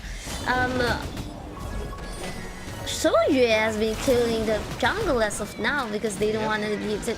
He probably want to build up a bit of his economy and build up his item for now. So I think that could be a really good choice for now. And mid lane still being protected really good. I just really like how Princess Frost has been safe up until now. And combination with Shoyu actually makes it harder for Team Eureka to push the mid lane. While Alien is still pushing the farm lane. Dharma has slain again long and looking at that iron. Yeah, Darfin is actually not having a good game right here. So there, the XDG is gonna get the Tyrant kill, and I think they're gonna try to force a fight. They have the Siren buff advantage and the numbers advantage as well, since Long is not on the field. So they're gonna force one out. But on the other side, Dharma just getting his items, trying to be stronger right here, and I think that's a good idea, you know. You are on the lead, you're trying to get stronger, but too much farm might actually cost you the game right here. So you don't want to wait for Team Eureka to get their timings up, because if they get their timings up, just like what we saw in Game 1, they will actually abuse it, and they need to be careful on that one, XTG. XTG is focusing on taking down their mid lane tower, and the minion is coming in right now. And I feel like the tower gonna be gone as of now because how Wolf has actually distracted the Team Eureka from protecting it, and now they're down for the second tower. Oh, Winter is here, but there goes her ultimate coming in for you and being used. They are fighting into the tower. This is not a good idea though. Tower will fall down, but they will chase for the kills right now. Eureka is on the move. Elaine death by Sunset. Will there be any follow-ups with Elaine? I think there won't be any. And I think Team Eureka and the XPG will just separate ways right here. Now, Team Eureka has been targeting on Overlord, probably hoping to save how they have lost 2 tower in the mid lane because they need this minion push. And missing Jing at this moment, but Jing is gonna be back at 9 seconds, so probably wouldn't make too much of difference. And we can see the minion is going to the mid lane, luckily with the help of Lord Vanguard. That's gonna not be a big problem for Team Eureka as of now. Alien is still trying to push the top lane though.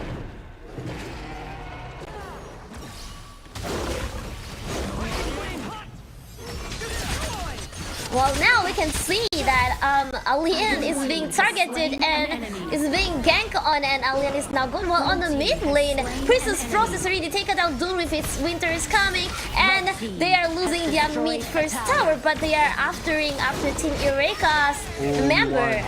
Yeah, Yuan might fall right here. He will heal herself, but to no avail.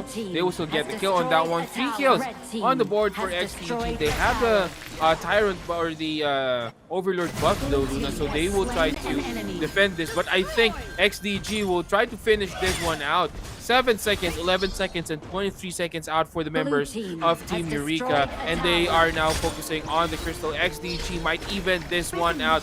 Do they have the power? They will now try to go in. Winter is here. They will take a lot of damage. The Tower Protector, the Crystal Protection will actually go out. And the kill coming in for Eureka will get that one. Eureka will live another day right here. They are now trying to chase. Elaine will get killed as well, but done. Still trying to chase. Would there be enough damage though for the side of Team Eureka? Team Eureka falling down one by one. Yuan trying to chase that one out as well. But there goes that suppress coming in for Liang, and that's going to be 3 kills on the board for the side of XDG. Only Liang and Princess Force will pay the price, but Jing is now focused. But again, the tower protection out, and they will get the kill. Oh my god, it's going to be Long getting that 2 kills. They need to be careful, XDG. I know that they want to win game 2, but not like this. They are throwing bodies over that crystal, thinking that they could defeat it. But no, Team Eureka again will live another day. Yes, but Dharma still managed to survive out of that, and taking down 2 high ground is actually a pretty impressive and notable progression for Team XDG, and it could really help them to give pressure. But Team Eureka for now actually decided to take down the Tyrant, probably to fill in the gap of the economic difference. And Zhang Liang are also here to try to steal it, but yet don't have secured the Tyrant. Dharma is going back to secure the second tower of the Clash lane, but is it a little too late? Yes, it's a little too late. So basically, they will get the tower right here, and Team Eureka, they're holding on this game. Luna, their crystal is almost about killed a while ago, but good defense coming in for Team Eureka right here. They have this buff, the Tyrant buff, so if they want to fight, I think this is the perfect time to do so. But right now we can see Team XGS are again ganking on along, but he just on Alien, and he managed to run away, while Dune did not miss that opportunity and decided to come in, but they are being controlled with Princess Frogs. Oh, Dune is taking a lot of damage though, but will there be damage enough? Long will try to go in and will actually kill this show you where. Will there be enough damage though? 2 down for the side, make it 3 down for the side of XDG. This might be a problem right here. Luna, we might see a comeback from Team Eureka. Jing is coming from the back. Would Jing actually manage to take their life away? But apparently they couldn't. And 1 high ground is being taken down for Team XDG. 1 high ground is gone, so at least on the Clash lane is equal. While Team Eureka is on for the Overlord right now. Probably want to have more push and help on this minions. Yeah, that's right. They want to get this Overlord as soon as possible so that they could, try to ease out the pressure that is being thrown at their base. And also they would have an option if they wanted to fight right here so that they could actually cast or position this dragon. Actually, they position it, I'm not quite sure where. I think they're gonna go onto the middle lane though. Oh, on the top lane? Yes, on the top lane. Because top lane is empty, no high ground. That probably is one of the best places to go. And they really need to clean that minion up. They need to make sure they see, are they not seeing that minion coming in with the dragon? Oh my god, they need to defend right here, XDG. The dragon is now there though, but what is happening? XDG needs to defend. The crystal is slowly going down, and right now, this Team Eureka is just pushing their issue. Done will now try to go in. Will not kill Princess Frost, so almost killing him. Oh, the Mirror Domain has been used to no avail as well for Jing. And this might be a problem for XDG. 5v5 matchup right here still. Aru still low though, but Dharma on the back lane. He might get trapped. Oh, Dharma, he needs to be careful right here. U1 will get the 2-man stun. Will there be a follow-up damage? Dharma will now try to kill, but Dharma will get killed on the process as well. Haru and 2 members of Eureka will actually get killed, making it 3 members. Will this be 4 members? It is just gonna be this Long who will get the kill, but Long needs to be careful right here. He's just alone. He's trying to fight alone. Oh, the damage! The burst almost getting killed. Jing right there. But Shoyu is making a beeline towards the base. Will he be the one getting the prize for this one? But shut down right here. Oh my god, 15 seconds. The creep wave right here. I think this is not enough. Shoyu just standing and staring onto that crystal, and Shoyu will finally get that equalizer. XDG will equalize our game for Series 2. Yes, XTG, you know, at the end, they actually dragged down along, not allowing him to go back home and protect. And Shoyu knowing his assignment in it, like, okay, I am gonna be there and to take down that crystal. He cleared the middle lane, and that's a really great decision made on the last minute because that's how they managed to secure this win in this just one team fight.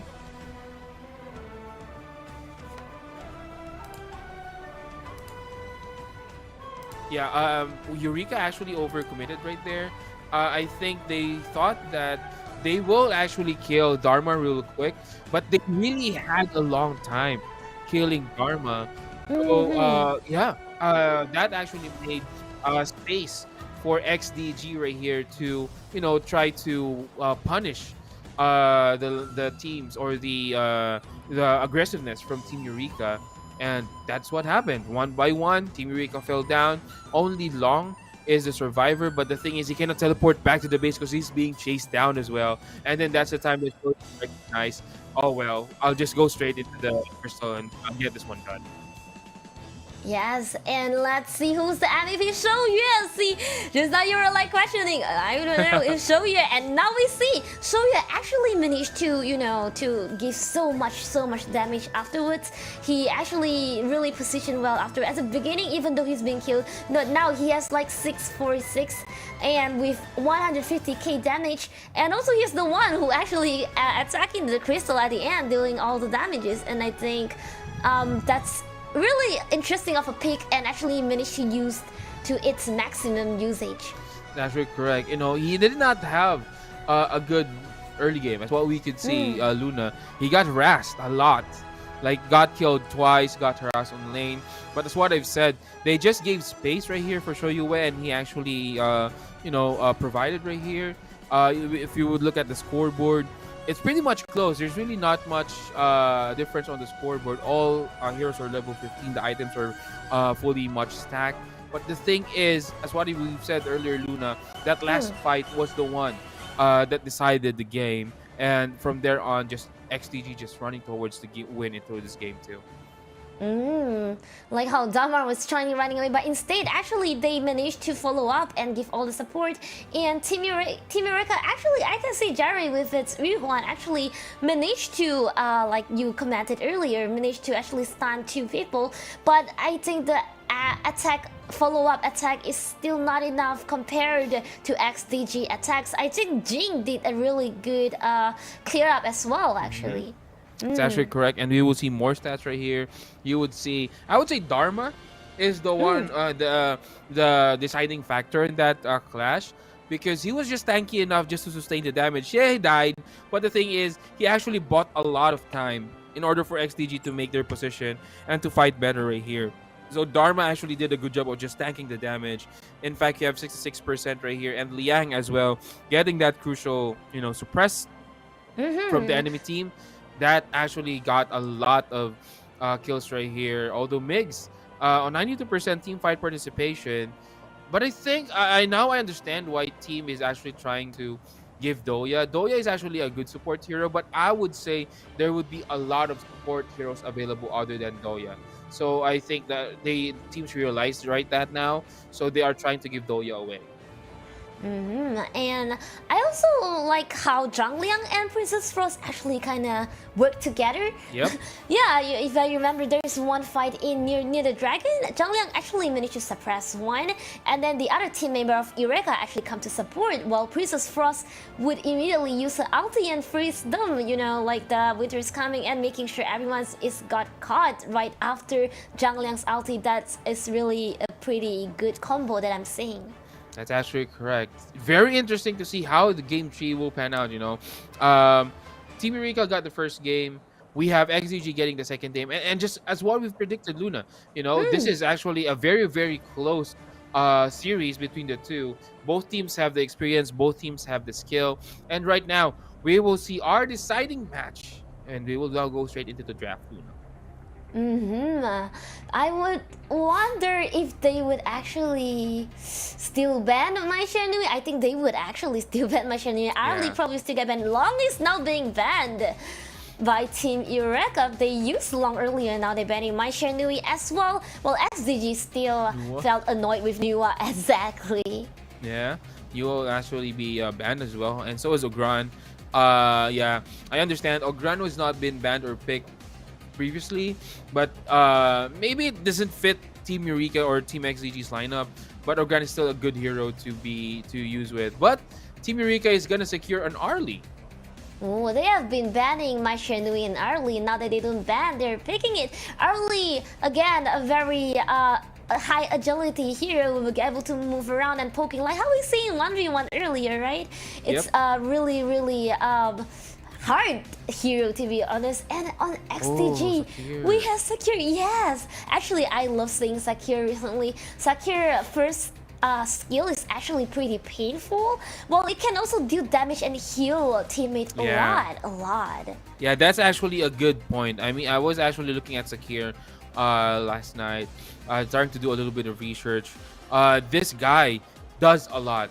He does heal, he does damage, he does stun. That's it's actually a very well-rounded support right here. But on the other side, it's gonna be done, getting picked, and Lian Po and Yisheng is now on the fray for Team Eureka, and quickly XDG will answer with the Byron.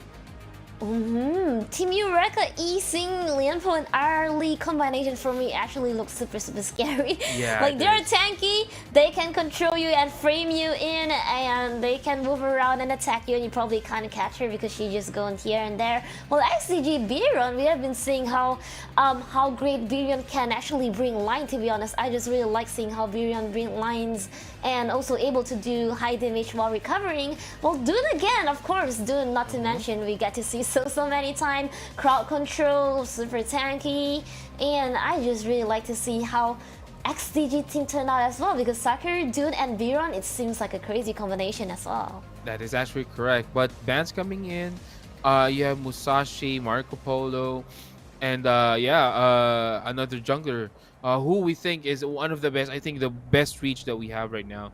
So yeah, let's see who will be the next set of picks right here. All the bans have been used up already, Luna. So it's all comes down to the last two picks for both teams. I see XDG banning Hansing, probably want to avoid them to actually steal tower that easily, like how they usually do. They will leave out that one member and go to steal lane pretty quick, and they want to leave that strategy from themselves, so they're keeping Biron. But there will be other heroes that can actually do that too. I've never seen Sun Tzu yet, as of now. Well, I don't see we will see Sun Tzu. Maybe on Team Eureka is a good pick, but other than that, Concert U. That is an interesting pick from XDG. I think I get the idea when Yiseng actually, or when Concert U is actually trapped into Yiseng's OT, then I think that's the perfect time to use her skill, not to get much damage. But that actually depends. I mean, it only blocks physical damage. Magical damage will still push through. And Miwe, right now, immediately being picked by Team Eureka, who will be their last pick, though. I'm interested to see. Oh no. This is painful. This is painful. Yeah, this is painful for Team Eureka. Tianwei is really scary at early game, to be honest. He just come out, he run to you and bam on you, and you might be gone if you're alone, most probably. And Miyue actually really scary hero with an ulti that she can go in whenever she wants, because yeah, and XDG, I was wondering what will be their last hero choice of their mid lane. That's correct. I just want to emphasize, but they're gonna go with a Lady Zhen. A lot of pretty much similar to Princess Frost, but since we are on a global ban, Princess Frost is not available right now. So they actually picked Lady Zhen right here. Yan Wei, to be specific. You know how scary I am with Yan Wei? When I play on pubs right now, on ranked games, whenever I see Yanwei, and even if I'm in full HP, I won't go near him. I just run away. Yes, his attack speed and his enhanced damage are just crazy, and you don't want to mess with that movement speed and attack speed. That's being increased on. But I would like to see how Yixing gonna be made in use for this fight as well. That's actually correct. And we are now going into our Game 3, the deciding match for the series. who will win and who will push through onto our grand finals. Is it going to be Team Eureka and XDG? We will find out in a short while we see the opening waves right here for our game. Well, South Dune is already started with stealing, you know, the side jungle and probably taking first blood. First blood. Oh, first blood being taken down right there by Secure. Secure will actually secure the first blood. That was a nice 3-man stun right there by Dutch. So that actually caught Eureka off guard, and they need to be careful on this one. There might be some engagement. The red buff is actually still here. They will try to get Dunn will actually get the crimson buff right here, but to what avail? What will happen right now? He's still chasing 2 members of Eureka, but will not die though. This aggressiveness from XDG is just on another level this game 3. Exactly, they actually steal almost half of the jungle for Tianwei, avoiding him to get the early game, you know, that dominance, and you know, scaring probably using, and Lady Jen, they probably don't want that. So now Tianwei left no choice and probably want to invade, but he couldn't. He's still hardly level 4. Yeah, he needs his level 4 right here to be more effective right now. But it's just close. Maybe 2 more camps that would do. Let's see. But Jiangwei, oh, the quick rotation by XDG. They know that Yanwei is actually here. They want to fight it out and actually go back. Arlie will use her parasol back as well. So both teams right now being a little bit careful. Although XDG was aggressive early game, let's see if we would see that aggressiveness towards the end of the game. Well, we can see the tower has not much it's been doing, but in the mid lane, there's been having fight since early. And John Wei getting ganked up right here. He's gonna get another death, or well, not another death, but another death for the side of Team Eureka. 2-0 right now. XDG again, the aggressiveness is still on the board for them, but on the top lane, Miyu will also get killed. Oh my God, kills all over the board for XDG. This is not good news for Eureka. Biron actually went under the tower, and now that they are forcing on Consort Yu. Lee now say it. Yeah, a little bit of a revenge. So that was actually a big kill for the side of Team Eureka. They are now trying to push this bottom lane. But look at this. This is actually a very good movement for both teams. You know, I mean, both teams have been just sniping out each other, just countering the movements on the map of each other. They know how each other plays, and right now Haru and Rain is actually face to face in that brush, but they will now try to go back. Other team members are on the middle lane as well. Yeah, there are still so many people gathering in the middle. We have Dune, Sakura, and also Lady Jin in the middle. While Yixing and Tianwei is trying to secure. While we can see on the bottom lane near Sakura is fighting a little bit. Yeah, this is gonna be a problem. I mean, this is quite different from early on. This Lianpo is actually a very not a very good hero to get on, to gank on, because basically he's tanky. He has the tremor smash disabled. He has a dash as well. So there's a lot of things that, you know, this Lianpo can do, even if he was the initial target. But we will see right now the 4-minute timing that we have, Luna, the Overlords and the Tyrants. Let's see how these two teams will react on this one. It seems like Eureka is targeting on the Tyrant, and I think they're starting on it already at there, and they're fighting in the jungle. Like, you can see how Dune, Biron just coming in furiously to avoid Tianwei's grove. But at the same time, Team Eureka has really taken down the Tyrant. Actually right. Oh, Migs in this Lianpo. I learned a lot from Migs using Lianpo. I actually watched this game before, and that's actually how I learned to use this hero. But let's see if that will be the case here. Migs is just, you know, just trying to scout out the heroes right here. He's not scared because he's tanky. He could actually fight this one out if he wanted to. But they need to go back then, and Genpo will get gone on. There will be the dash in to the rare. That's what I was talking about a while ago, Luna. How tanky Genpo is, and it's very tricky to kill him initially. But they are still going to chase though, and Sakir will actually get the kill on Genpo. Wow, that was a very aggressive support right here. Look, Sakura gonna kill another one, but might get killed instead by Arlie, but he managed to run away. Of course. And the mulberry power from Sakira here did not hit Yi Xing a while ago. If only he would, that would be another kill as well. On the top lane, the silent matchup right here on Miwe versus Byron. But Byron is taking a lot of damage though. There goes the Siphon right now by Miwe. Oh my god, Miwe is just giving out a lot of damage. He still has the barrier, but will the damage be enough? There goes in, just chipping out damage, and I think Byron will fall down slowly but surely. It's Miwe getting that kill. Yishin getting caught as well. Right now, let's see. There goes the dash in. Tremor Smash will be used defensively. They will catch no one. On that, the world is my board. Coming here by Yi Xing. So a little bit of safety right here for the side of XDG.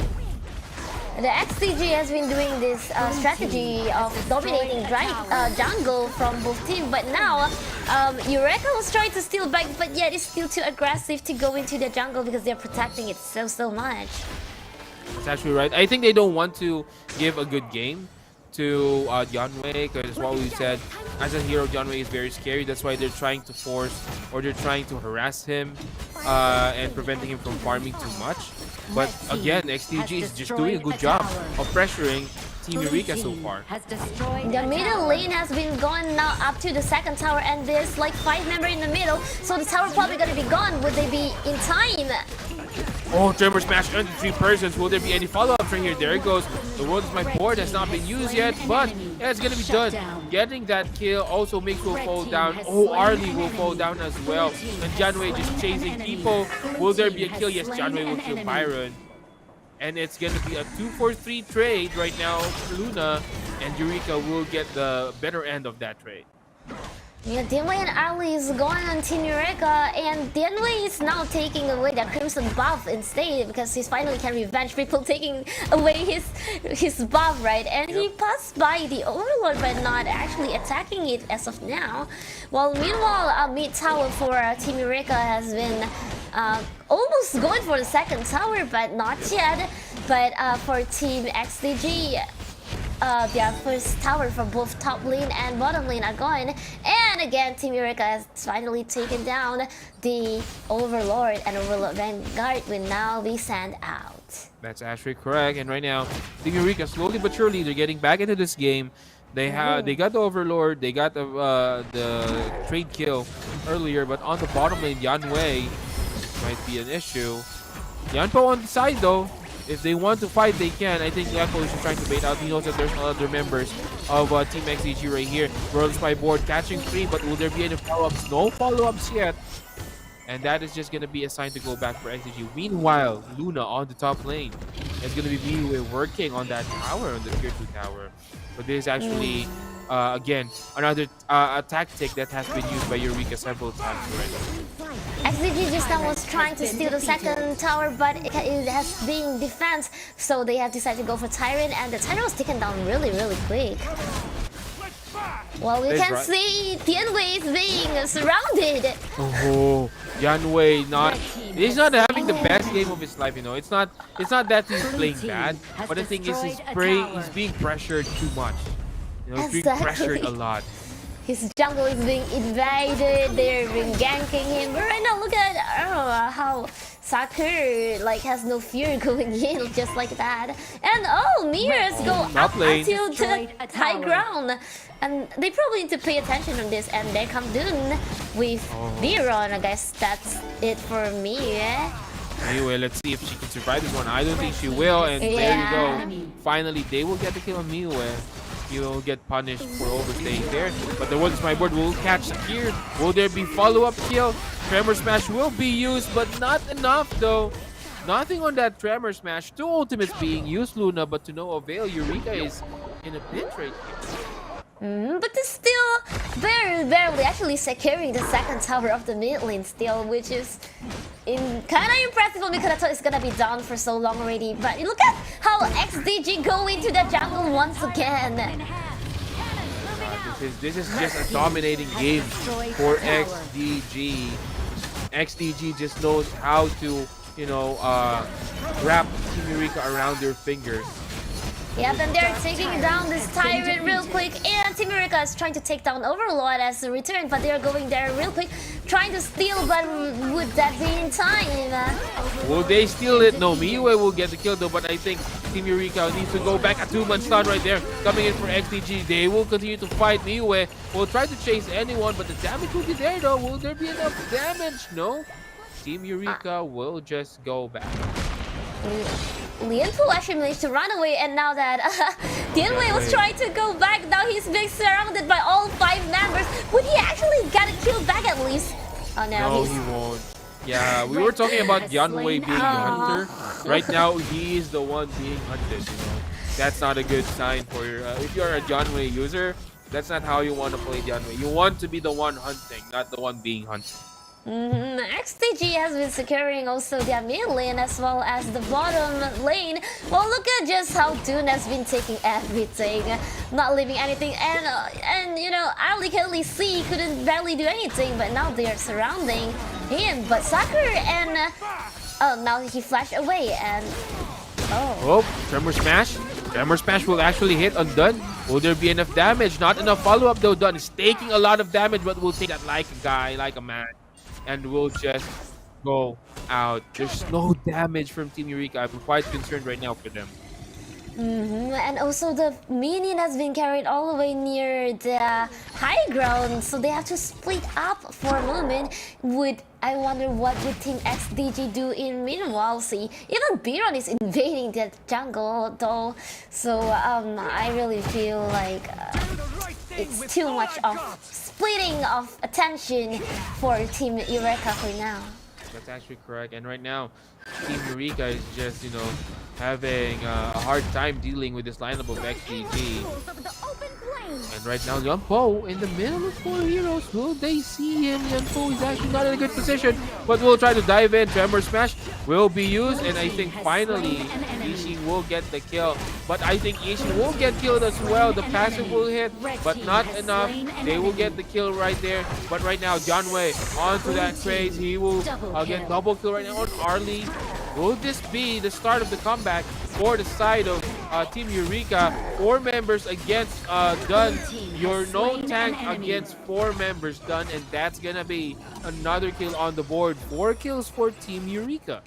That's a really good comeback considering how Team Eureka position is, and I don't think Don come in at the correct position and direction earlier when the fight's already over and Don is trying to go in, but realizing that they were still having high health, you know, and now that's the time for Team Eureka to actually take down tower, especially the mid lane, and one is gone for now. And right now, mid lane has been destroyed. The map will open up for the side of XDG right here, or for the side of Team Eureka. They would have more options, but still, you don't want to count as XDG yet. They still have fight. They can just simply kill you guys if Team Eureka is not very careful on their on their steps. But right now, at least Team Eureka has a little bit of a breathing room, so they can actually work this one out. But I think XDG has to say something about that. And after that fight, it actually put both of this team into kind of an equal position, no matter in terms of the economy or in terms of the kills, and now they're gonna start fighting again. Oh, Dun actually found out Lianpo was actually there. There goes the world's my board. But will there be any follow-up? Tremor Smash onto 3, and the damage is there. Team Eureka not killing anyone yet.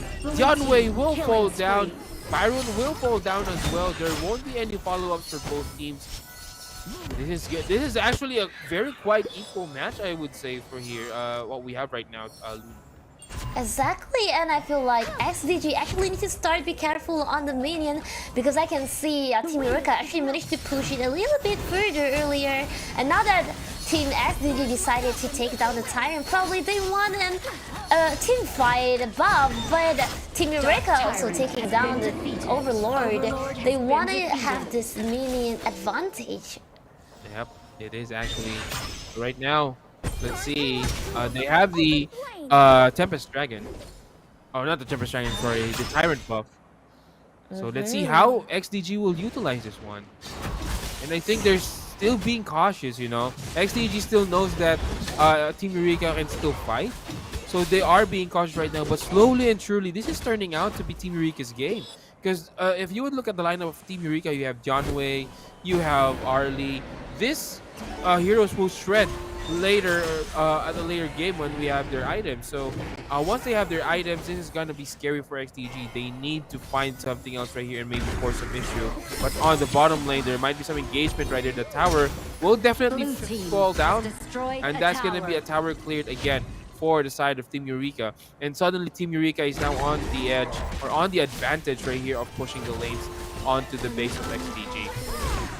The Overlord Vanguard would give so much pressure, and Tianwei again is being targeted. Maybe he's damage that can be done for a group of personages is too crazy. But now they will need to clear that dragon on the Clash lane, and Biron is doing that.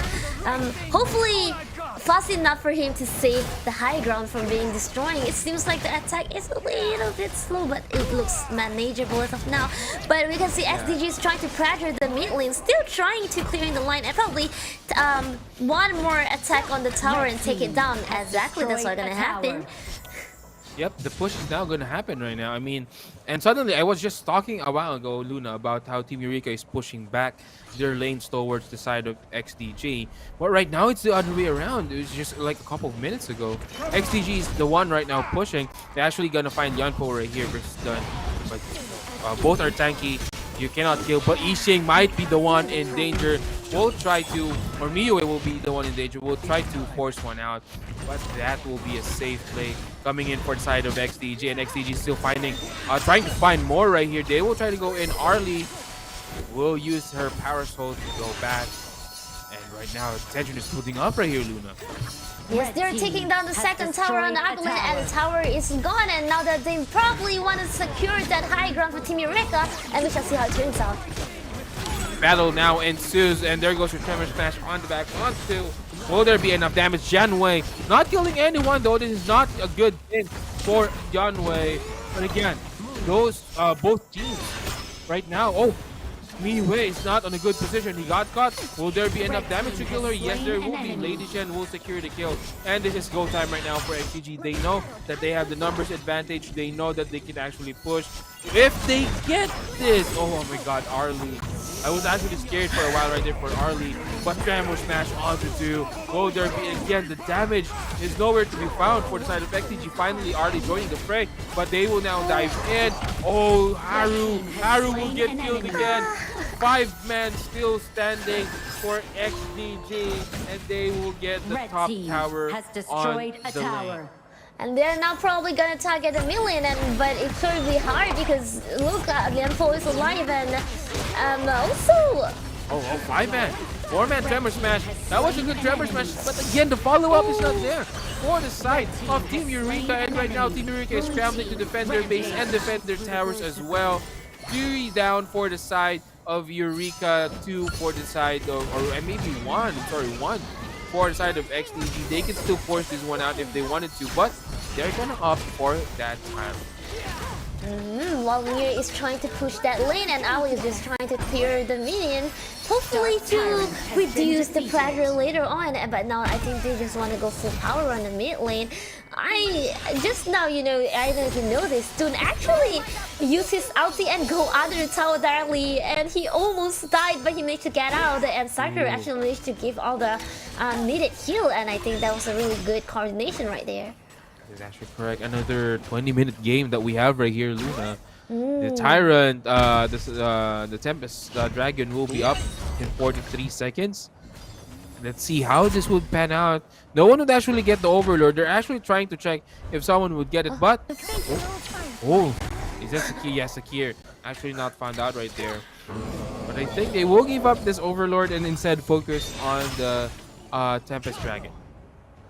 But if Team Eureka focus on Tempest Dragon right now, their lane might be, getting caught, considering how they actually push the minion a bit on the Clash lane. I wonder what happened to Mirion and Minion on top, but they're facing some engagement. But again, Yanpo is a tanky guy. He's one beefy guy right here, so you really can't kill Yanko real quick. I think what Team Eureka wants is to get 1 kill. Oh no, that's not what Team Eureka wants. Definitely not what Team Eureka needs. This is gonna be bad. Tempest Dragon is up. They're down 1 member. It might be a push or possibly just go to the Tempest Dragon first, get the buff, and then we'll get the kill later on. But Dunn will try to go in right now. Try to get more. A little bit greedy right here. But Dunn is taking a lot of damage. Tremor Smash into 3. They still can't kill anyone. Miue use her skills. But he will not kill anyone. Finally, it's going to be Lady Shen going down. But this lineup from XDG is just trampling over the members of Team Eureka. Arlie might be in danger. Will get revived though, but I think not for long. Arlie with that parasol will escape. Don will chase him, but to what avail? They will now focus on the crystal, and XDG getting that win on Team Eureka. Again, Luna, just, the game being decided by one close clash. That's so intense, I swear. They like early. I thought like they were running away. Their life is like leaving just one thin line, and I was hoping them to able to go back and heal and come back to protect. But too bad. Lianpo actually has his ult already, but the follow up is just a little bit fall back, and Haru is just being caught and being targeted way too much for our Dianwei. And congratulations to XDG, which means XDG managed to go into the grand finale. That's actually correct. XDG, congratulations. But also, it's not over yet for Team Eureka. Team Eureka would still have the chance to get that 3rd place later on, which will be again played offline. But our grand finals is complete right now, Luna. We have XDG and the winner of our first game. No toxic. Yeah, no toxic. There you go. Thank you for that. No toxic. This is gonna be an interesting matchup.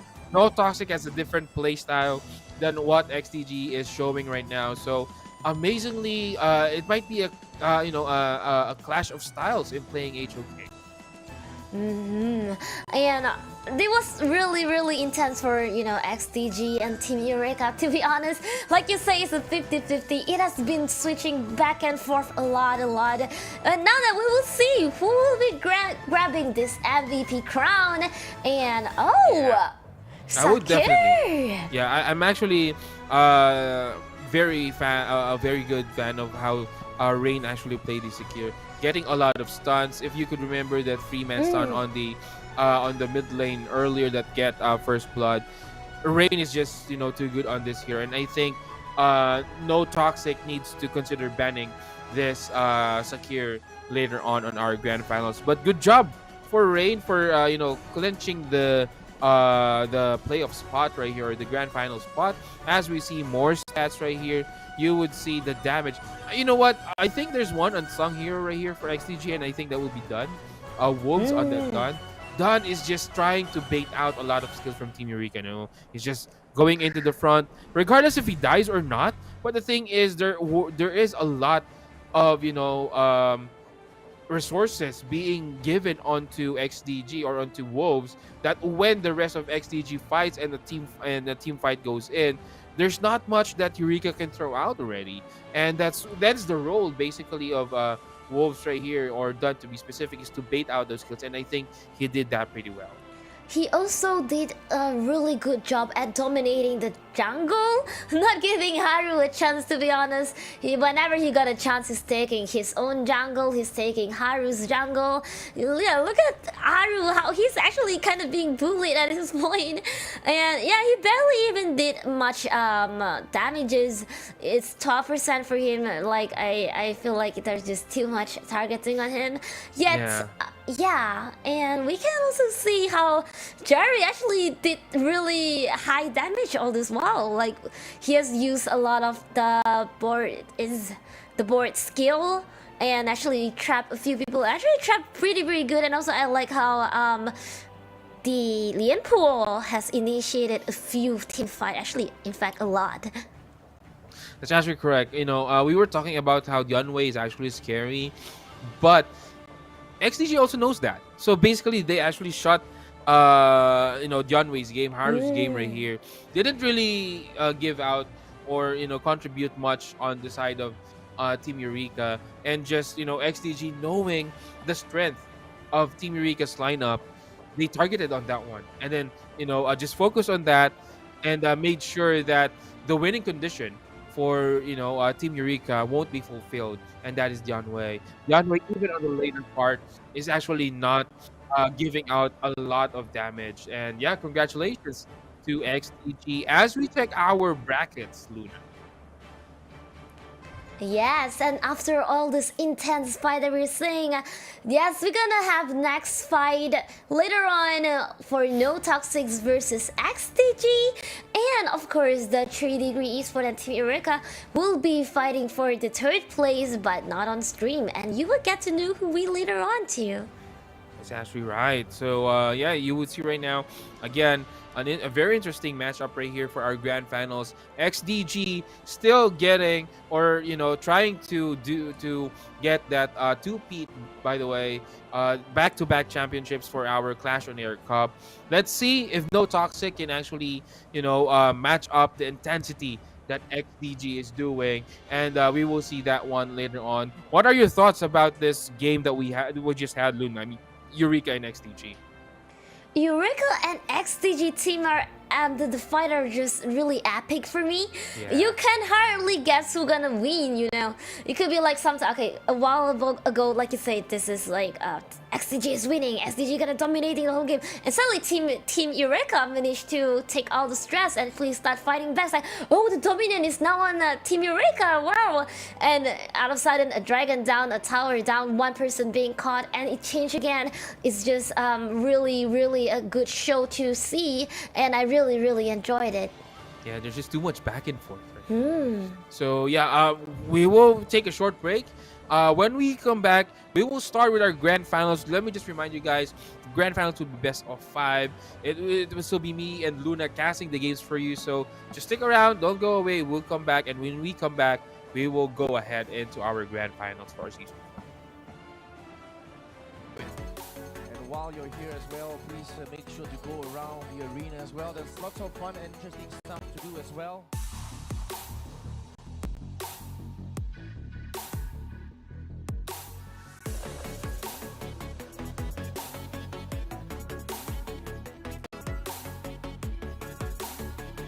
Looking out for all PUBG and Dota 2 players.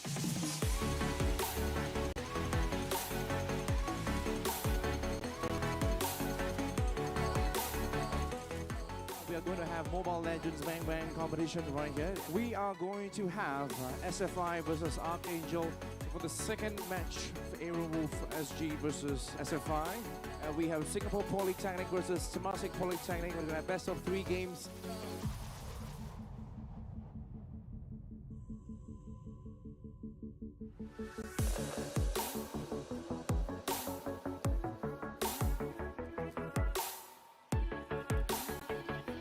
And let's get you guys ready for League of Legends.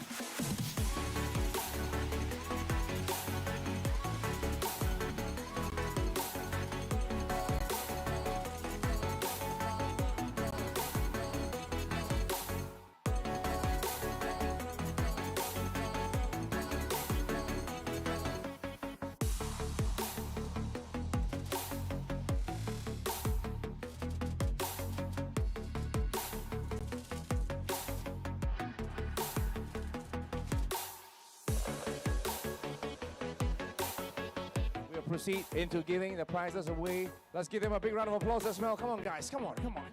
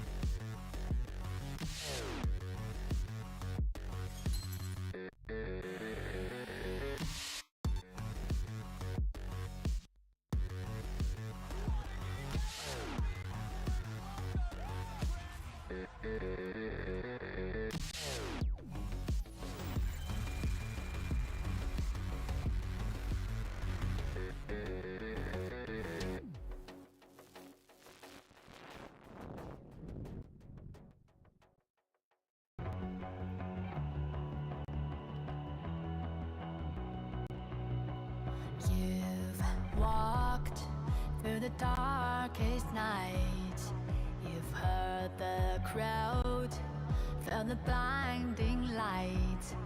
You were standing there when your heart comes alive.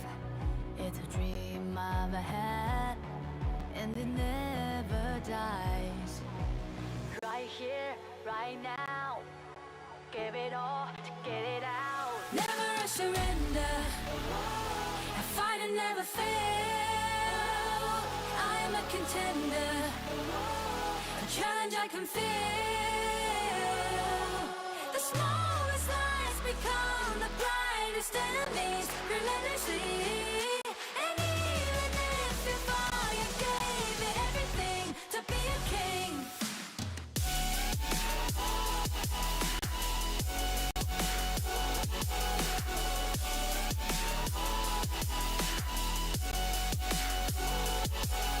You carved your way with a sharp attack. You watched it all burn, and you never looked back.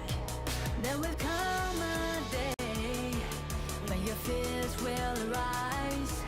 You protect your crown, so it never dies. Never surrender, I fight and never fail. I'm a contender, a challenge I can feel.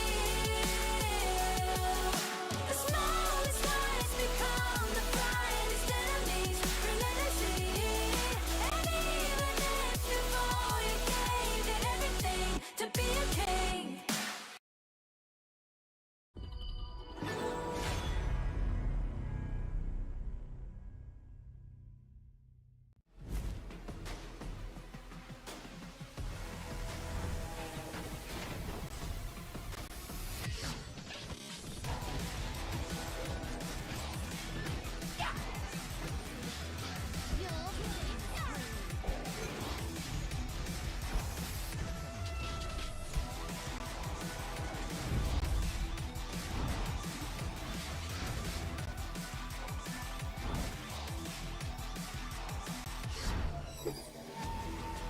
Destroying evil spirits heals my soul.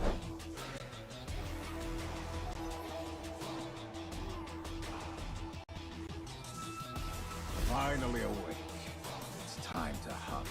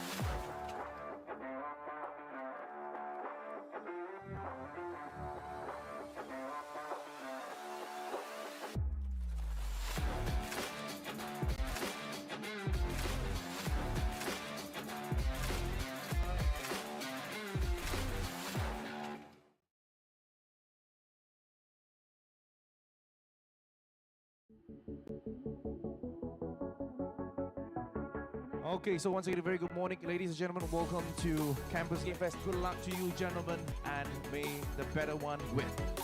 And while you're here as well, please make sure to go around the arena as well. There's lots of fun and interesting stuff to do as well.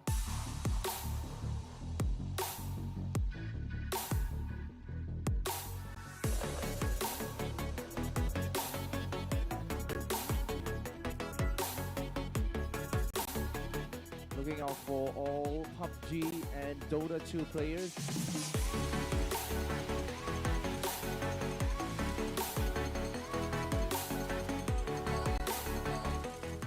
We are going to have Mobile Legends Bang Bang competition right here. We are going to have SFI versus Archangel for the second match for Aaron Wolf SG versus SFI. We have Singapore Polytechnic versus Temasek Polytechnic. We're going to have best of 3 games.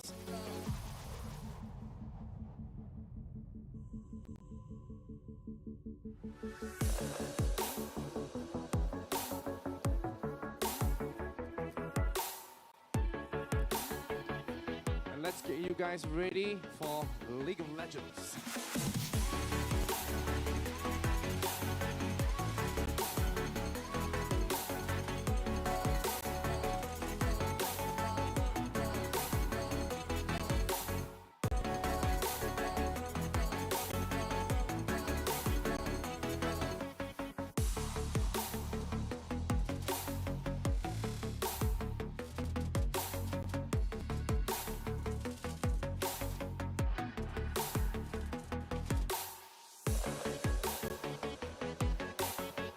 We'll proceed into giving the prizes away. Let's give them a big round of applause as well. Come on, guys. Come on, come on.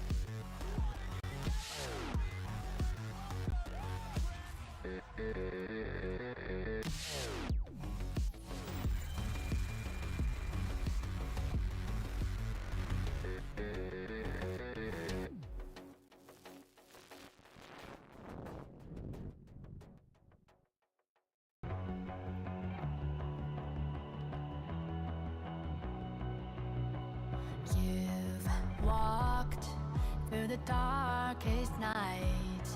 You've heard the crowd, felt the blinding light. You were standing there when your heart comes alive. It's a dream of ahead, and it never dies. Right here, right now, give it all. And welcome back to Clash OnAir Cup Season 4 5v5, the grand finale this time. Yep. And yes, it's me, Luna, with Graham, with you to go through this exciting 5v5 grand finale in between No Toxic and Team XDG. That's actually correct. Both teams actually did play well on their semi-final matches. You know, both teams actually got no teams actually got 2-0, and then Team XDG or XDG actually fought a very hard match against Team Eureka with a 2-1 score. So this is a little bit on advantage for the side of No Toxic, I would say, given that they have better rest. XDG fought a hard match, a full best of 3 series, I would say. So yeah, XDG might still feel the fatigue. But on the other side, XDG also might feel the momentum going on their way.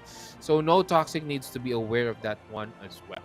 While for 3 Degree Esports and Team Eureka will now then fight for the 3rd place, but they will be doing it off the stream, and we will get to know the result later really soon. While for No Toxic and XDG this time around, it's gonna be a game of best of 5, which means whoever got 3 points first gonna win. It's gonna be a long game for them. Hopefully XDG got the power to actually keep going strong. That's correct. And right now we will see how this will pan out. We are now in our grand finals, guys. So if you guys are watching and trying to see how our grand final would go, then grab some snacks while we wait for the draft. And yeah, it's actually better to watch these kinds of games, with the snacks and also with friends. So if you are finding friends to watch with, play with, maybe just go and click the QR code below right there. You would see the QR code, so just click on or scan that QR code, and who knows, maybe you might be the one being casted by me and Luna on the next season with your team who you met on our community. So don't be shy and scan the QR code below. So now we have seen no toxic games earlier, and we also have that super intense one from XDG. So I'm still wondering so much of how XDG gonna draw for this time around, and how would no toxic do, because just now I think they have a pretty strong team combination as well. And now That's correct. Oh, banning Dharma. Dharma immediately. They actually saw the Dharma game a while ago, and Dharma is actually a very good hero for for XDG. So no toxic, just removing that possibility of having the Dharma pick right here. My Shiranui, I would say, is I'm looking forward to see those bans as well. Long maybe, or maybe an Ogran ban, but Liang has been banned by no toxic. They probably hated how the game goes earlier, and they're like, nope, not a chance for you. And they have then XCG has banned Nuwa, and Dolia is free now. I still wonder would people take Dolia, but my Shiranui has been picked and not being banned, and it's being picked by Team No Toxic. Interesting to see. I was thinking XDG might get it. I think no toxic saw. My Shiranui has not been banned. Let's get it immediately. But the problem is, will they play this one very well? We saw that my Shiranui is very strong into the early game, but we saw also how she drops down in terms of scaling when it comes to the mid to late game. She's very soft. But Adakyao will be revealed right here by XDG into an early. I see your eyes shining again, Luna. Can you explain to us why? I really, whenever we got into a team fight, I hated Da Qiao the most, because whenever Da Qiao got into the correct place where she could summon everyone just to destroy one tower or even one lane, or actually ganking anyone anytime on demand, and that's really annoying. Well, for no toxics, they have picked Dolia that is out of leash right now, and we have also Long and my Shiranui actually. Well, a lot of damage. But speaking of damage, we're gonna get damage from XDG. It's gonna be Gun and Mo just sniping from afar.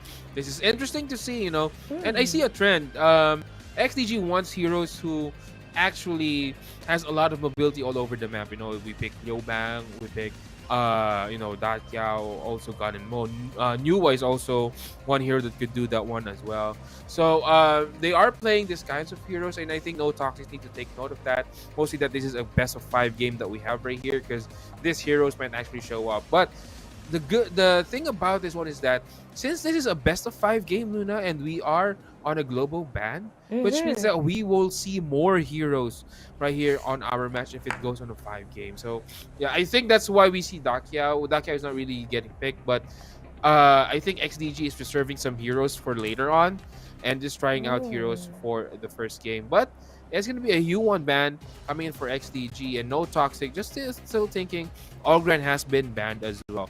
That's the thing with global ban, Luna. The thing is, if you actually throw all your cards in the beginning, at the end of the day, throw your main heroes at the beginning, and then at the end of the series, you don't have any heroes to pick with. That's going to be a big problem. So one technique that they're using right here is that reserving the heroes, but no toxic will pick a lane and done.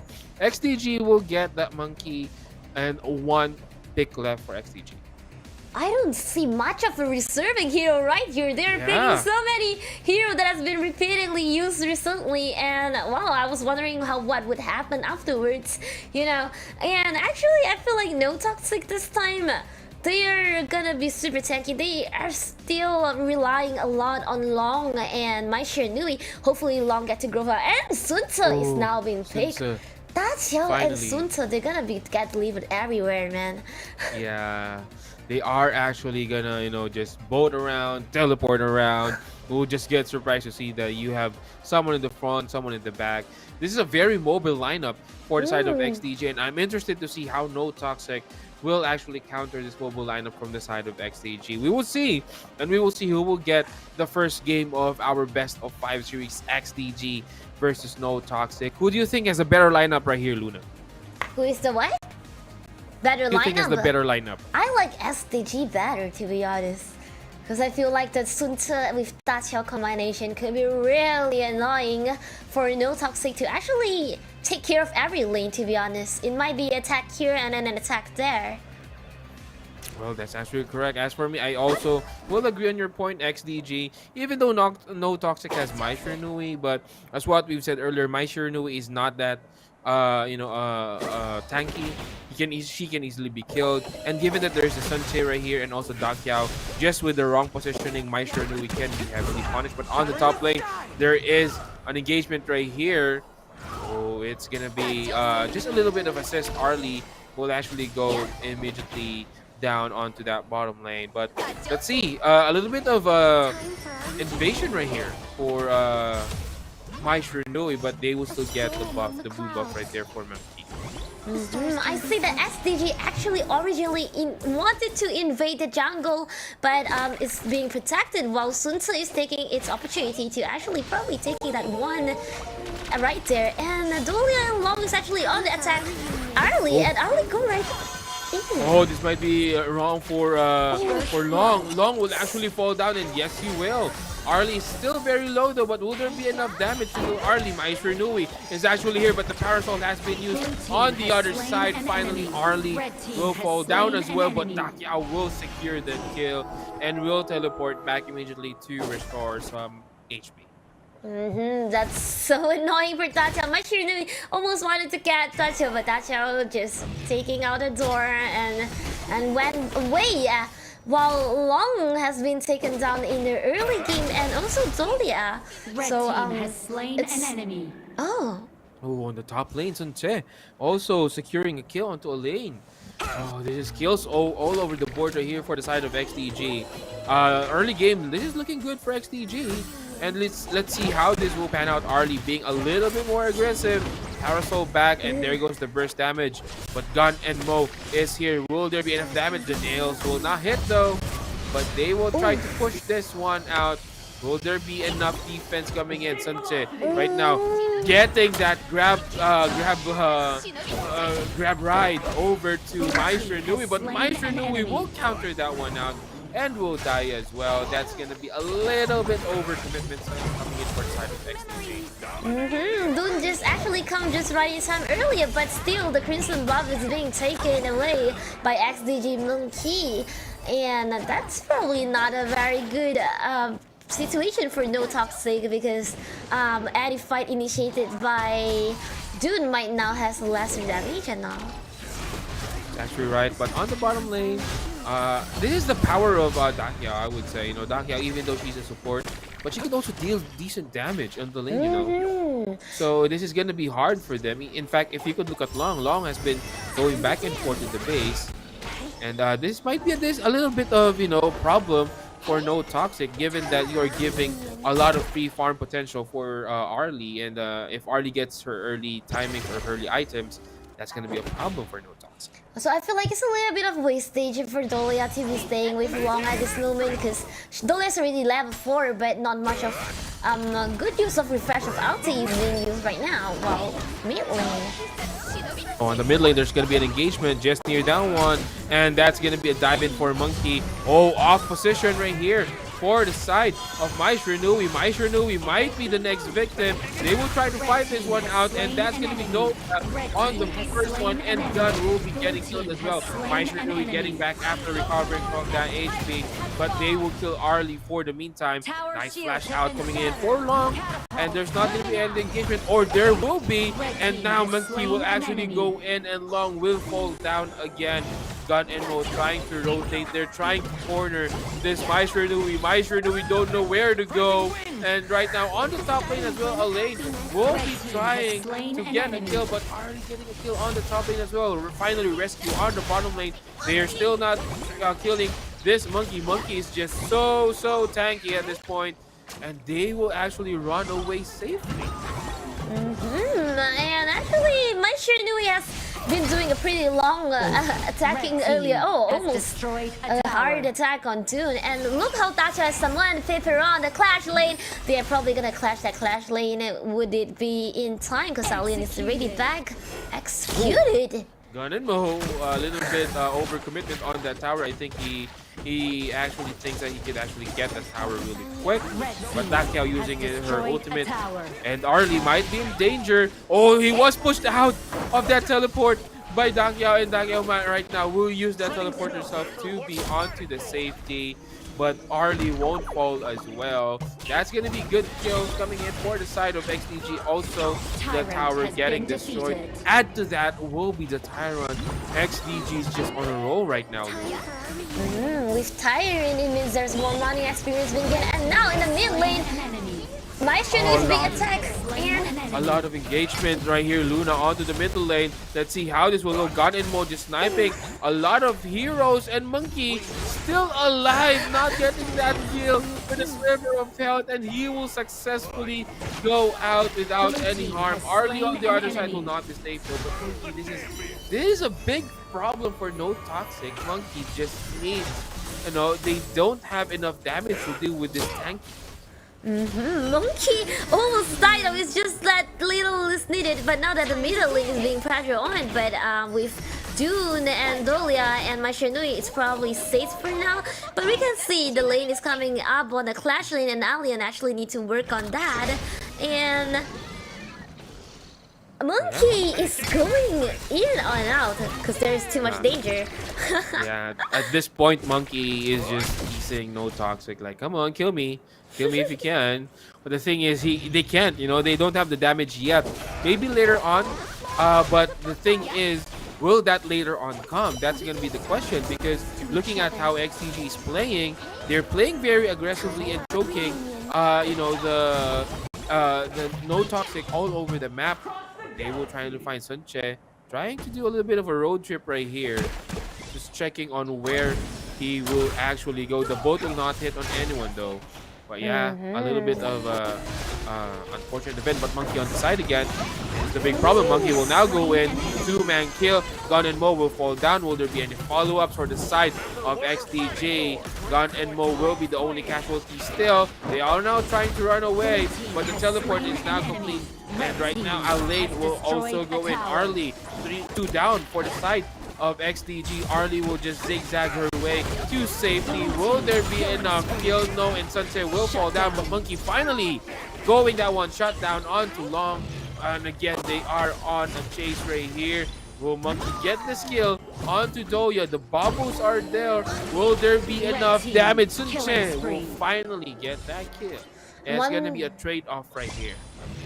They are also probably want to taking this down with 2 people advantages fighting over Alien. If it's possible, they might even take Island Life, but they are playing safe. And my Shiranui, surprisingly, with mobility, she just got away again, That's actually correct. That's actually, how we expect to play or to see Mai Shiranui here on our match. It's just very, very, very, very mobile, hard to catch, and not easy to kill. But let's see if that will be the case, because right now, XDG is doing a good job of just, forcing their way into the towers of No Toxic, and No Toxic is being forced to actually respond to this. Oh, Monkey actually still decided to take that blue buff, and now we have this. Oh, Mushroom is slain. Gun and Mo has been slain right here, but Sunse, on the other hand, it's Monkey just facing a lot of heroes right now, 4 heroes to be exact. They still can't kill this bubbly, I don't know what he is, but he's just gonna go back. It's just too tanky. Well, Arlie managed to take down the second tower though, and Dune actually the one that happened, but Arlie managed to get away. And while in the mid lane, it's being summoned to taking down the mid lane, but it's too much and not many of the minions there, and now they're having a fight. Yep, they are definitely having a fight, but the thing is, this is just what they do, No Toxic is playing it again in the hands of XDG. They are the one right now who is being in control of XDG. They are forced to do rotations right now. And if you would look at the map, Luna, you would see that no one from the side of No Toxic is actually on across the river of our map, which means that XDG is doing a good job of controlling No Toxic onto their end of their map. Dacho has summoned everyone to fight Alien right there, and Team No Toxic has come. Yep, Team Toxic actually here, but Gun and Mo, when that burst down, My Shiranui will be bursted down as well. On the other side, Dakia will be killed, but what will be the payment? And Monkey is still on the run. Sunche with the bolt will hit too, and that's gonna be a two-man kill right here for the side of No Toxic. They are knocking onto this tier 3 tower onto the bottom lane, but I think just to be safe, they will right now go back. Nice 2 kills. I think that was 3 kills that I saw. It's just that the support or the one who killed or was killed first actually responded already. But nice engagement coming there by XDG. XDG has also secured the jungle again, and ESC is still trying to steal all the things. That they're having a fight in between each other. Monkeys with its tanky, would it be able to run away? Yeah, at this point, Monkey's just tripping, you know. He is just tripping right now. But Arlie, I think Arlie might be still the first one to die before Monkey does. And finally, they will take this one out. But that's just too much commitment. You know, it's actually so tiring to see this. Oh, but Long just in time for that infinite vastness. Will actually go aggressive right here. Gun and Mo will fall down, but they will be saved. Dakia will actually be saving Sensei and will go back onto their base. A little bit of, you know, I would say confidence for XDG right now, just overcommitting on that one. But let's see how this will go. Tyrant right now, or the yeah, this is being taken. The Overlord is being taken by No Toxic. Let's see if there will be any contest. But no, it will be another Overlord for the side of No Toxic. But right now, it's gonna be Long going down. Oh, these two members done also going down right here. Let's see how they will actually work on this middle lane. Is the chosen lane for that dragon. But the question is, there are still other lanes right here that No Toxic or XDG can focus on. Instead, they're gonna go on the bottom lane. Monkey will take care of the dragon in the middle lane, but they want to get this bottom lane destroyed as soon as possible. Bottom lane just need a little bit more, and with Maisha, Alien, and Dolia doing it, and I think they probably couldn't handle this, and there goes the tower for high ground at bottom. And that's the dive. That's too far of a dive right there. XDG just showing off their skills at this point. But will there be enough for the tank for No Toxic? No Toxic. Elaine almost getting killed. Finally getting that kill on Elaine. Monkey again surviving. Where the sliver of health on the back is Dakyao. But oh my god, Monkey is just too much of a problem for No Toxic right now. Exactly, just never really die. And Long again, once again, it's gone. And who's actually really crucial right now to actually maybe help to protect the tower and all, while we see XDG again doing the jungle invasion, leaving no trace for Dune to actually and they look at that Dacia summoning everyone up to the for the Tyrant, and with Dolia and Dark Tyrant has been no, they couldn't try to get it, so it's belonged to XDG and the ship. Sunche.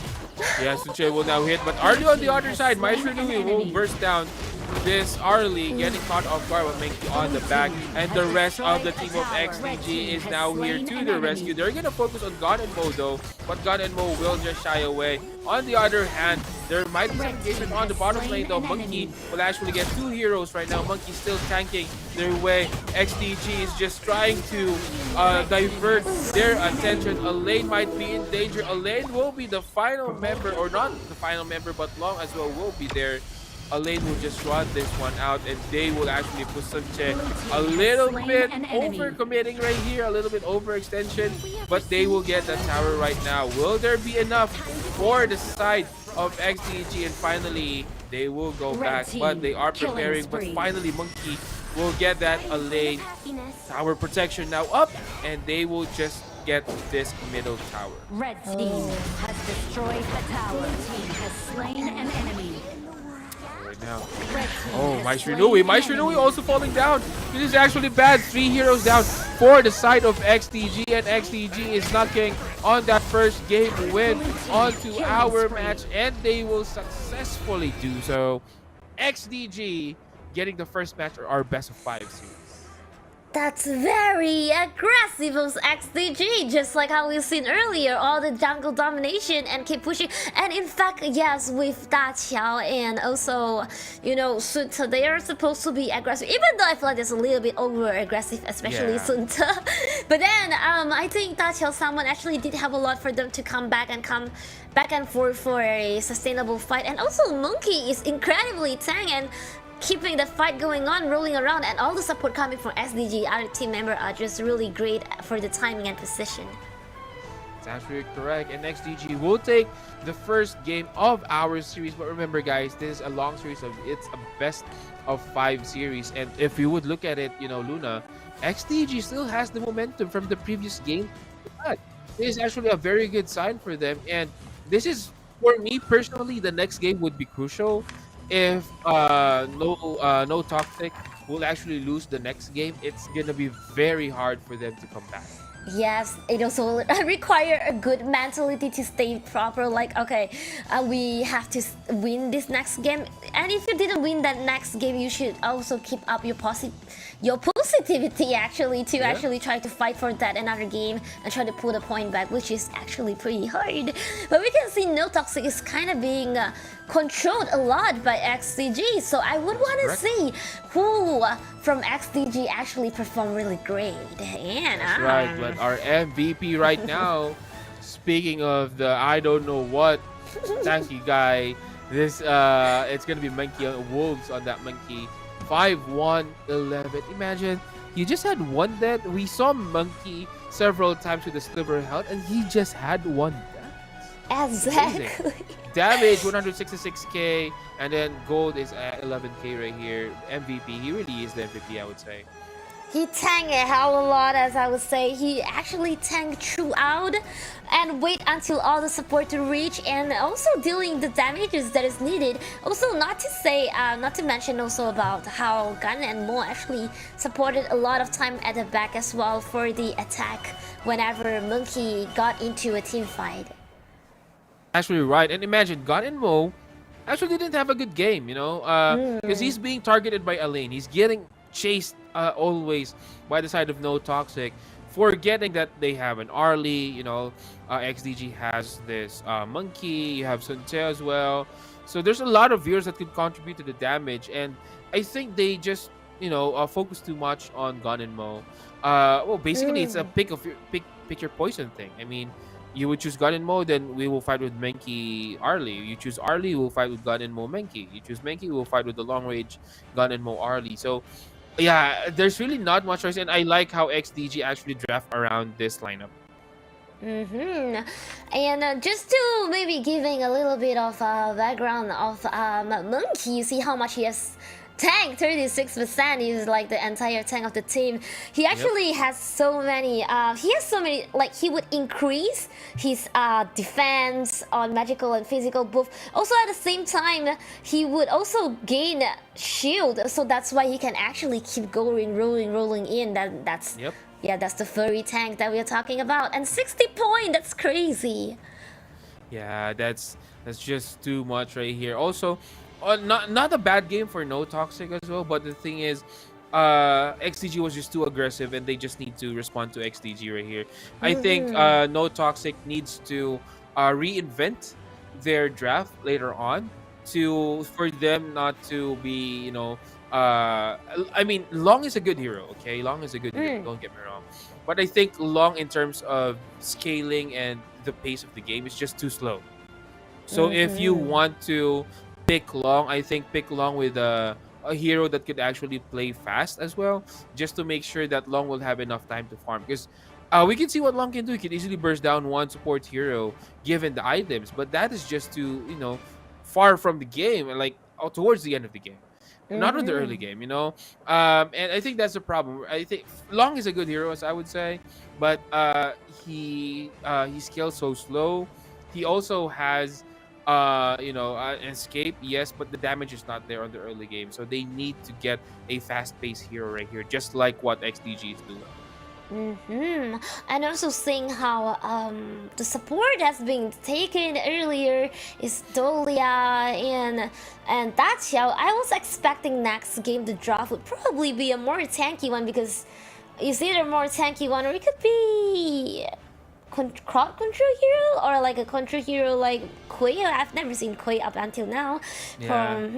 And Sakura still not yet up for this time around though.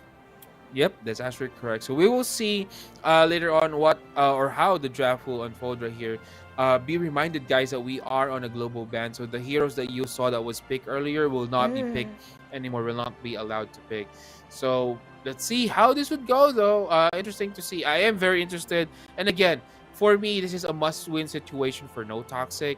I know that this is a best of 5, but the thing is, going down 2-0 on the bracket is actually not a good, a good feeling. It seems like you have an uphill battle to climb if you go 2-0. So just to ease out the pressure and to ease out the the pressure that is being given by XTG right here, I think No Toxic, this is a must-win game for them.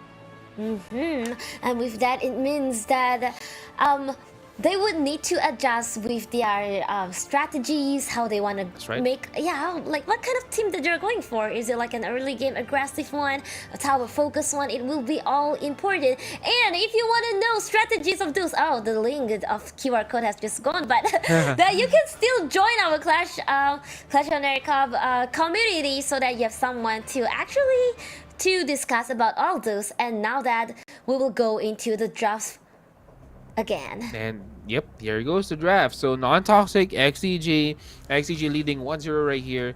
Let's see how will the draft unfold. So there's still a lot of heroes that XDG could use, or supports that we could use. We have, I think the top tier supports right now would be Doya.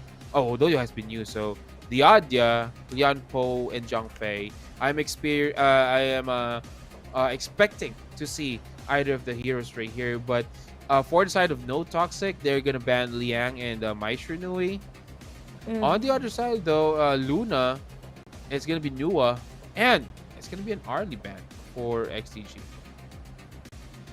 Arlie has been used by. Well, the thing is, it is not restricted to the whole team. So let's say, for example, if the other team have used Arlie, then it doesn't mean that the other team cannot use Arlie on the next game. They still can, basically, but the same team cannot pick the same hero twice in a series. Okay. So that's how global ban works. That's why No Toxic actually banned Mai Nui, even though they used it, because XDG might pick Mai Nui right here. But Liu Bang and Dharma and immediately Lamb on the XDG lineup. Liu Bang. Yeah, I was actually expecting Liu Bang at the same time, because it just came out every time after, like, when there's 3 games, people get Dolia. After they got Dolia, they got other tank, and then they got this Liu Bang, who can be really flexible to help whenever it's in time. And Dharma, again, is not just really good in control and giving attacks. It actually has really pretty high agility, as I can say earlier. I can see Dharma can actually run away pretty easily from being targeted. And Zhang Fei and Yi Xing. Zhang Fei, let's just say the super tanky one, the one that can initiate a fight really well. I just really hope to see more of that. And Lian Pro to counter Zhang Fei. Yeah, that's what I've said. These are the top heroes that we are expecting to see, and they did actually. It's like an automatic. I'm not quite sure if that is a thing with our team, but it is semi-automatic, I would say, or almost automatic, that when you see Zhang Fei on the other end, you pick Lian Po on the other end.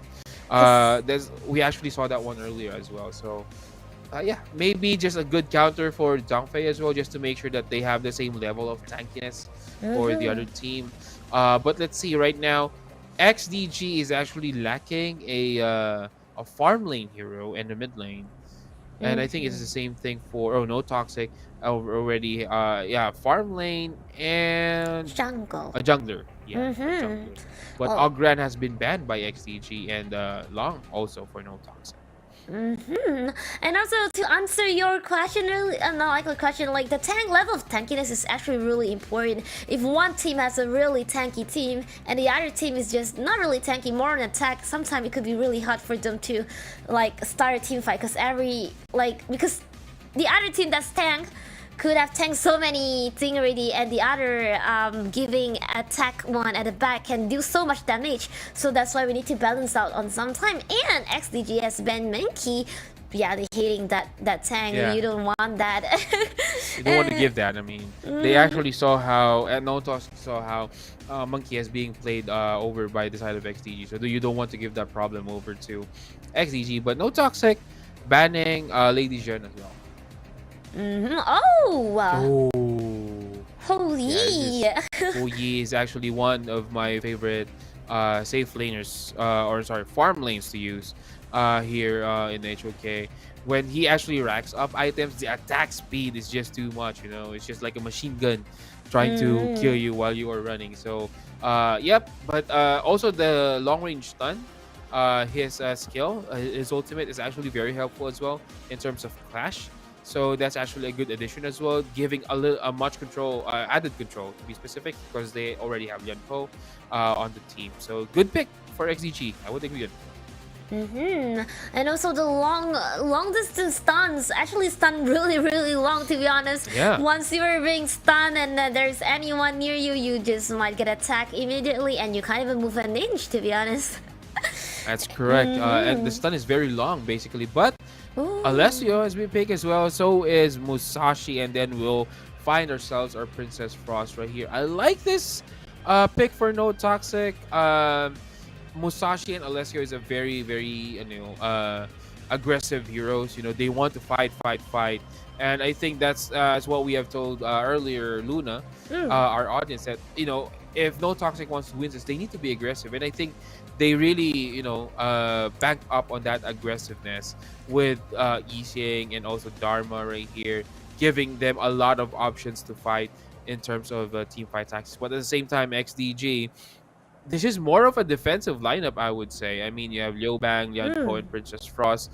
So let's see how XDG will play this one out. And I'm expecting No Toxic to be more aggressive than the game one.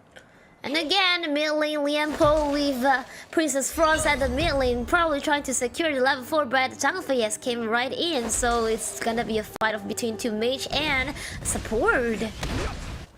Is right now on the middle lane. It's gonna be Yixing versus this Princess Frost. This is what I love about Lianpo, you know, on the opening minute. It's just tanky just from the get-go. You know, he's not that he's not that hero who is soft and then gets tankier as the time goes by. No, just on the get-go, he's just too tanky right here.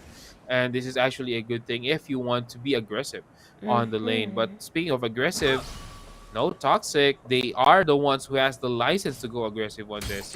So they need to be aggressive. At the same time, they need to be careful as well, because XDG can punish them instantly. And while on the top, we can see a fight in between Liu Bang and also Dharma. And Dharma almost wanted to flash an attack, but he did not risk it and came back. While Lam is probably trying to take Dharma down. Oh, will he reach out? Yes, he will, but will immediately go back. You know, he's under the tower, so he's just not gonna pursue and force Dharma to go back into their base. You know what?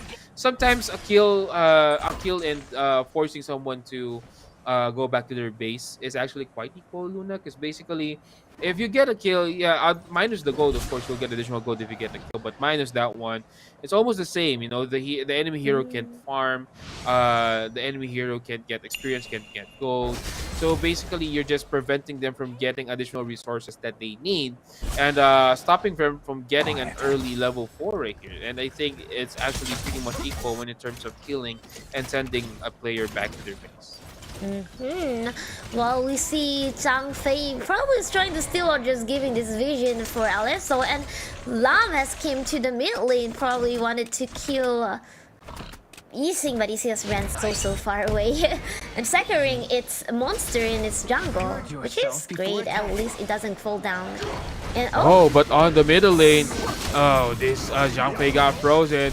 But there goes the ulti coming in from Yixing. Will there be an engagement? Lamb just dashing in and dealing out a lot of damage. Lamb will fall down as well. That's 2 down. Dharma will also fall as well. XDG just being aggressive. And that's what I told you a while ago, Luna. They need to be careful. And there goes your Tremor Smash being done. But Alessio will actually live. The dash might be kill right here, but no, Alessio will survive right there. But as what I've said earlier, Luna, they need to be careful, no toxic, on being aggressive against XDG because they can punish you, and it clearly shows in that engagement. And Alicio Nising is almost gone. Luckily, Lianpo did not actually chase, probably thinking that attack might actually make him losing a life at this early stage because he might be not as tanky for now. But also, just an educating purpose, Lianpo actually can heal himself when the bar at his bottom actually got full, and he just normally walk away. And look at that bird! Tremor Smash right now will go in, and that's an easy kill. Nice setup coming in for Wu Yi, and 4 heroes right now. Zhang Fei will try to stand this one up, but against 4 heroes of XTG, this might be hard, and Yan Pro just trying to tank and prevent them from going in. Liu Bang will go down as well. Zhang Fei will fall, but on behind, Musashi, they will get try to get Princess Frost, but will there be any help? And they will get Princess Frost, but I think Musashi's gonna fall down as well. Is that worth it? I'm not quite sure it is, Luna. Maybe not, because Lam actually managed to take the advantage, actually dominate the jungle, invade the jungle again. And look, oh, Lam. The damage from Lam, and oh my god, Lam just, you know, dancing around Dharma while hitting his punches in the air, and Dharma just going down without a fight. Nice solo kill right there by Lam. Salam is with double buff just now. One is taken from his home and one is actually being stealing from No Toxic. And right now SDG is taking down the Tyrant, which gives them more attack. And probably they want to fight for this raid buff, seems like. Yeah, they have the ability. Oh, what a quick kill coming in. Alessio going down real quick. There goes the world is my board. But will there be enough damage? Not enough damage for No Toxic to produce. Easing is getting slowed down. Liampo will try to run away, but will go back immediately, hitting the tower. But he's one tanky guy, so that is fine. Lam will try to get one, but no, but that's gonna be 3 heroes dead. Do you see, Luna, how Alessio just melted on that bottom lane encounter? That's really fast kill by Love. And also, Holy actually took that opportunity with his quick attacking, you know, taking down the second tower of No Toxic farm lane. Red team has destroyed right. We're just on the 6-minute mark, Luna, and look at how the positioning on the map is. They are actually trying right now to choke out again the members of No Toxic right here. But can they do that one? Here goes Lam again, trying to find a kill. Lam will actually push this Zhang Fei. There's no tanking guy when it comes to Lam, but Lam will try to get more kill. On the other side, Liu Bang is actually far deep, but Lam will dive in and get them one by one. Oh my god, this is getting scary, but they got this one, and they will still get a kill. Yixing will fall down as well. That's gonna be 4 kills on the side of XDG, and just like that, Luna, we're knocking on the 3rd tower on both the middle and the top lane. And now they're targeting on the high ground, and it seems like No Toxic is hardly able to defend it. And ooh! Oh, now I'm just, you know, dancing around this one. But Dharma will be left alone. Dharma will fall here. Tremor Smash will be used. And right now, the crystals are exposed. Woyi can just simply grind this one down. Unbridled outburst onto 2.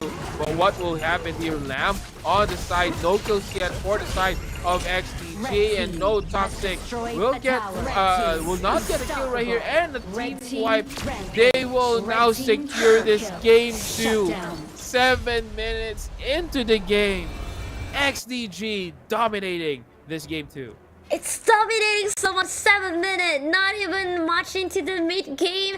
And Lam, to be honest, the damage is just crazy. You can see how Lam actually almost instantly killed every person he targeted. And he even go right into the crystal at the end and get all those kills. And that's really daring of XDG. Securing the 2nd point, and it will be the match point for XDG on next. That's right. No Toxic is now their backs against the wall. They need to muster up all their strength, you know, gather up all their intelligence to fight this one out and maybe turn this series around into a 3-2 win. But that's gonna be a far-fetched idea. They just need to get one game each first. Just think of it as three BO1s. Get the wins on those, and then they're gonna get back into the game. But XDG, this is getting scary. I mean, XDG with how they play is just very aggressive. It's very clean, Even though it's aggressive, it's not that dirty aggressive that someone comes in right here, someone comes in right. No, it's very surgical. Lamb will go in. They will try to bait out the heroes of No Toxic, and then Lianpo will come in with the Tremor Smash. You would see Princess Frost casting her skills, and that's where XDG just wins the game. And speaking of MVP, Luna, we have Lamb. It has to be him. I have just seen and witnessed. However, he got in and just got all the skills. 824. The damage is 67k. This fight is only 7 minutes in. You can imagine how crazy it is. And Lam actually has initiated a lot. Actually, I can say. Like initiating killing like a single jump people, and also actually helping with a team fight like almost immediately afterwards. That's actually correct. And we will see right now other stats right here for our game. You would see the big difference right here just on the levels, Luna. Yising on the mid lane is level 9, and then 10, 11, 10, 12 on Lamb. This is just too dominating right here. In fact, the total scores right here are all double digits for the side of XDG and all single digits for the side of No Toxic. This might be deflating for No Toxic, but they need not to think about it, and they need to bounce back. It's more of a fatigue. It's not more of a fatigue playing, but more on the mentality. No Toxic needs to have this mentality that no, we can come back, we can win this one, and XDG will need to face that one and see on game 3 if they could actually. I just really want to highlight again, Lianpo at this game is also super crazy. Like I said, 94% of team fighting. I see him initiating so much, chasing those people like whenever you see a chance, and then the teammate will actually follow out right after, and that's a really good initiation by Rain. That's absolutely correct. Well, that's how you should play Lianpo. Basically, since you're tanky enough, you're really not good at 1v1 fights. You're really good at this, high sustaining fights, team fights to be exact. So you need to join your team, maybe join your farm lane, or whoever is on the kill lead right here.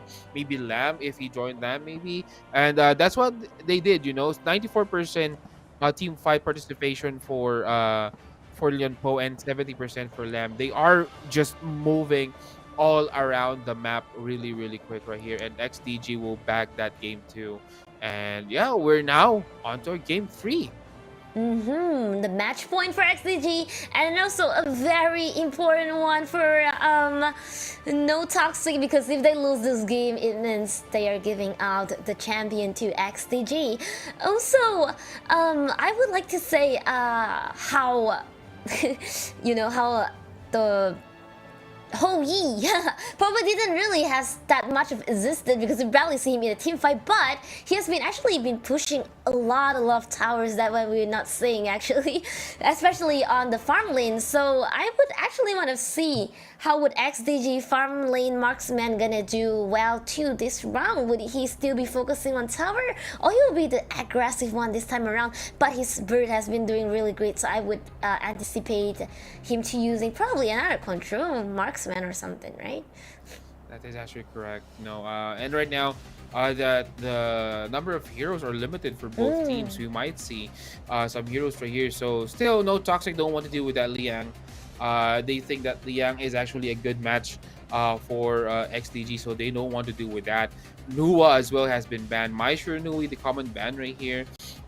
We still have several supports that I would say. Sakir has not been picked yet. So I think it's wise for No Toxic to just ban Sakir. I'm still thinking of other supports though. Ziya could be a really good one. Yeah, Ziya has not been picked yet too. Motsu, Nadia, Guigutsu could be really annoying as well. Yeah. And well, there you go, Diadya. Yeah, again, like we said, it doesn't just help to heal, it can also deal damage. It can somewhat be an assassin as well if it's needed. And the main important thing is it actually makes you broke with its skill. Like you just put a skill 2 on your enemy and the money drop -2, -4, -6, -8 go. Eventually it drain your money out. It's scary. Yep. It is definitely scary right here. While XDG, there you go, Sakir. Oh, one of the new heroes that we have right here, Luna. I hate it, Shi. Shi can actually drag people in, and sometimes I really don't know how do I get it out of the control. She has really good control, and the continuous attack is kind of crazy. And also on the side of No Toxic, they have secured Monkey and Arlie, which is some really strong hero, and that is always being banned. But now this round, they feel like it's a need to get it. But XDG did not just let it go; they got Dharma. Yep, that is correct, Dharma. On the other hand, this is actually the priority ban for No Toxic for several games already here. Well, 2 games to be specific here in our series. So, yeah, Dharma being banned, but Monkey will be picked up by XDG. I think XDG needs to have some sort of a high damage hero, you know, somewhat similar to Lamb. I just can't think of any for now. But now that they have already banned Princess Frost, they probably don't want that blocking and freezing things going on like what they did earlier. And Lady Sun is being banned. Oh, I see. So they're limiting heroes right now. So XDG is actually missing a jungle and a farm lane. While No Toxic, oh, there you go. Hunter you. No Toxic is actually missing a Clash lane and a mid lane. Well, XDG is just missing this one jungle. And I really wonder what that jungle could be. Yeah, I'm also thinking Yanwei might not be a far-fetched idea as well. I was hoping to see Luna, but I haven't ever seen Luna yet because I just like to see how Luna refreshes its skill and just like swinging around here and there, you know. That's right. Oh, XDG is taking a lot of time right here picking up their next hero. Let's see who will be the pick right here. They're just thinking. Well, what is a good jungle? I'm actually thinking up until now. You wanted to see RK? Yeah, RK. RK is actually a good jungle as well. Very strong. But on not the other being side, used right now. Yeah, Gun and Mo and Sunte will be used by No Toxic. XDG right now. Let's see. Who will they pick as their jungler? So basically, it's gonna be a Gun and Mo mid, Sunte, Clash lane, and then farm lane Arlie right here. Like XDG. Gun and Mo actually is being used almost like on every set of game. Yeah. You can just see how crazy the damage it can be and how far it can reach. And soon this round with Monkey, I feel like that's pretty.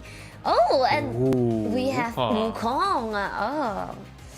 This is quite. I'm not seeing that much of a Wukong on the tournament to be specific, so I'm interested to see how this will pan out. But Wukong as a jungler is so strong. Once he got his item or his farm properly, then this will be a very huge advantage for Wukong right here.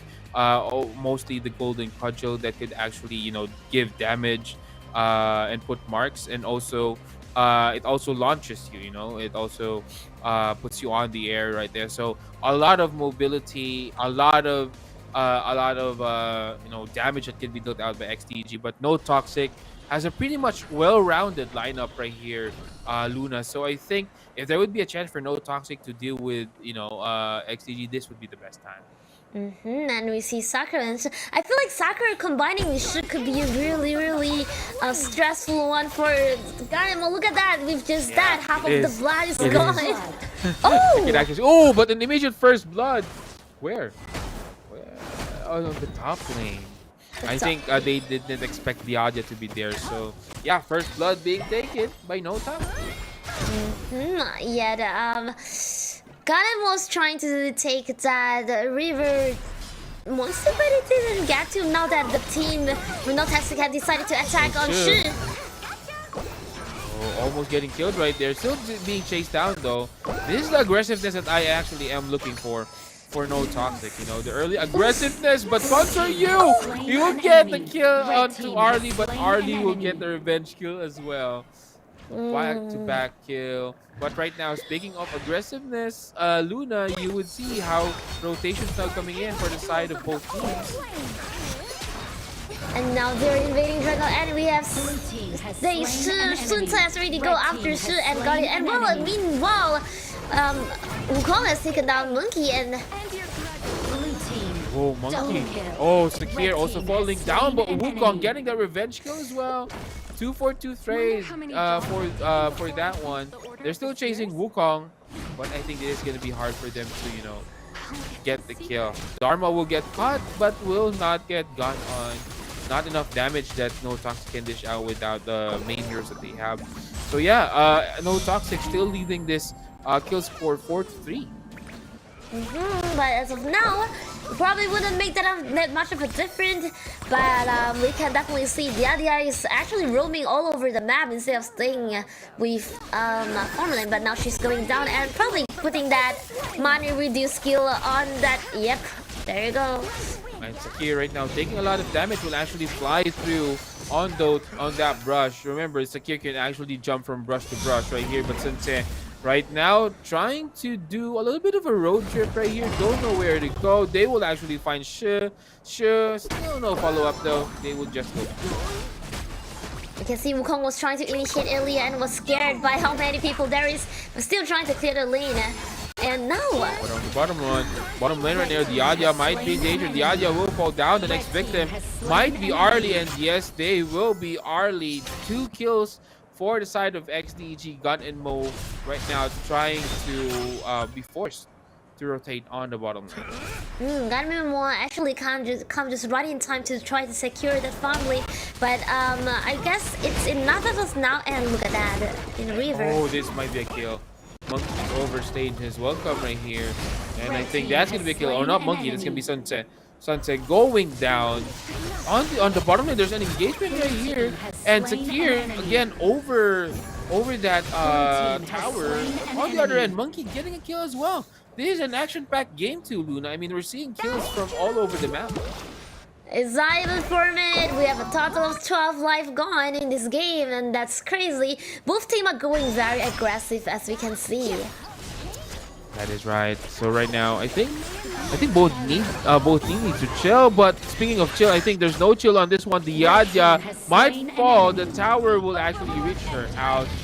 Both teams are actually very aggressive to the point that sometimes they are actually overcommitting right here. But speaking of overcommitting, will there be follow-up damage right here? Contra Q trying to box out. Remember, Sensei is now here. Will get Sakir. Sakir might fall, and yes, he will. Will there be any follow-up? Oh, Contra Yu might be in danger. But on the other hand, Gun and Mo will actually get killed by Dharma. They are now trying to run away. But Dharma, will he reach? Oh my god, he will actually reach Sensei. And Sensei will fall down in the hands of Dharma, but so is Monkey onto Dharma. And that's going to be 9-8, slowly but surely, an action-packed, all-kill lane or game right here that we have. What Wukong has been doing is Wukong actually tried to steal some monster from the jungle, also taking away the mid lane. And now again, Shi is being chased and being defeated by Monkey. Yep, and we'll get a kill though, but 2 kills now on the board for the side of No Toxic. They'll try to find the third one, but to no avail. In fact, it's going to be Wukong getting another kill on Diadia, and that is a sign for No Toxic to just go back. After all this fight for 5 minutes, it's back to 10-10. It's just been 1 minute 30 seconds after we say that another 8 more life is gone, and that's really intense. On the bottom lane, Arlie will try to dance her way out. Can they? Oh, Arlie, that's a bad decision to go back to that parasol, and Arlie will get that kill. While on the top lane, Dharma might be in danger, dashing out. The boat will now come in. Dharma will fall down. Nice return kill coming in for the side of No Toxic. This is quite a very action-packed game 2 or game 3 that we have. You know, just kills all over the board. And finally, they are starting to get this dragon. The Tyrant has been taken by XDG. Would that help them in team fight afterwards? And while No Toxic would want to go for this Overlord to try to balance out, but would he get still? No, Monkey has already secured the Overlord, while soon Wukong is actually attacking their jungle, actually taking away the Crimson Golem, and team, they're actually trying to secure the mid lane because their mid lane actually has losing one tower for No Toxic. But on the Clash lane, it seems like there could be a fight anytime. 3 of the XDG members, Konsoju, Sakura, and Shi actually were here. Yep, and they will see actually making on the back, but on the other line, it's gonna be Diaja or Dharma falling down. Monkey just left alone right here. Will there be enough potential to kill him? No, there won't be. But it's gonna be Wukong killing Gun and Mo on the middle lane. He is not yet done. He's still chasing Diaja. They will get the kill on Diaja as well. Monkey just passing by like nothing happened. And they will now just go and get this tier 2 tower onto the mid lane. Well, Ali has cleared for the bottom lane. The mid lane is now being invaded kind of for XDG in the mid lane. But the lane minion has been cleared out by No Toxic. And on the Clash lane. Yep, on the Clash lane as well. This is a tower, a tower festival for XDG. They're just getting those tower kills really efficiently and forcing rotation again for No Toxic. This is XDG just surgically, removing the towers of No Toxic right here, and XDG is just doing a good job of doing it. And now I can see No Toxic start to take the defense position instead of being the one who is initiating attack, and now the jungle is fully being invaded, and probably they're gonna get in gank. Oh, but they would get the Azurba. But on the bottom lane, though, there might be some engagements right here. No one's getting killed. Most of the members of No Toxic is low. It's gonna be Musashi or Sunset falling down right here. No casualty for the side of XDG. They are pretty much healthy, so they can fight this one out. They're probably gonna take the second tower of No Toxic, but Arlie has came to rescue. But would they take Arlie away as well? Well, in the mid lane, they are pushing. Konsoyu has touched the tower again, and Ooh, Arlie will also fall on that bottom lane. This is getting scary right now for No Toxic. This is definitely getting out of hand. I mean, the kill score are pretty much the same, Luna, but the thing is, the push potential from XDG is just too much right here for No Toxic to handle. So let's see, will there be any comeback for No Toxic? That's going to be the big question. And they are for sure taking down the second tower, and I feel like they might back off after this and maybe taking the jungle or something. But no, Wukong decided to touch a little bit, and I'll actually back off. That is actually right. Now let's see, will they dive in? All towers on the mid and on the outer towers, to be specific, on the mid and the bottom lane is now down. So I think they're just gonna chill, maybe push the tower or the waves over to the top lane. Maybe an Overlord or a Tyrant for them to initiate another team fight, or just a push of minion to keep them stressed on. Look at Dharma just sitting there. Yeah, just Dharma scouting out, but he actually was scouting. On the top lane though, Wukong just doing his job getting the tower right there. So all the outer towers right now out for Son Wukong, but Son Wukong taking a lot of damage and giving a lot. Menki is not the Menki that we see a while ago, and that's going to be 2 kills right now for the side. Make it 3, make it 4. Monkey is, and Gun and Mo is the only sole survivor for this No Toxic team. In fact, Wukong is actually trying to check Monkey as well. Monkey might die, and yes, he will. Gun and Mo, the sole survivor of this No Toxic team, but no longer. It is a wipe out. And this might be it, Luna. 1 second on Diaja, 3 seconds on to Sunse. But what can they do with this 5 members right here? And just like that, XDG is gonna get the win on our 3rd game and the championship for our tournament. Yes, XDG has really shown how aggressive a team could be. 7-minute game, and now that a 10-minute game is just really speed up everything. They are just, whenever they snowball, whenever there's advantage, they just keep going on, and that's what we have been seeing from XDG. That's actually correct, Luna. Wow, that was one heck of a series. Although it looks lopsided, since it's 3-0, but it is actually not. I mean, no Toxic actually put up a fight right here. It's just that XDG has the strats on their pocket to hand out, and they actually won this game. How do you think about the series that we had right now, Loon? I feel like, you know how this game we have earlier, No Toxic and XDG actually both started super aggressive, and I was really worried. Like we say, like they're actually overpowering. They went into each other's towers just to get those kills, and for some reason, I think it's when Wukong actually starting to got all these items built up, but that's when he get really aggressive, catching one by one, and I think that really helped a lot for XDG team to actually push towards the tower. And also, as you can see, even almost near the end, Wukong actually are still taking on the Clash lane minion going in, like he still want to secure more high ground, but the minion has all been brought into it from the mid lane and from lane, so it's just all attack from everywhere, and I feel like that's really great. And MVP actually go to SDG lead with Concert U.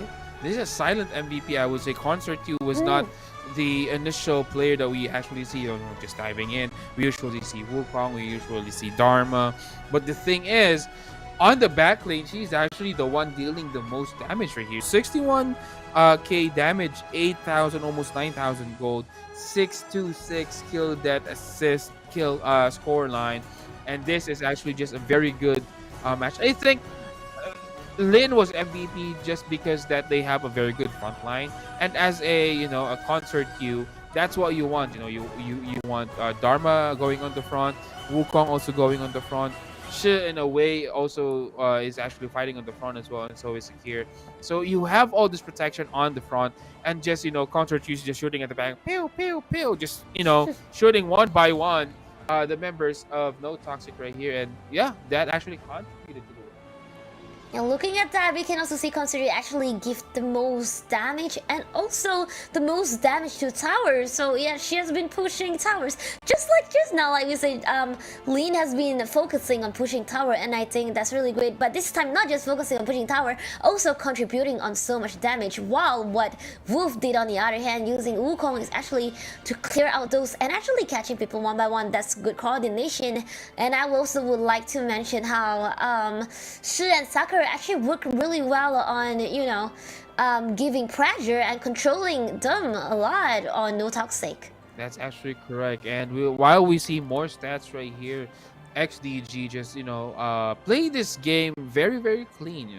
They actually won fights, push towers, just the clean HOK game that you wanted on your pubs, on your ranked games. As we see right now, if you could see Sakir, 61% on that team fight percentage, just really high. It's a support that you want, not only in HOK but in real life. Someone who is always there for you. Exactly. And also like looking at the team point, if you were to say, even though Shi point might be looking low, but I think she did really good in controlling. While for Dia actually are the MVP for No Toxic, even though No Toxic seems like they aren't like Monkey aren't tanking as much, but actually I feel like Monkey has probably did the best he could. But still, congratulations to No Toxic for securing the first runner-up. That is actually correct. And No Toxic getting that second place, though, they're not gonna they're not gonna go home crying and all that just because they didn't win anything. They actually did win something, so they are gonna get. And right now we will see our updated brackets just to check as well on how did our best of 3 on the lower bracket or battle for third did. It's actually still ongoing though. So XDG. Oh, okay. It's already a best of 1. So yeah, XDG will take the championship. Second place will be No Toxic, and 3 Degrees Esports will take a win into Eureka, and they will be the one getting the third place. So the third battle for third is just a best of 1. So 3 Degrees Esports actually won that match and won the third place for our tournament. That's actually impressive because we have seen how aggressive Team Eureka has Yeah. been, but 3 Degree Esport managed to secure the 3rd place just like that, and it's really, really great. Congratulations again to XDG for being the champion for our Clash on Air Cup Season 4 5v5 tournament, while no Toxic for the first runner-up and our second runner-up for 3 Degree Esports. That is actually correct. And right now, XDG just, swinging that 2-time champion belt here on Clash on Air Cup. And if you guys are interested right here to maybe challenge XDG or maybe, get on that 1v1 matchup, you could just simply scan the QR code below that is showing right here so that you could actually, maybe you will be the one challenging you and your team who you will be meeting in our community will be challenging XDG on our next season. And for you to get updated as well. So who might know, maybe Clash on Air would have some sort of a mid-season tournament. And maybe you can join that one. So if you guys are interested, just follow the QR code or scan the QR code. Show us more interesting strategies and all. So really, once again, a round of applause for all the participants. Really, really enjoyable games that I've seen, and a lot of beautiful strategy, good teamwork that I've been seeing. And what do you think about all this fight, Graham?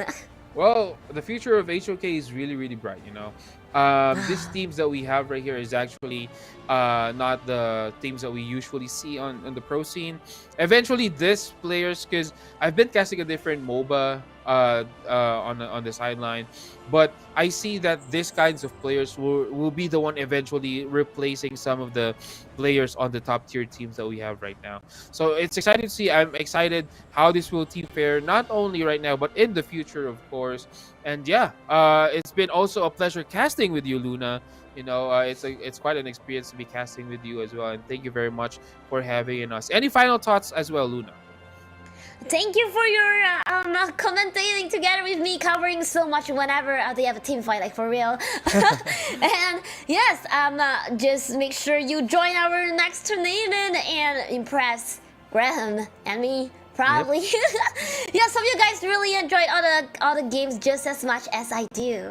That's actually correct. And with that, guys, we'll now say our goodbyes. Thank you very much for all who have joined us here in our tournament. And again, this is Graham and Luna ending the night. Congratulations, XDG. This is Clash on Air Cup signing out. Thank you very much.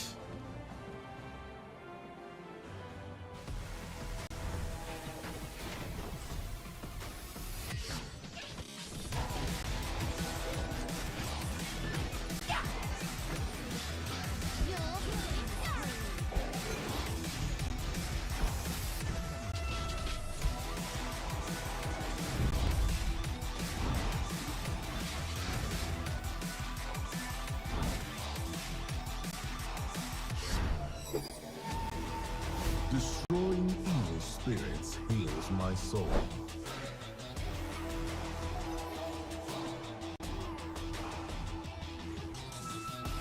Finally awake. It's time to hunt.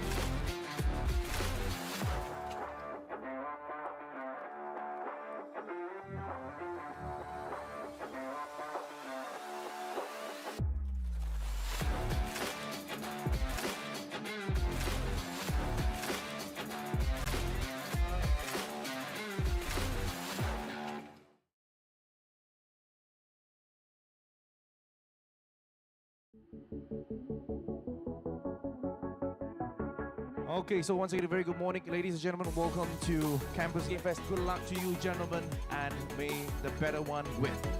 And while you're here as well, please make sure to go around the arena as well. There's lots of fun and interesting stuff to do as well.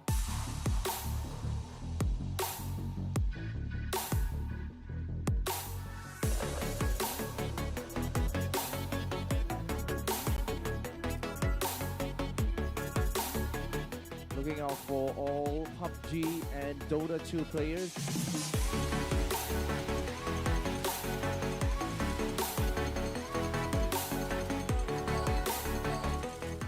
We are going to have Mobile Legends Bang Bang competition right here. We are going to have SFI versus Archangel for the second match for Aaron Wolf SG versus SFI. We have Singapore Polytechnic versus Temasek Polytechnic. We're going to have best of 3 games.